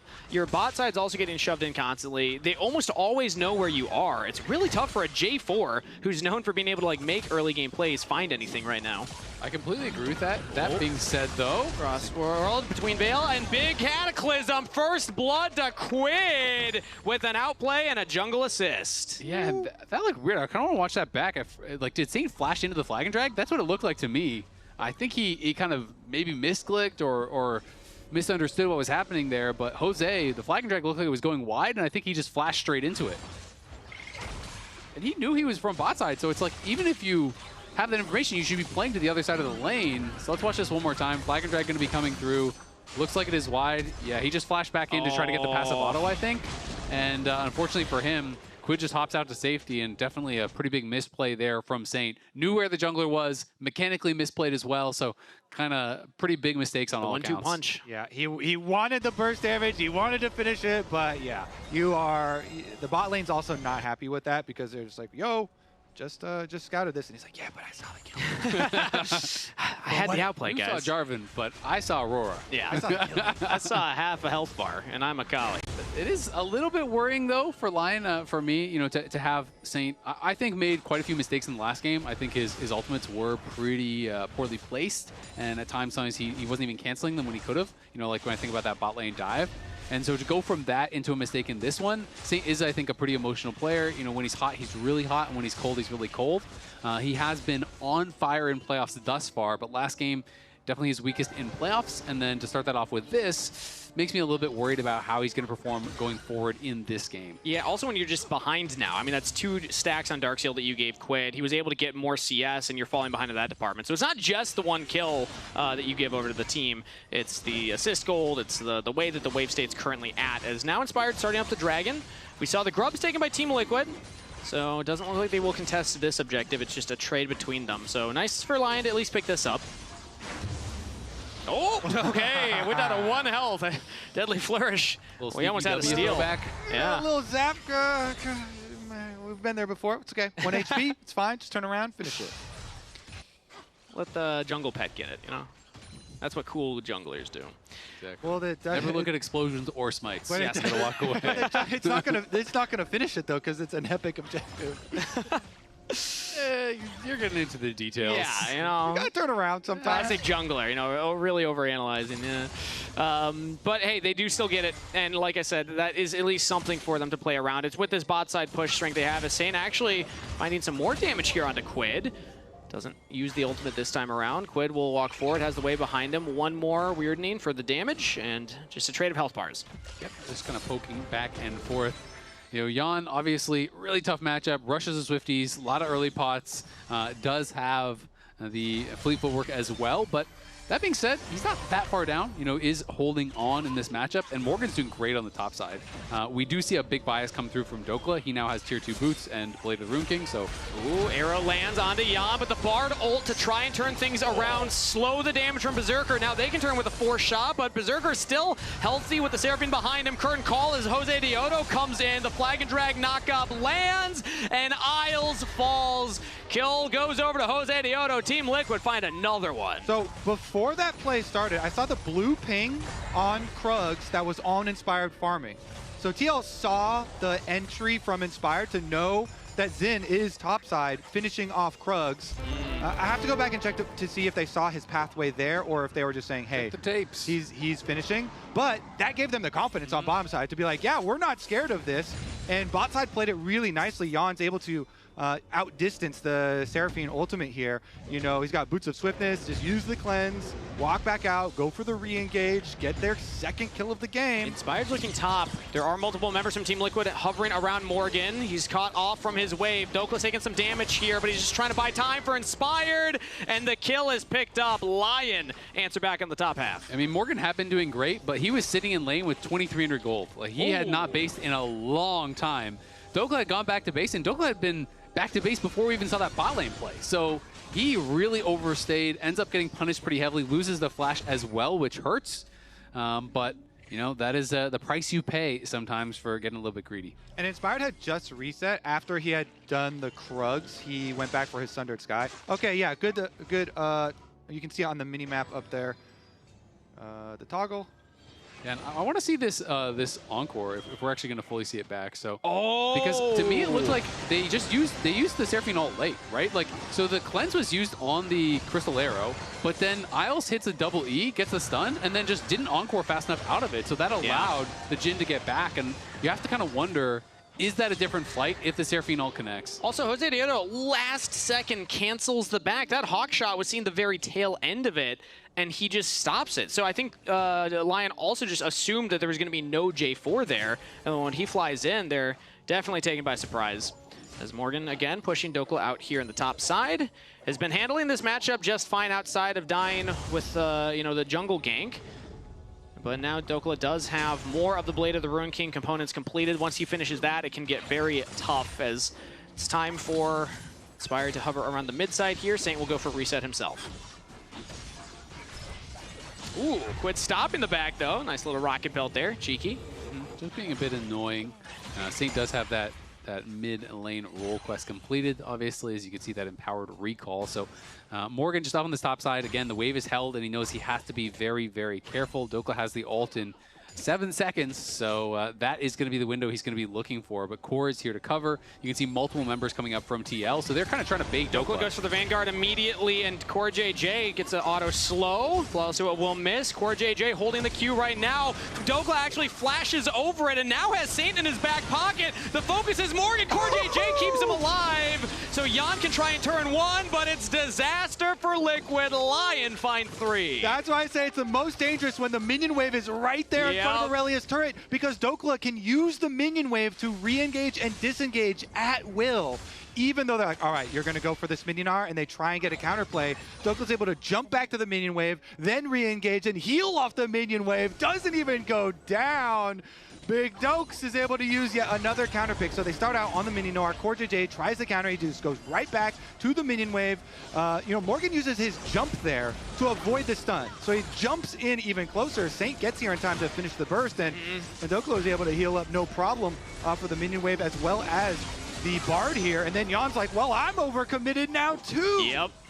And you gotta give credit to Saint. He was so fast on the TP from base. The split second the Bard showed, he was already TPing. It makes you think both teams are calling this play at the same time. Yep. Because it was a reset timer, and you know the bottom lane was also resetting. They're like, hey, Jan and Core are probably on the roam right now. They have the early advance warning. So a better kind of game plan there, and outplay from Lyon, from Dokla's side. And now Saints in the top side versus Quid here, looking to chase down the Aurora. Q's landing one after another. Quid could be in some trouble here. Flash from Saint, flash response from Quid. Will survive. That was pretty close though. Now Dokla trying to get aggressive here onto Morgan. You have Blade of Rune King done. Doesn't matter if your abilities miss, you just auto-attack this guy to death. Yeah, as you can see, he's chunking out the Gnar, but Jose Diodo is in the back pocket. Yeah, both junglers. Look at the mini-map. The other Inspired's coming down too. Smash down is the teleport in from the mid lane. Cataclysm onto Dokla. They got him this time. Teleport will complete from Quid, but they already killed the top laner. I love how we just see everything flying down there. Teleport comes in. There's an Ash Arrow is going to come down. Everyone's like, oh! Wow. That was close. Yeah. Well, the action was bot side, so they needed to get out of their top lane. Yeah. Meanwhile, they leave mid open with the lane assignments. Because you commit so many people, including a teleport, down to the war zone that is Aurelia versus Gnar, the mid lane just gets left open, and Berserker is able to cash in on the other side as well. So it's a very, very marginal gold lead for Lyon, but really, the extra 2 dragons here does go a long way, because if they force you to walk to this team with Ashe and Seraphine, it can be very dangerous. They really can. I mean, top lane they're the main characters of this game. Oh yeah. There's some side arcs. There's some other characters that are in this story too. They're doing some things, but everyone is just being drawn to this battle. When someone picks an Aurelia, they're like, all right, game is about us now. Yep. Now is our time to shine. You're opting your team into ganking for your lane, whether you like it or not. Because everyone knows what they're going to do if you don't. Oh, yeah. I'm going for that all in. I'm going to run it down otherwise. You better be here. As the Herald is started up here by Team Liquid. Does not seem like Lyon are in a position to contest, but actually they do jump in, as now it's Saint in a 1v3 topside here. Goes into the smoke screen. Just buying time for the rest of the team who are backing him up. Inspired did jump over the wall into the Herald and push Team Liquid off, as they were looking for the kill onto Saint, but no one gets the objective, no one dies. Okay, no Akali ult, but also no Aurora ultimate, so they can move up, and as long as Ash Arrow, look at this, 2 seconds left on it. Wait for the next Ash Arrow. If Berserker can fire this, he has a good spot out of vision. Oh, Tempered Fate. They're chain CCing onto the support here. Isles slowed down. Inspired trying to keep him alive. The Cataclysm used onto Isles. 4th shot might be enough, but it does not land. Inspired instead jumps in onto Jose Diodo. Berserker now has a flank angle here as Jose Diodo jumps over the wall away from his team. Deadly Flourish will not land on a Saint right there as Jose Diodo gets out with the Hex Gate. So again, nobody goes down, but we are still scrapping. Yeah, and this time I do think it is TL that are getting the bigger edge, though. Both the summoners off of Isles means he is going to be very vulnerable in these upcoming fights. It was the flash, though, off of Jose as well. So really, at the end of the day, I guess it is pretty even. This next dragon going to be so important for the two teams. If Lyon is able to get towards Soul Point here, that would be huge. It is Hextech Soul, one of these really powerful souls, and especially for a team like Lyon that have so many easy ways to just kind of apply it with, Seraphine Poke and Volley and all these little things. Ash Arrow, You love the slow off of that one, yeah. But it is still a minute and a half until that, so there's some time for both of these teams to set it up. Currently, Inspire just going to path towards its top side, clear these camps out as Dokla is back in the top lane with Teleport. I'm assuming Core is going to be rushing Mikhail's this game. I do think it is really, really powerful, but you know, eventually you'll probably get one in there, even if it is not going to be first. When you're playing against that Ash Arrow, it is so valuable, as well as, you know, the Seraphine Encore. Ooh, Morgan actually goes for a cheeky little play there. Ults in and looks for the wall up onto Saint, but won't land the stun. Just pushing the wave with the rest of the team behind him. Tempered Fate's coming up in 2 seconds for Core JJ. They could look to ult the turret and then get the damage onto Saint. He tries to go back in, stunned up, knocked down. Tempered Fate onto the turret, and a clean dive from Team Liquid. That was so nicely done from them. They just waited out everything from Saint. No ability to outplay. You can't allow them to go first. You're going to get stunned to the wall by the Gnar, so you're forced to try to use those abilities early, hope that they then whiff.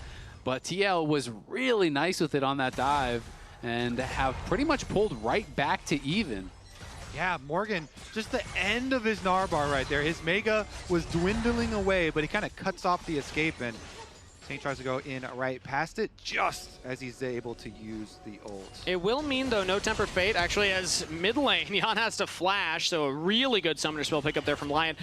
Dragon spawning right now, so no Tempered Fate, no Cataclysm contest from Team Liquid. It seems like Lyon should just be able to pick this up, and also no jungler. Jose Deodo instead is just going to look at the Herald. I'm honestly really surprised that they decided not to contest at all. It just feels like you are now one mistake away from losing the game, basically, right? You know, if you do have a pick happen, if you get its Smite stolen or anything like that, Hextech Soul is one of those really powerful souls that generally can secure a victory. So pretty risky stuff here for TL, but they're instead trying to play the other side of the map, try to play for a little bit of gold, waiting for some item completions, perhaps, for this next fight. Yeah, I think Jin is just a little weak. Was going to be a little weak there for them with, you know, Ashe on 2 items. So they're like, well, better to not die also. Yep. True.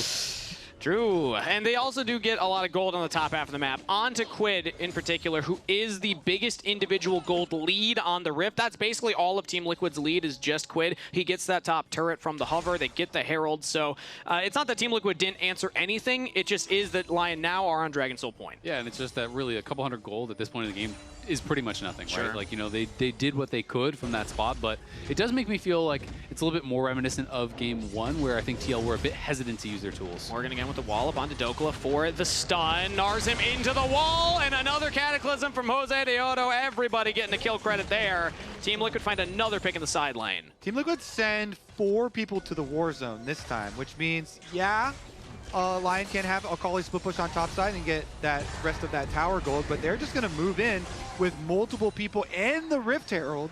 So they're getting 2 lanes here. Wow. Even though you fully commit to a bot side play, it's not like you're giving up anything really. Yeah, I mean, maybe Lyon can try and defend this mid side. They're losing their tier 2 bot. They're getting that outer turret top side.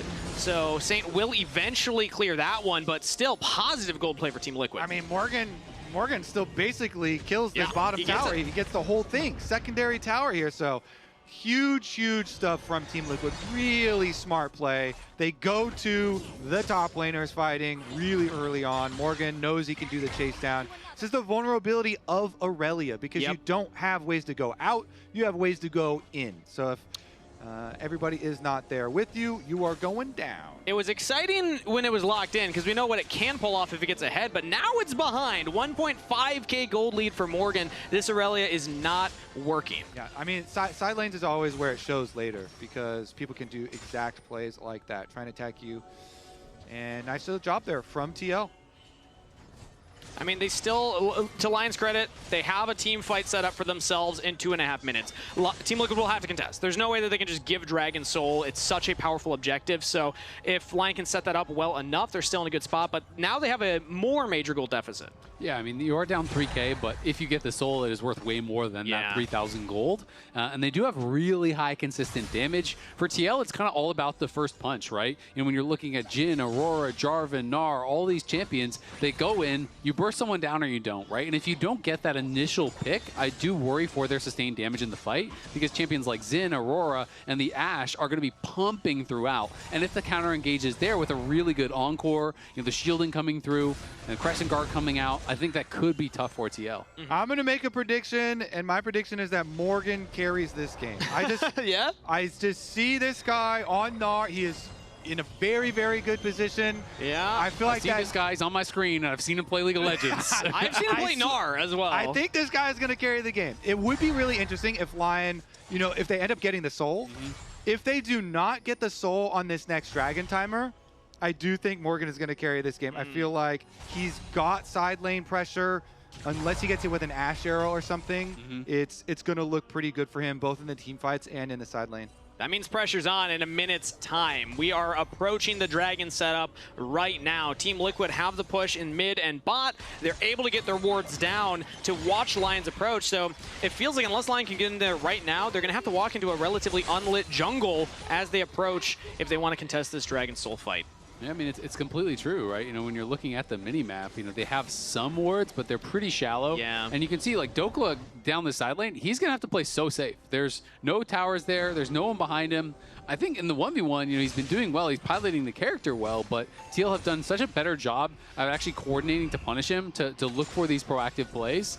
They haven't been confident to go for the team fights yet, though, so that really is the question. Have they done enough to put this Aurelia down to build their gold lead that they can win out in the 5v5? Because they didn't have confidence to go to that third dragon. Yeah, the power of Ashe Seraphine. Let's see it in the team fight. And consistently, they're not getting the push in these waves. Now they are in the mid lane as Saint jumps in onto Quid. Inspired follows up as well. Some chunk damage as they interrupt the flag and drag from Jose Deodo. The Blade Dance not going to go down for the follow-up stun. And Deadly Flourish will land, plus a Tempered Fate. It's only onto Dokla. It's only the Aurelia who flashes away from the follow-up CC.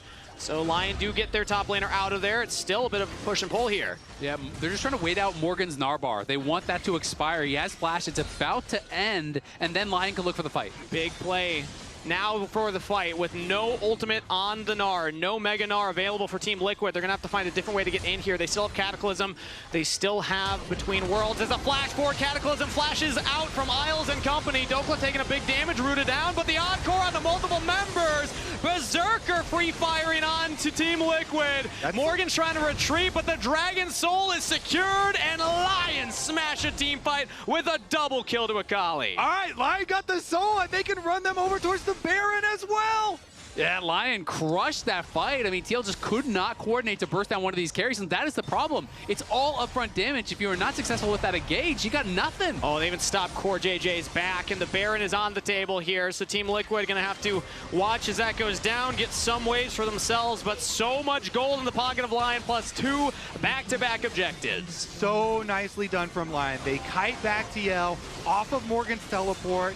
And Morgan's not able to stun Dokla out of the teleport, so the flash away is good. They kite into the Dragon Pit, secure everything, and Lion in a commanding position now. Let's just listen in on the comms. It's way mega. I will try to flash on Aurora, okay? Okay. I will try to make it a bit lower. Just tell me when, okay? Right now, mega Gnar. On my next Q, keep waiting, keep waiting. Keep waiting. I'm waiting. I'm gonna ult to buy time. Actually, I might go on Jarvan. Guys, look on Jarvan. They want to engage. I'm looking Gnar. Aurora. Okay. Aurora dead. Aurora dead. Focus on Jarvan. Jarvan dead. Looks pretty good. Yeah, looks pretty good. Get dragon, get dragon. Try to kill Gnar as well. Try to kill Gnar as well. Yeah, Nash after. Yeah. Sorry, I flashed way too early. Okay. Man, these comms are clean. Yep. These comms are clean. Wait on my next Q. He charges up the Q on the Dragon now. Tempered Fate onto Dokla with the curtain call. They're trying to get some slows and some damage down, but I mean, that Seraphine shield just nullifies every tick of damage coming in from Jan. And they were able to delete Quid. The Aurora instantly went down with the flank. Deleting, Jan has to flash away. Dokla with the Vanguard's Edge follows him up. Turret's doing some damage here, but now Lion trying to turn their attention there. Dokla's still taking it up, but he still lives through it all. Lion find 2 kills plus the turret. I'd like to make a prediction. Morgan is not going to carry this game. Yeah. Agreed. I would like to update a previous prediction, yeah. I like your second prediction more than your first. Although, to your credit, you did say if the Dragon Soul is denied, he's going to carry the game. It was not denied. Yeah. Lion were able to pick that up. If Lion kill the Nexus, I think they'll win the game. A bold prediction. What will he predict next? Yeah. They're looking really good, and I'm predicting this series is going to be going to match point here for Lyon. They have the Baron-empowered minion, 2 cannons behind them, and Team Liquid ain't got nothing but a dream to stop this push. Lyon showing up here, going 2-1 up in the series. Man, these are really fun games to watch. You know, the game plans from both sides, the attempts at executing here, the team fights, loving the listening on the comms as well. And 2 games now where Dokla unique champ pools. Can we get any more, analysts? Huh? What do you think? For it. I want it. He's a veteran. We need it, because after a game like that, why not have that confidence? 2-1 up off the Dokla Aurelia. I really enjoyed it. And I wanted to +1 that from the casters, the patience that we saw from Lyon, especially in that soul fight. Let's talk about it immediately. The first thing I want to show you as I zoom all the way out, the fog. Like specifically, you just cannot see where Team Liquid is with how much vision control that they have. So they have to play this one pretty slow. They have to take their time on this one and like zoom it forward, because I think 2 members did a great job here. Saint playing on the side here, pushing Quid out, and Inspired, who's doing the exact same thing. If Team Liquid wants to take the fight, there's the support from the rest of Lyon to be able to do that straight on top of both Quid and Jose Diodo. Speed this one up a little bit more, because yes, Ash Arrow misses, but the most crucial thing happens right here. Bard ulti hits, everything hits on towards Aurelia. You need the follow-up from Morgan, especially since he's going Mega Gnar. He misses, and so now it's very clear from Lyon. We have to play a little bit more patiently. It's all on towards the Mega Gnar bar just expiring, because if he's down, where does the engage really come from Team Liquid? You see Saint coming in from the side here. You see Dokla paying it patiently here with 2 members. And then Inspire just rushing the dragon. Now you're on Mini Gnar. You can just basically play it slow, wait for the fight to happen. Jose Diodo sees an angle, double flash out. Nothing happens off the engage. And if you just play the rest of the fight out, this is as good of a setup as you can get from Lyon. And so now you're 2-1 up. It's looking beautiful. No good way for Quid to get in. Inspired comms we got to hear from that fight as well. So clear what the plan is. Just wait, just wait until my next cue. There's actually... All right, Raz, we're at 2-1 for Lyon. Yeah. Before the day, we had the LCS Discord tell us who they thought was advantaged in every role. So we're going to pull this back up as a reminder of what it said. And my prediction was, while I'm scared of Inspired, I don't see how Lyon wins this if all of their lanes are losing. Yeah. But I'd say this has swung. Dokla's counter picks, man. Like, is this even Morgan favored, or is it actually Dokla favored, Emily? So I actually love that we're seeing this, because this was also, or like earlier, I was like, oh, Jet, this should have been. You're giving it 90 to Dokla? We're covering it. I actually think Morgan's Gnar was good in that game, but the big thing to me is not even that Dokla's willing to do it, because we've always known he's like a counter pick, like top lane specialist. We've just been waiting for that to happen, but it's that the rest of the team is trusting him to play stuff like Aurelia and Varus top. Give me some Lyon. Give me some Lyon. So like, you need to at least move it like here. Yeah, I'd say the adjustment so far here is like Dokla is making it at least a 50-50, maybe even Dokla favored. It is Dokla favored. They're having to, like, Team Liquid's having to put attention to Dokla to just make it even because of these counter picks. Saint has, I think, split with Quid at the very least, but then like yawned that game. At one point we looked at his item build, Raz. It was the upgraded boots and a pathetic little Yomos and an armor pen item. This is kind of like over here, which is then making these games able to become late game games when the Inspired advantage kicks in. And I think the setup for the best of 5 like this, even though you had a little over here, I'm putting it over here. Because it's the actual picks that mean so much. I'm thinking game 1. I'm thinking that the top side Varus versus Renekton game. Because if there's one thing you can say about Morgan, his champion pool, a little bit predictable if you're going towards and putting him on both the Renekton and the Gnar. All right, I think we need to do player of the game, and then we're going to get into predictions to see if we're changing anything. Because I was a TL3-2. You guys were both predicting Lyon, but player of the game is Inspired. It was, again, a very slow, controlled game. Flawless, 2 kills, 0 deaths, 4 assists, and we know he always gets that credit for being the leader. But I think we can back it up more because we keep doing the comms listen-ins, and he's actually just telling everybody what to do, which is incredible. I voted for Inspired. Chat voted for Inspired. 63%. And listen, in terms of the overall series, the prep that Lyon has been willing to throw down with the Varus top and the Aurelia into Gnar, punishing two of Morgan's best picks in the Renekton and Gnar, have really flip this series for me. I'm not going to change because, again, it's Fearless. I don't think they have more. I'm hoping they don't have more. And if Morgan can actually run the top lane, I still think Team Liquid can win. I'll do two things. So I'm going Team Liquid. Oh, what? Full house. 3-2. What? Horses over Lions. 3-2. Get out of here with that nonsense. Get out of here with that nonsense. All right, bye. The reality is this is not 100%. You guys are crazy with that. And I'll give Jose Dioto some love, but not enough. I think it's just very clear, and that's all we got to talk about. So my big thing is not Okay, even... come back. Come back. Get it. I mean, we can toss the segment. I No, think. I was going to say, my big thing is still not necessarily that Dokla has these top lane picks, because again, feels like we've always known that. Last week when he was on the AD, we were just chatting as we were waiting for an interview, and I was like, so, because the Vayne was picked erroneously, and I was like, so when are you bringing out the top lane like counter picks? And he's like, I'm trying, man. My big thing is the rest of the team has trusted him enough, and they've played around it in these compositions. Yeah. That was the most impressive thing to me in game 1, and it was the most impressive thing to me in game 3. We'll see if Lyon can close it out. Game 4 is up next after the break. Lyon has had a huge glow up in the lower bracket of these lock-in playoffs. We'll see if they can close the series. Take us home, Lyon. Come on, Team Liquid, please. The human body was built to move. Not trapped at a desk in one singular posture for 12 hours a day. It's time your chair evolved. This is Secret Lab Titan Evo. Ergonomically engineered for you, gamers, hybrid workers, artists, backing your every move. Hello? Whoa. Mama Gorgon 85 lives here? Yep, that's my mom. The absolute legend who went from gaming on her phone to ruthless online streaming slayer with no mercy for any living thing is your mom? Hey guys, apples with peanut butter? How is this possible? With AT&T wireless and home internet. Hey, text me if you need anything. Level up your connection with AT&T wireless and home internet, now available across the nation. No, she's so nice in real life.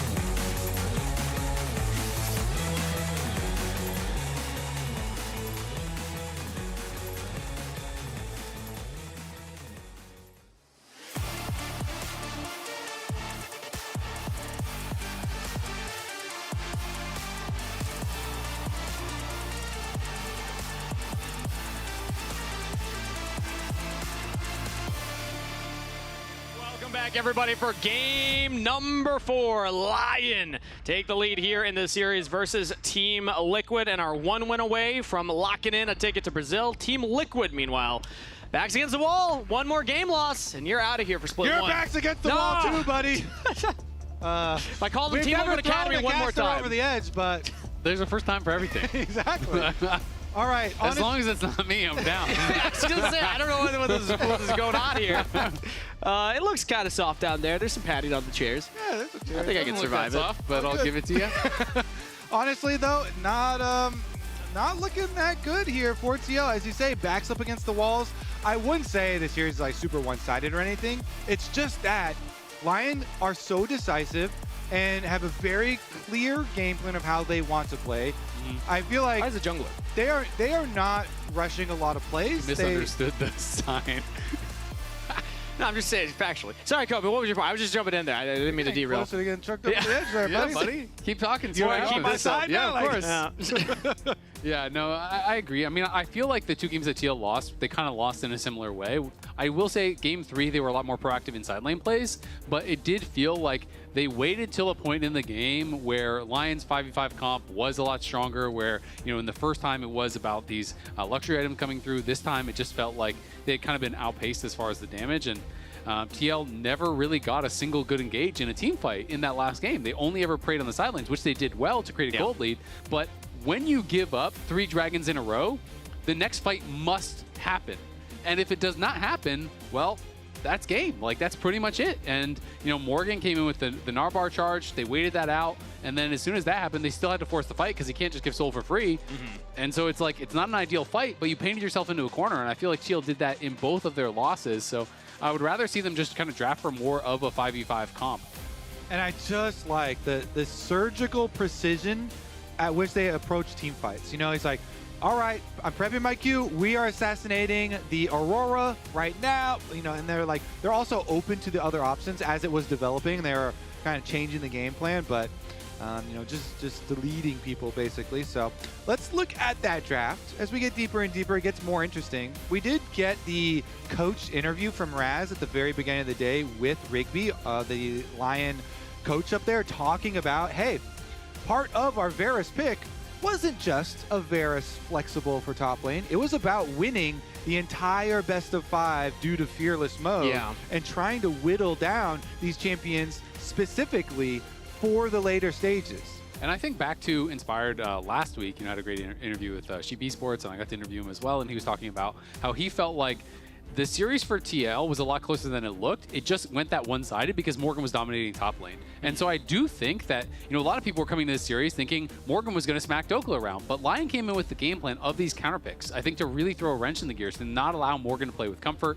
First pick Mundo is pretty interesting. Trundle's obviously on the ban list, so that is pretty nice as far as the protection bans do go. But yeah, I just have liked their prep, right? Both the Aurelia and the Varus.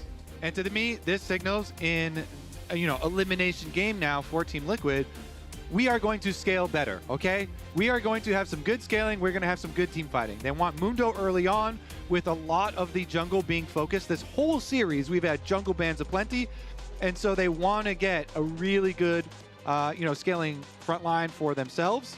Immediate answer from Lyon, though, is double poke bottom lane. Okay, fine. You're going to go scale with Mundo. We're going to put pressure on your lane. We're going to poke you hard. We are going to push. Yeah, exactly. They're just going to look to try to slam the 2v2. We'll see what Yon and Core want to answer with. You could go with, you know, Nami still hasn't been played yet, so that is up available. So you could go Lucian Nami if you want to play that style and match power with power. And I will say, as much as Karma Ezreal is terrifying in the 2v2, if you are scaling up into the late game, and I'm playing Mundo, Ezreal is not a champion that I am scared of. There's no % health damage. This champion sucks at killing tanks. It's not like Jhin level, but Mundo already demands some consistent DPS to be able to deal with them. So I'm kind of curious what Saint is going to bring out to be able to put pressure onto this Mundo, because I just think Ezreal is not it for getting the job done. And if you wait to do it here, then that means there's 2 more bans going over to Team Liquid, so that pool gets pinched even more. Yeah, honestly, let's see if they can just push tempo more, because you basically, well, you want to win before he scales. Yeah, exactly. So we want to win as quickly as possible. Ari, huge playmaking champion for mid lane, and so they want to try and make you know, a lot of one-item team fights and victories and skirmishes and win that way. One of my concerns, though, is Ahri, I think, really effective with the proper pairings. Look at all the bans. Like, Wukong is gone, Vi is banned, Pantheon is banned. Like, all of these kind of pairings alongside it are gone. It's not that there's no AD pairings. You can still go deeper into, like, Viego, one of the old pairings, or Lee Sin. There are options, but I do feel like we have seen Ahri really struggle when she doesn't have one of those premier jungle pairings to really kind of work in tangent with and to kind of set up those guaranteed point-and-click charms. Plus, you have Karma Ezreal bot. You have no CC there either. So I do think the setup is lacking. And if I'm TL, I'm targeting whatever you think Inspire will play as far as the AD junglers. You just continue to ban those out. I think Aatrox makes sense, you know, as a concern about you know, that Mundo's matchup. And it's one of those strong AD pairings, too. Yep, and flexible. Could have been a jungle Aatrox ban there as well. So let's see. Whenever you do have the Ahri, I do like the Sylas bans. Another problematic kind of scaling champion they want to take out. So another Ahri matchup here. The LeBlanc as well, covering for possible spice from Quid. We could just get like a Victor or something like that, though, from Quid, which is, my guess is that's where he's going to end up when you already have Lucian Nami, you already have a frontliner. You know, and we have, you know, Kali and Sylas, and a lot of these kind of melee champions are already gone. Yone's banned out, so it feels like Quid is being pushed into just kind of control mage, generic control mage territory. So that's where I expect he would end up. And interesting throwing some more bans up towards top lane. Of course, it could be a Gwen jungle as well. We did see that come out, obviously, from Griffin. It did not work out, but I do think those type of scaling junglers are quite effective against Mundo, assuming it is Mundo jungle. And we're going to go for the blind pick, Ornn, probably assuming Mundo jungle, but also, I mean, if it's tank v tank, whatever, in the top lane. But they're saving Inspired's pick for last pick here. What do you think the odds of that Graves, Kobe? I think that Graves is 0, but the Ivern. What about something like an Ivern? I mean, damage. You just siege though. But your top side would be so weak. Think about your top side, Ahri, Ivern, Ornn. To me, that's just like it's not looking good. It's just no damage. So I feel like they need physical damage, but the options are limited. Oh, okay. Camille into it. Yeah, so talking about Dokla's counter picks in the top lane, theoretically you could swap Camille into jungle. Were there recent changes for that? Your hook shot now can actually land on the minions? Yeah, I think it's a definitely. Or the attack speed afterwards. Yeah, it is jungleable now. Sure, yeah. It is, you can do it. I think the top lane is much better because it's a tank matchup. You're going to scale. You're going to get a bunch of money. They got the combo. The Camille ultimate into the Galio ultimate. You can guarantee one player will be locked down. From TL, I gotta say, I like this TL side a lot. Yeah. Unless Inspired's got something crazy right now. What is it? When Kobe was talking about Morgan carrying from the top lane, he meant this game. Yeah. He wasn't talking about last game. It was a spillover prediction. Yeah. Did I not say that? That's crazy. No, I got you. It was implied. It was implied, for sure. You got my back. Oh! Wait. That was not an accident. Wait. That was not an accident. Jungle? Vayne jungle? Vayne top? Orange jungle? You can orange jungle. Orange jungle is fine. Okay. Orange jungle is really, really fine. That's cool. The clear speed is totally fine, and you're just matching tank for tank.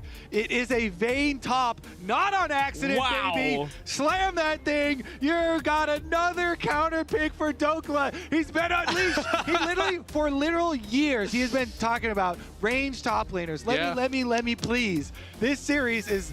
Dokla's been given the keys to the kingdom. I think it's really, really cool. I mean, I haven't played this particular matchup a lot. Obviously, you're always going to have to be worried about ganks, especially post 6 when they can just throw down the ultimatum. But you should be able to just interrupt the hookshot very easily. Anytime you're going for a hookshot, you're going to the wall. So if you actually throw out the condemn, you're going to stun them instantly on the wall with that. You know, the harassment is going to be pretty easy. You just have to avoid those tack sweeps as you do in most of these range versus melee matchups against Camille. And if you get to the team fight stage, I was talking about you have Ezreal and Ahri. Who's going to kill Mundo? Well, guess what? Vayne is going to kill Mundo. They figured it out. This is the best Mundo killer in the game. And Ornn scales really nicely from the jungle. I hope that LS is watching because he loves Ornn jungle. He loves the support build on Ornn as well. So we'll keep track of the build here for Inspired. But the clear is not bad at all. And you're going to be able to scale as well. Dokla making things very interesting in this series, and it's do or die for Team Liquid. A win here means Lyon locks in a ticket to Brazil. Team Liquid backs against the wall. They got to win 2 in a row into a Vayne to start it off. Yeah, I absolutely love that he's playing double combat zones. I think this is the way if you're going to be playing these kind of counter picks. Just really slam home the matchup. And when you play Ghost, it makes it so scary because the only way Camille can really do anything in these types of matchups is you have to just constantly hit back with attack sweep and then hope you can find like a hook shot out of a brush and get in onto him. But if that ever misses, if he rolls that and then pops Ghost, you better have Flash, buddy, or you're just going to get chased down and killed. Yeah. Playing against Vayne is not as bad as Varus, but it's not fun. And I just love the confidence from Dokla here because he had a rough start to the split in the stats department, but last series, now this series, we're seeing a different version of Dokla. No rain, no flowers. I mean, he's grown into an incredible laner so far in the last 2 weeks, and I love this version of Dokla anytime we get to see him in the LCS. We've seen what he can achieve. Yeah, I mean, I just think it's so cool. Again, coming back to this Inspired interview where he's talking about the reason that it looked so easy for TL was because Morgan was slamming lanes. So guess what? It's pretty hard to slam lanes when you are getting counterpicked every game. Even if you handle the counterpick really well, usually handling the counterpick well is losing gracefully, right? It's just kind of holding even, which means he's not in this position where he can just take over. And it's really enabled by the flexibility of jungle. You know, they've actually added a lot of junglers to the jungle pool, and so you start out game number 1. The Varus was a flex pick, slamming at first pick. You know, it was originally, oh, we could throw this bottom, we could throw it top, no problem. And Ornn getting pivoted here into the jungle allows him for another counter pick. So it's all about using flex picks in draft and leveraging those. Top lane and especially jungle have become really fluid in what champions can go where. Yeah. So I'm glad to see one of the teams really utilizing that. It's very, very cool. And this is something that I think is so strong, actually, you know, in this season, because you get the top lane role quest, you get the free TP. Yes, it is a long one, but some of these counter matchups I think are even more powerful than before because you can afford to take double combat sums and you still get a TP for later in the game, which is really, really valuable. It's also the first time in Inspired's career that he will have played the Ornn jungle. It's Jose Deodo looking for an early gank here with Quid setting it up, but big damage onto Quid means that he can't continue the chase down. Saint absorbs that, and Jose Deodo will just path towards the top scuttle. Yeah, I mean, you got Ezreal Karma pushing your bottom lane in, so Jose says, you know what? I'll trade farm for farm. Ooh, nice little buffer there. Yeah. Doesn't mean too much, except that he might get behind this Vayne. I mean, Jose Deodo is actually, yeah, he is committing to the play up here. Maybe get the Ghost out. That is used already, as Morgan will get condemned back. Dokla is alive and fine. But sometimes that's all you need, right? You just need these relief ganks. You come in, the first cleaver tagged him, so as soon as the cleaver tagged, then Dokla has to pop the Ghost. They're able to get this chunk. Morgan has enough health now that he'll be able to push this out and then base. And remember, Dokla is not playing TP and has to base at kind of a more of a weird timing, so he's not going to have as strong of a buy. So those kind of relief ganks are really, really effective. And there was no camps on the map. I mean, Jose did his full clear, did the scuttle, ganked top, based, and he's at Krugs for respawn, so it's perfect. And they knew he was there, by the way, because they watched him go over through mid lane. So you know 100%. You can never be sure as top laner. You have to test these things out. Just trying to get the information for the squad, you know? But I mean, also I would have confidence in outplaying that, right? You're like, okay, I will be able to, you know, dodge a cleaver. It's just a Mundo walking at me level 4. And so his call was, yeah, I'm going to stay up here at the wave, and I'm just going to outplay this gank. It cost him a Ghost. We'll see about the ramifications of Camille getting a few early items. Some more fun Ornn jungle stats. It's been played 3 times now in Tier 1 play ever. Last time was in LEC in 2020. So has not been played in 6 years at this point. And cool to seeing it brought out. And you know, you talk about obviously a lot of powerful scaling for Mundo. Well, Ornn scales great in the jungle. He's playing Spellbook, which is really effective for team fights later on. And because of, you know, the role quest, you're getting a lot of income. Ornn is not going to be completely starved. And you can go for these kind of supportive item builds that are really, really affordable that we see Inspired liking on a Malphite as well. Yeah, and I just love the fact that they no longer are pressured to say ignore the Ornn. When we just saw the first 3, the Arya, Ezreal, Karma, that we felt that was what they had to do, but now they also do have this scaling option. That being said, you know, obviously we're really excited about the Ornn flex, we're really excited about the Vayne top. I still really like what TL's composition is as a whole, and in my mind, I'm still thinking if I'm TL, if we full send Camille, Galio, onto the Vayne, and the Vayne dies at the start of the fight, getting taunted out of Invis, well, they still have no one to kill your front line after that. Yeah, and they're going to go mid first. Jose again in the mid lane. That will get Spear Rush out from Sane, who actually jumps back in for some more damage on the Quid. No more CC threat, so he's just dancing around here, getting that damage. Efficient little pass through again because he's just going to crab. So Mundo is on company time right now, and he's just making efficient little moves. Okay, no Ahri ult for now. Wait, they're trapping him on crab while the bottom fight is going. Damage bot side, yeah. Berserker actually flashes forward onto Jan as Jose Deodo avoids the first E from the Orin, but the Call to Forge God is UCC immune. Dokla's got the damage with Saint landing the charm. First blood to the Vayne. The top crab is the death crab. Inspired gets the crab. He gets the level 6. More importantly, though, he's got the laners to do it. This top crab is in enemy territory, Jose. And he gets clapped there. They get his flash. They get the kill. Very nicely done. Very costly as well because First Blood goes to the Vayne. So Morgan, now that was even, now you're accelerating this Vayne that you would kind of stabilize with that early gank. And I mean, Jose kind of knew what was happening, right? Like, he goes through mid, so he knows that you've shown, yes, it is efficient pathing, but also the Vayne had full push. Like, let's look at the mini-map here. We see the Vayne is moving. They're question mark pinging that. You know that your Galio is stuck right here under his tower. Everyone's coming. Figured he flashes to get that crab and secure this kill. Everybody knows we're full sending. This guy's not getting out of here. Yeah, and also, if you're the top laner, are you reporting your jungle now? Yes, absolutely I am. Especially, did he get a buff? If he got a buff, I'm for sure reporting him. No buff. Maybe blue? Yeah, I didn't quite catch that. He definitely didn't have red, I don't think. Yeah. If it was That's always the doomsday. When you're in a melee versus range matchup and your jungler goes and dies them and they get like red buff, you just want to FF. So Vayne's first buy was a dagger and some boots, but now he got a BF sword on that. That's a little better. Next buy. Yeah. That was paid for by your Mundo. It's crazy because the first blood bonus back in the game, so I mean, that was huge. Inspired, flashing for it, getting the crab also. It's just the best possible outcome there for Lyon in a critical game. This is a must-win game for Team Liquid. And we see already Morgan's game plan has changed. He's not staying in this lane. He roamed towards mid, hovering there, seeing maybe there's something to find before my wave shoves in. So at least he's kind of still focused on what he is able to do at this stage in the game, which is currently just catch this wave and maybe look for these roams. Yeah, I mean, the scary thing is always if your jungler ever shows, Vayne punishes you incredibly hard on the range minions. It's not the melee minions that are really that risky. You can generally farm those safely under your tower, but when you step forward to farm those range minions, you are going to get harassed like crazy. You're going to get the Silver Bowl procs. It's very easy to just proc that out. And that's where you can start to get really whittled away on, and then Vayne can try to take over. And right now we see Culling come out, plus Call the Forge God defensively from Inspire, trying to keep Isles alive. Misses the second cast. Calibrating. Yeah. That's a first-time Orin right there. Been a while since Orin Jungle has been played. I was going to mention the fact that Inspired had a full item completed. Jose Deodo did not, so the Dragon fight theoretically could go their way, but now it's actually the Mundo on the drag. Yeah, I mean, that item, though, is getting a lot of, screen time at the moment. X-Petu, this Shen main in Europe, has been jungling a lot, and he's actually got everybody to start playing Protoplasm first, Shen jungle.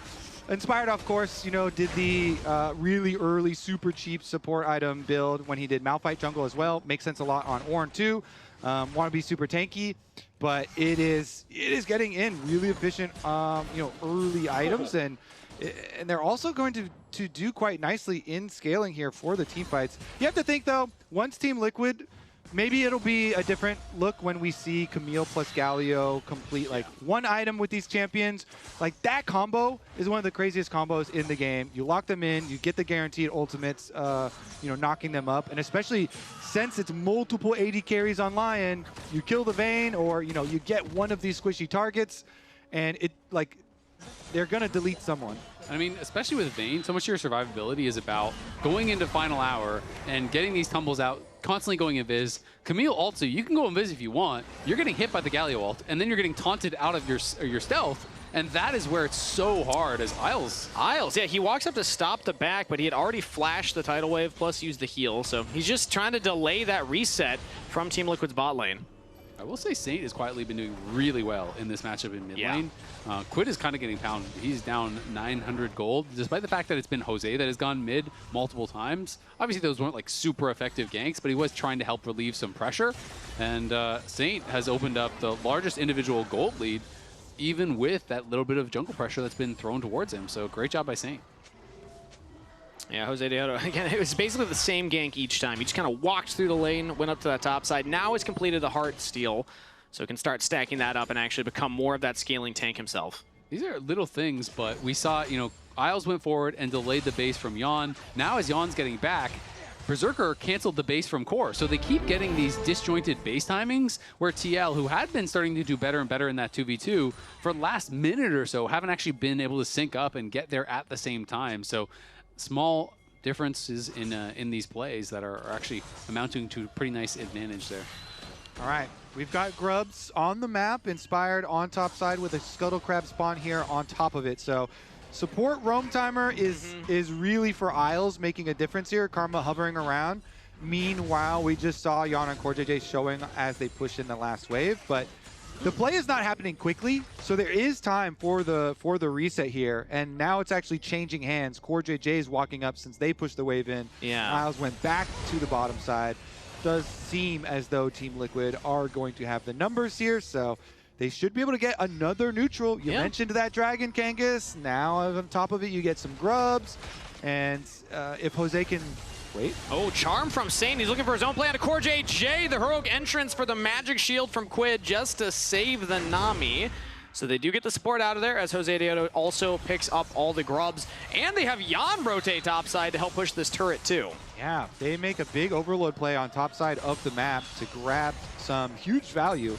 And honestly, even though Berserker and Isles will be able to push on that bottom tower, the early work has started on for TL on top side, and they're not going to stop. So this race should go to them. Camille only has a Sheen, like it's not Trinity Force yet, but still, it's Camille with a Sheen item and Q's on towers. Yeah, I mean, the Grub's making a difference, but the Ezreal ult actually cleared out a lot of the wave. The cross-map Ezreal ult helping to buy that time, and now it's getting really close. It's going to be down kind of to the wire here. I think TL still probably will get it, but very close. Yeah, I mean, it depends if Dokla wants to walk up. Yeah, he does decide to walk up here, so he can help hit this. But yeah, the turret's already too low. Team Liquid will win the turret race, and a very creative shift in their game plans that get Morgan out of that 1v1 isolated, push Dokla back, deny him multiple waves, and get the first turret. And Yon also is going Collector Rush here, so obviously it is a lot of early power. It's not the Essence River, so it doesn't scale as well, and you can have mana issues. So that is kind of one of the big costs there. But now that you have Mandate and Collector, that's a lot of power here in that all-in. So look for them to be trying to create pressure. I expect them to go mid, you know, after their next base and just try to play around the culling timings, trying to really create openings for TL. All right, this is the dangerous time when you're trying to reset onto the map right now with very shallow vision. Support's walking around, can get picked. CoreJJ playing it fairly safe. They've got a pre-existing ward that they can kind of play off of here, and he's going to call Jose to face check. Yeah, it's 20 seconds for that Dragon, so both these teams setting up. Team Liquid have that first one. This would be their second picked up, continuing to stack, so they're very much enticed to set this one up. But some poke lands on Berserker, healed up by CoreJJ. It usually comes down to who can push this mid wave faster, and currently it's about a stalemate as the Mundo will, it looks like, start to hit that Dragon down there. Inspired now walking down from the top river as Yon takes some damage here. Flash forward from Isles to follow up. The route continues, but what a tidal wave from CoreJJ to stop Inspired's second cast to call the Forge God. No follow-up, Yon lives. The timing there was perfect, but still it's 4 summoners down there on the TL bot lane, so they have no sums, and Morgan just got chunked, and he's on Vision, so it feels like Lyon might have earned themselves enough of an edge to start up this Dragon here. Morgan still has to keep running, and you have Dokla in the isolated 1v1 against Quid, which is going to be super good for him. And the producers let me know that when Dokla lost his tower and they overload that side of the map, he says, "I'm still scaling, I don't give an F." So he's still feeling confident, and they're going to TP back in and look to try to fight this. Saint backs, picks up some items, will TP into the lane as Jose Deodo, the only one hitting this Dragon currently. Mundo goes where he pleases, but would like the team behind him. Although currently Lyon are not actually walking forward to contest this. Inspired, once these Raptors, doesn't have the call to Forge God, so it seems like Lyon are just going to give the objective. Yeah, it's the key there. Without the big ultimate from Ornn for the team fight. Well, now they got to get out there. The Charm lands on a Morgan, but he just tanks it all up. But look at top lane. That's what it's about, right? That's the trade, is you're going for that top lane. You're going to try to farm plates. Another Charm lands from Saint. What a snipe! He has just been clinical with these. Finds another pick there.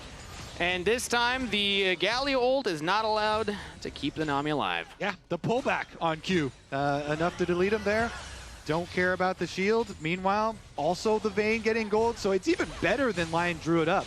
They get a bonus kill on top and can continue to push. This gold lead is ballooning. Over 3K, gets another turret plate for Saints. You mentioned how well Saint was playing the lane. Well, he's also been playing these little picks on core quite nicely, force out Galio ults.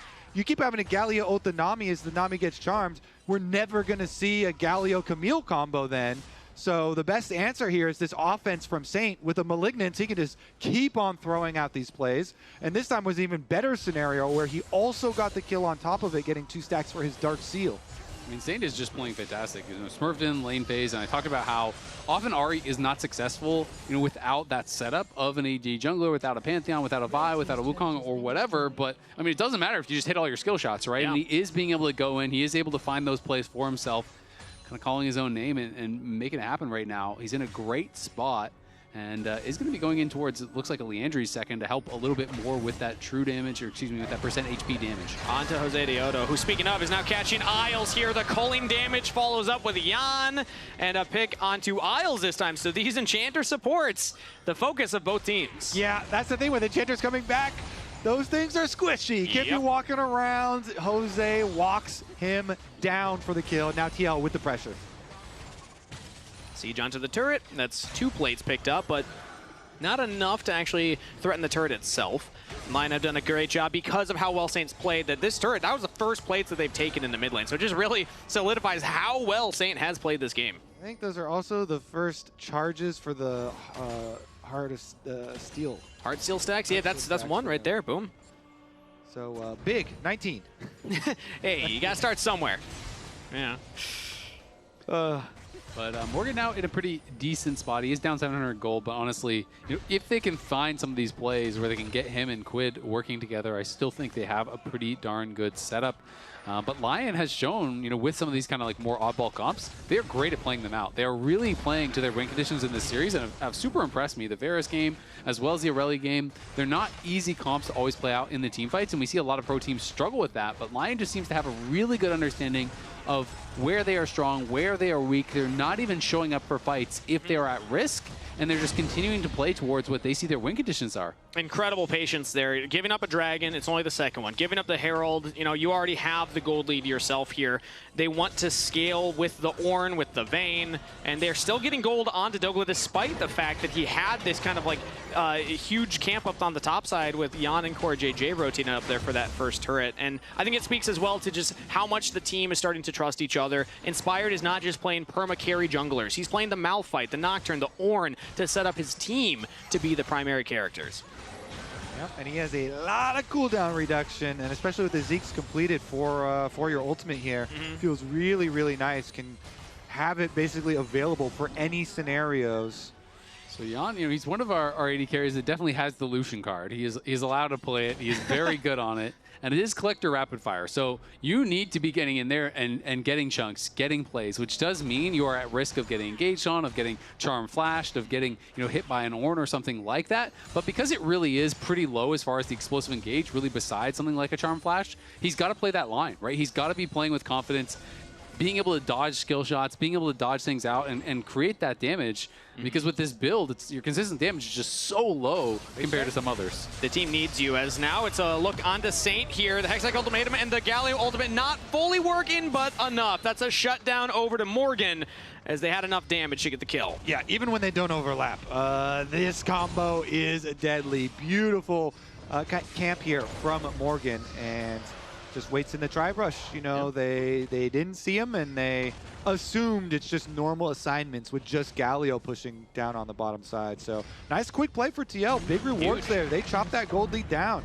And even the timing, I think, was really smart because look at this wave. He gets up top and is able to catch that wave as well. Ooh, so yeah. it wasn't even as though you're getting punished with the tier 2 getting hit. You know, that timing was really, really good. Saw he had a window to try to make something happen. Ouch. Yeah, Jan's going for those E plays right there. It almost just gets deleted. That summoner heal from Core JJ. Yeah, the big old shield from Isles is enough to shield all of the Lucian damage, and Berserker lets him have it on the other side. Not going to result in much except for the early route into Dragon. They've got vision coverage through here, and they're going to start it up regardless. So instead, Team Liquid are making a play on the other side of the map right now. Saint is the target here. Morgan's got his jungler behind him, but the Charm really chunks down Morgan with the Orb of Deception combo. And Saint can just pick up this wave, so really well played by Lyon right there. And now, maybe looking at Quid here. Call the Forge God is used. Lands it. Oh, flashed by Quid as Team Liquid are able to escape. Saint also looks to chunk out Morgan more, but nobody dies on either side. Yeah, getting Saint into the side lane versus the Camille is looking very good here because of Saint's position with his 2 items. And just steel caps on the Camille, especially when he's able to get the jump and an early chunk. Just 1 rotation of combos. Regardless, the biggest win there is the flash. So Quid on the Galio forced to flash that Ornn ultimate. We already said a lot of cooldown reduction for Inspired, especially for his ult. So Ornn ult is already 50% of the way through. Meanwhile, the Galio, no sums for the next fight, but they do have Rift Herald. That time the damage does land from Jan onto Berserker. They drop the Herald, but it's not enough to actually crack the entire turret. Also, Berserker traded good damage back onto Jan. Ooh, yeah, that's gonna do it. Yeah, Trinity Force completed. Jan just feels like he's losing out on these trades pretty heavily. They do have the Nami sustain, obviously, so you have to kind of keep going at it. But I mean, Berserker is just hitting every Mystic shot, and if you're connecting with that, the damage is really, really high. They did get a little bit back, obviously, in that mid lane, and now Jan's going to be working towards the Infinity Edge, which is really going to ramp up his damage. But you look over at the other side, Inspired is on his 3rd item. He has the Knight's Vow, so he's just going full supportive items now from this point. And now he's level 14, so he has the upgrade on the Protoplasm Harness, which gives both more health, but also more ability haste. So yeah, that ultimate cooldown is a minute now, so it is quite short, and that's even before the rank 3. At rank 3, it's going to go down another 10 seconds, so it is going to be up all the time. Jan and Berserker again going for those little trades right there. Yeah, I mean, it's Berserker winning these slight trades currently, but when I used to think of Lucian, I always knew him as an earlier game AD carry. I feel like he scales pretty well still, into especially comps like this that are squishier, so you still got to respect it once he gets that IE. Currently, though, he just hasn't found those right trades onto Berserker, who has the team behind him. They're pushing for this mid wave. Nothing to fight over currently. Baron's up, but Dragon's going to be 2 minutes 45. And you see Morgan is kind of just cheating his way up from bot lane. He's going to get spotted as he leaves that brush on the ward, though. But that ward was pinged out, so they're going to try to circumvent it. And the thing with Ornn as your only tank here for Lyon, they can play range very easily. Ornn ultimate is huge range, and all the other champions are so difficult to get chunks on. So it's actually TL that are forced to make the all-in call. They have to make these snap engages, and with the Ornn upgrade on Jan, he was already hurting. Now he's going to hurt even more with the Trinity Force upgrade. So if Lyon can play their range correctly here, it becomes very painful for Team Liquid. Meanwhile, TL, you're looking at snap decision. We can't hesitate when we see the opening. We've got a full send. We layer this Camille Galio. We get our Dream Engage. Nami Wave then comes through on top of it. And you can see how they could roll through the fight. But if you're allowed, as the super range team here with Lyon, to like poke and prod and wait, they got one. Just find a pick. Yeah, there it is. Again, the squishy Enchanter support. They're going to go Baron. Backing They're just in gonna force a it. very forward position, and Team Liquid found their window. They have a 5v4. That was death by ward. The ward over the wall saw him. It's Core JJ's bubble, and now TL burning down the Baron. Lyon are going to have to find a way in here. Dokla's walking all the way up. Morgan has a deep flank around the buff. Not spotted currently. Dokla might just walk straight into him. Has Saint in the brush on vision. Team Liquid are holding damage on the Baron, not bursting it immediately. Don't want to look for the 50-50. In goes Morgan. Gets out of Berserker with the Galio on top. The Ezreal's out of the fight. And now they turn onto the front line. Inspired goes down. Saint dancing around. Will pick up one in response. Another charm. Dokla free firing. And Lyon hold the line. Again, Saint goes in. Again, Saint finds a kill for his top laner. The solo lanes for Lyon show up huge at the Baron and will push Team Liquid off. You asked for a miracle, and Saint delivers. Holy! He is popping off this game. Huge performance on the Ahri, and Dokla gets the shine there. Ghost popped on the Vayne. They get to chase down. Look at the engage from Morgan over the wall. Exactly. W Flash didn't really quite nail it, to be honest. He missed the W as well as the E, but flashes onto Berserker, gets the ult down. Yon pushes forward. They knock down Berserker, but the problem is right here. Look at the carries from Lyon are completely untouched. Saint dashes to the side, is able to finish off Yon, and Dokla has so much consistent damage. Even with the numbers, they realize we've got no cooldowns, we've got no damage, we need to run. Saint is crazy with it in that one. He's popping off. He wraps around, he assassinates the Lucian, still saves the charm for the follow-up kill, and then he Spirit Rush flashes to get another one. I mean, that is a deserved play for Lyon. Quite nice right there. Stay tuned if they win off of that play, and we'll hear from Dokla. Still a long way to go, as it is going to be just tying up the Dragons here. It will be 2-2 as TL showcasing the power of their comp on the other side. But again, they are so much of this kind of like one-punch style, and they had to spend a lot to kill Berserker, especially because Morgan didn't really connect with the W, didn't connect with the E. Like, it was just kind of that flash ult, everything sent to kill this one guy. Yeah. So I feel like, yes, Berserker is a problem, but Dokla is the one with the consistent damage that can actually deal with your tank. So if they can find Dokla, I do feel like that is probably the better target. And Yon was just in some trouble there too. Inspired was untouched, so he's able to land all of his CC onto Lucian, then Saint follows up on that, even on the Brittle with the Charm, so extra long CC there. The team fight's working out for Lyon for right now, but their job is not done. They only have a 2,000 gold lead with even Dragon, so it's not like they just massively jumped ahead there, but I'm happy you're highlighting this, Azale. That is a third Ornn upgrade for Dokla now. Yeah, and that is extra stats, right? So it doesn't show in the gold lead, but that is, a couple thousand gold extra on top. So when you're looking at it, it's probably more like 5,000 gold-ish worth of stats that are in their favor. And of course, again, when you're talking about a comp that has a lot of upfront damage, like TL's does when they're looking for this dive, the flat resistances from the double Mountain Dragon are going to be really effective as well. And if you're going over stats that are kind of hidden in values here too, usually for Mundo, you're thinking, oh, you're going to have a bunch of stacks on your Heartsteel. 40 health. Ooh. Well, we've got that is 40. 2 procs. The enemy team, as we said, it's mostly range, and then Ornn is this tank that can play from range because of his ult. Yeah. And so it's really hard to get a lot of the value, the stat value out of that item. Let's see it. Oh. Donk, donk, donk. Giving it to... Maybe he didn't. Maybe he just got out of there. I think he just built for himself on the Rift, yeah. Bob the Builder over there has the Abyssal now, so yeah, can amp up some more magic damage for the squad. True. Help out Saint even more. Vayne have any AP scan? I don't think so. Some true damage, But name of the game really has been about these solo laners. Dokla with this counter pick in the top lane, a lot of resources that Team Liquid put to shut him down. He's still back in the game. It's not like a massive gold lead, but 2 kills plus the upgraded Ornn item. And Saint in particular is the lead. 2.4k gold just in the mid laner's pocket. He's been playing fantastic the whole time, and now that Dokla's reaching this kind of critical mass Vayne, it's going to be so hard for Team Liquid to punch back. Fire just finished his clear on the bot side and just TP'd over towards Baron, so clearly wants to try to focus there, and obviously wants a different summoner for the fight. His flash is back up and available, so that's why he's just kind of cycling through that. Going to help them grab the crab here. And it's going to be tough for TL. Very dangerous position for them. I think it is super winnable, but you know the extra pressure because this is series point if you lose this game.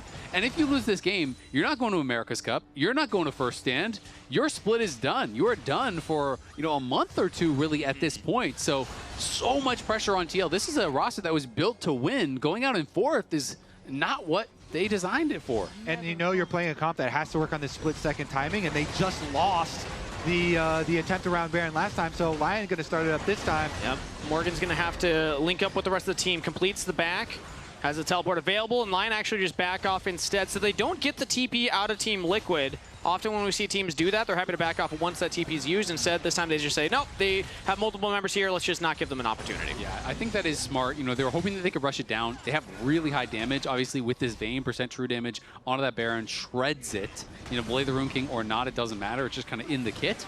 But, once you're spotted, there's so much AoE, you got to be careful. And now they're looking to siege in the mid lane here. Focus on the Yon. Call to Forge God is used, but he's able to sidestep it. Quit has a flash away. Meanwhile, Justice Punch back for some CC, but he's out of there. Dokla firing on a Yon. Saint finds the kill. Lion move forward, pouncing onto Team for daring to siege their turret. They can push the mid wave. Jose Dioto's got the Mundo ultimate. Blast Cone away. Dokla continues the chase. One slow there from the Q, but even Inspired's here. CC immune from Jose Dioto, so he's able to dodge that one, but the smite for the slow. Inspired continues the chase because they have the wave. If they can kill the Mundo, desynced, how much more can Lyon get? They're not able to find him. Yeah, Morgan, though, here to back him up. And remember now, Vayne has no flash, so if he oversteps, he could be in a bit of trouble. Great fight there for Lyon, but the question is, are they going to be able to get the Baron? The answer, very likely yes. Jose obviously is up, but he has no flash and there's no blast cone, so no real shot of being able to steal this away. And Lyon, I love how they're playing. I mean, sure, Morgan has TP, but he is split from the squad, and by the time the TP arrives, the fight is already completely destroyed. Yeah. 4 range and Ornn ult, and you just completely decimate the fight because the Ornn ultimate pushes the rest of Team Liquid away, and look how they destroy the front line. Yeah, these guys are all out of it. You have to respect Ornn ult. Meanwhile, Quid is dead. Immediately deleted. Berserker over the wall. They're able to delete him. Saint is just going crazy this game, man. Yep. Ahri reset after Ahri reset. And that much offense allows Dokla to free tumble through these fights. You can tell he's having fun. Yeah, and you can tell they're all on the same page because Dokla is ghosted, tumbling in onto Yon, but he's not on a solo mission. It's Saint flashing onto Yon. It's Inspired flashing onto Yon. It's all of them sending it, and they're going to fight again. It's Dragon set up right now. The Culling goes out. Flash actually just eat by Berserker right there. He's able to get out, and it is secured by Jose Dioto. We got a smite fight in the pit. Inspired cannot steal it, so that is a third Dragon of Team Liquid, and they actually look like they're going to get out. Yeah, and Morgan is in the area, was looking for a potential flank angle. TL have just not really been able to find that big engage that they're looking for to try to take over these fights, and it's been Lyon just playing so well around the ring conditions. The 5th Ornn item just now came through, so all 5 are upgraded. You're up over 5,000 gold on top of that. This is a massive lead. Lyon have too many threats. They can't stomp out all of these threats. As long as these champions kind of spread out and give each other enough space, they just have too many weapons for Team Liquid to attack. You can dream, though. You can hope for the Mountain Soul. It's a long ways up, and you're going to have to do a lot of work to get there, but that's what your dream is for TL. Yeah, I mean, it's a nice dream, but even if you get it, the question is, how much of a difference does it make in a game like this where there is that Vayne who can just punch through there you? is the Ornn as well. It gets flashed out of Morgan with the Call to Forge God. Because, yeah, Team Liquid, they might not even get a chance to go for that Dragon. It looks like Lyon, they're pushing hard with this Baron. They cracked the middle turret. They're now on the top turret as well. Saint takes a huge chunk right there from Yon. Still need to respect the Lucian in the late game. So Lyon don't get another turret, but still they have started to crack the base of Team Liquid. Yeah, as soon as they push Saint back, the rest of Lyon immediately back off. They know that TL would be looking for that Camille Galio. I'll try to find a play there. And Lyon just playing to their win conditions so incredibly well all series long. Really cool drafting coming through, utilizing these ranged top laners, utilizing the counter pick like the Aurelia. And credit to Dokla, not only is it the team playing around him, but it's Dokla having confidence in an elimination series against Morgan, who everyone is hyping up as this godlike top laner, to bring out these picks and to perform on them on the stage. Dokla winning a series with a bunch of counter picks that are rarely seen and first time, even some of them in the LCS. Castle won with the Nasus when he said, "Dead asses, trust me, it's a Nasus game."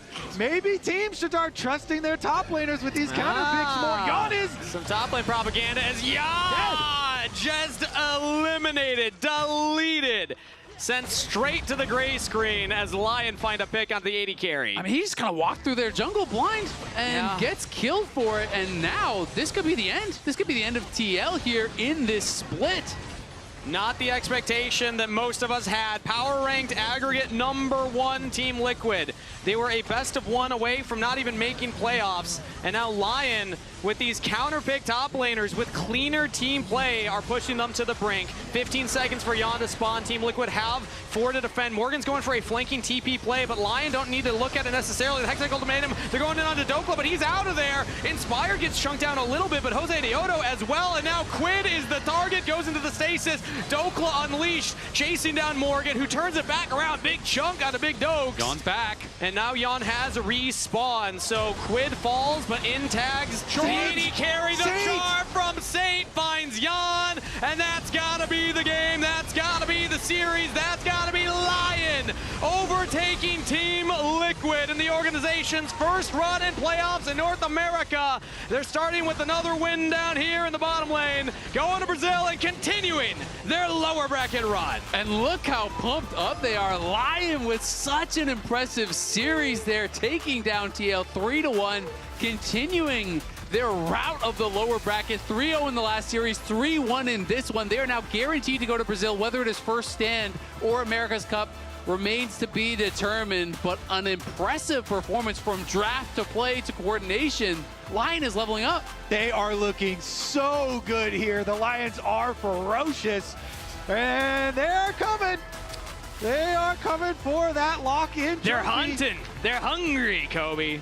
Kings of the Jungle want even more. They said at the start of the year they built this roster to chase an LCS championship, and now they're looking like they're in the form that they could actually contend for the LCS lock-in title. Oh, Big Dokes with a big smile on his face after that one. Deathless on Vayne. Emily, let's hear it. What does he have to say? We'll find out. I have the victorious top laner Dokla here. So first of all, congratulations on an excellent win. Yeah, first of all, I just want to say I'm sorry for picking range top, Varus and Vayne. Please forgive me, but I need to win. My solo queue does not forgive you, Yeah. but maybe I can switch to a top laner now because I play AD carry. I did want to talk to you about this because we were kind of talking about this behind the scenes last week when you were on the AD, and I was joking after Vayne was erroneously locked in. When I was going to see it out of you, it seemed to be a huge part of your prep for this week, going into TL specifically. So talk to me a little bit about that. It wasn't that big. I mean, we just saw a good opportunity. They have like really hard champs to actually get onto me, and it's just a free scaling lane. I mean, I didn't really push my lead or like do anything, like zero risk gameplay, just farm and scale, and yeah, that's what it looks like at the end. Overall, with a lot of these range top picks, the thing that really struck me was how confident you all were in each other. So first of all, the team being confident in you to be able to pull it off, but in team fights, you guys just looked so coordinated. So talk to me a bit about that. Yeah, I mean, Inspired makes it really easy to just give direction on like how we're going to fight and who needs to go in and how we're going to follow up. So props to him. And everyone just played well. I think the 2-week break really helped us. We're starting to click a lot more. And I thought Team Liquid was going to be a really hard opponent, so I'm glad we were able to win and kind of cleanly. But, you know, overall, just win is nice. Yeah, so this isn't your first time going through like a little bit of a lower bracket run like this. Yeah. I know, like after the break as well. So looking ahead, it's a little bit quicker of a turnaround time this time. What are you guys going to do to prepare for your next match against Sentinels? Just enjoy the win, and then I think Sentinels will be easier than Team Liquid. We've been smashing them in scrims, so a little bit of shit talk there. But yeah, but honestly, just don't disrespect them as well, because you know, they got there. They're still top 3. So just play well, play like we did today, and I think it'll be good. All right. Well, thank you so much for taking the time to join me. Once again, we're sorry to all of your solo queue games going forward, and we'll send it back to the lounge to close out the day. All this time, you just had to be a range top abuser, and you could just smash. Hey, he's been Why didn't no one it. tell Dokla this before? He tried. He may not have been successful in the past, but it's working out today. I mean, we were saying the last time that we saw Dokla play range tops was like one game on Energy a couple years ago. Yeah. And then before that, it was like occasionally on Optic in like 2019. True. It's just, I was clearly wrong about this series. Lyon 1-3-1. Congratulations on your perfect prediction, Raz. Thank you. Without even, like, I completely predicted it. The idea of him being Team able to play Liquid Aurelia just, top. Boom, gone. You might want this. I have 2 more things to throw. The Lion gets to stay. Okay. It just like, it was a completely different game. Like, that's just not the game that any of us were expecting. I know that's not the game that Morgan was expecting. Like, Not you at all. think in between the week they played a single scrim against Aurelia or Vayne or Orange Jungle? Like, those were just the biggest curveballs that Lyon could throw, and it completely struck him out. And it's funny, after the like last 3 games of it, then you see an Orin locked in on 4, and you're like, I'm pretty And he's sure. so frustrated at that point. He's like, I need to counterpick. We win this game with series by counterpicking, and they're just like totally Zero tunneling in on the Camille into Ornn counter, and it ends up being the worst matchup of them all. Yeah, literally just the worst, and the early game does not help it at all as he gets the first blood. It is the most frustrating game to be able to be kicked out of playoffs in. Right, because you So- didn't get to prepare for it. It seemingly like full credit to Lyon, Dokla for pulling it out. As Emily said, the team's trust to allow him to do that. And then everyone also just played incredibly safe all the time, and specifically to their win conditions. They only lost that one game when he was on a tank, Asante, and then 3 really solid victories. Incredible stuff. I know there's going to be a lot of people looking back at this game, especially Sentinels and Cloud9, because this is a completely different line, a far more patient line around team fights, a far more patient line around the map. This looks like a team that can win it all. I know all these flex picks will have to be respected now in future series. So you're not. I don't think you're going to leave yourself as open in the draft. Maybe we'll see a lot of teams actually just taking last pick away from them. Like, just pick second pick as your first selection. Anyway, Team Liquid's gone. We won't see them again until April. It's going to be Lyon guaranteed top 3, 2 series away from the title. But player of the game, not surprising, and player of the series, not surprising, goes to Dokla. It goes to Dokla. Finally, it's not Inspired because of the range top abuse. What an insane series from Big Dokes. Varus top solo kill into Morgan, and this was just the start. It's so funny because there was a period in time where he was playing very range top lanes in stream, on stream. Sure. But not, of course, ever playing it on stage. You're like, well, if you're playing it on. Yeah, because we've been told range tops don't work in pro. Yeah. But so it's working. It's working. It's making work. Look at the speed, the raw speed of Vayne. You can almost hear it now. He's still there. I think it's not too bad. Should I base and run top or? No, you will just free stop after. It's fine. Skip. We want this tower to die. Okay. Then I'll just keep hitting bot. Call your base, go T. It's really fine for us, Dokla, I think. Yeah, I mean, I'm scaling. I don't give a Camille's gonna go bot with TP. Kind Has of Trinity. There's the discipline. He does. I don't care. Inspired. We want that tower to die. It's like, I mean, true. They actually froze a lot in that game. Even when they're up like 3,000 or 4,000 gold. If LS was still co-streaming, he would be so vindicated right now, man. They played Ornn jungle.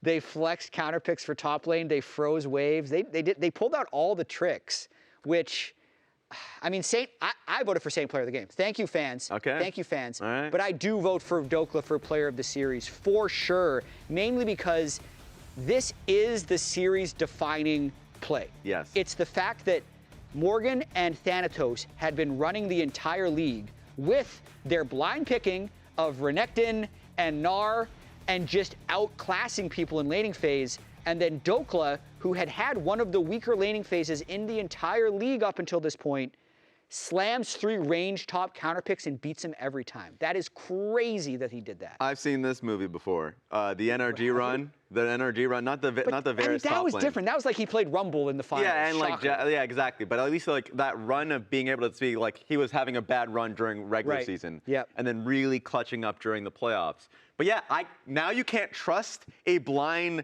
Ornn pick. First pick Varus, where's it gonna go? You can't trust that? Yeah. Good luck, coaches.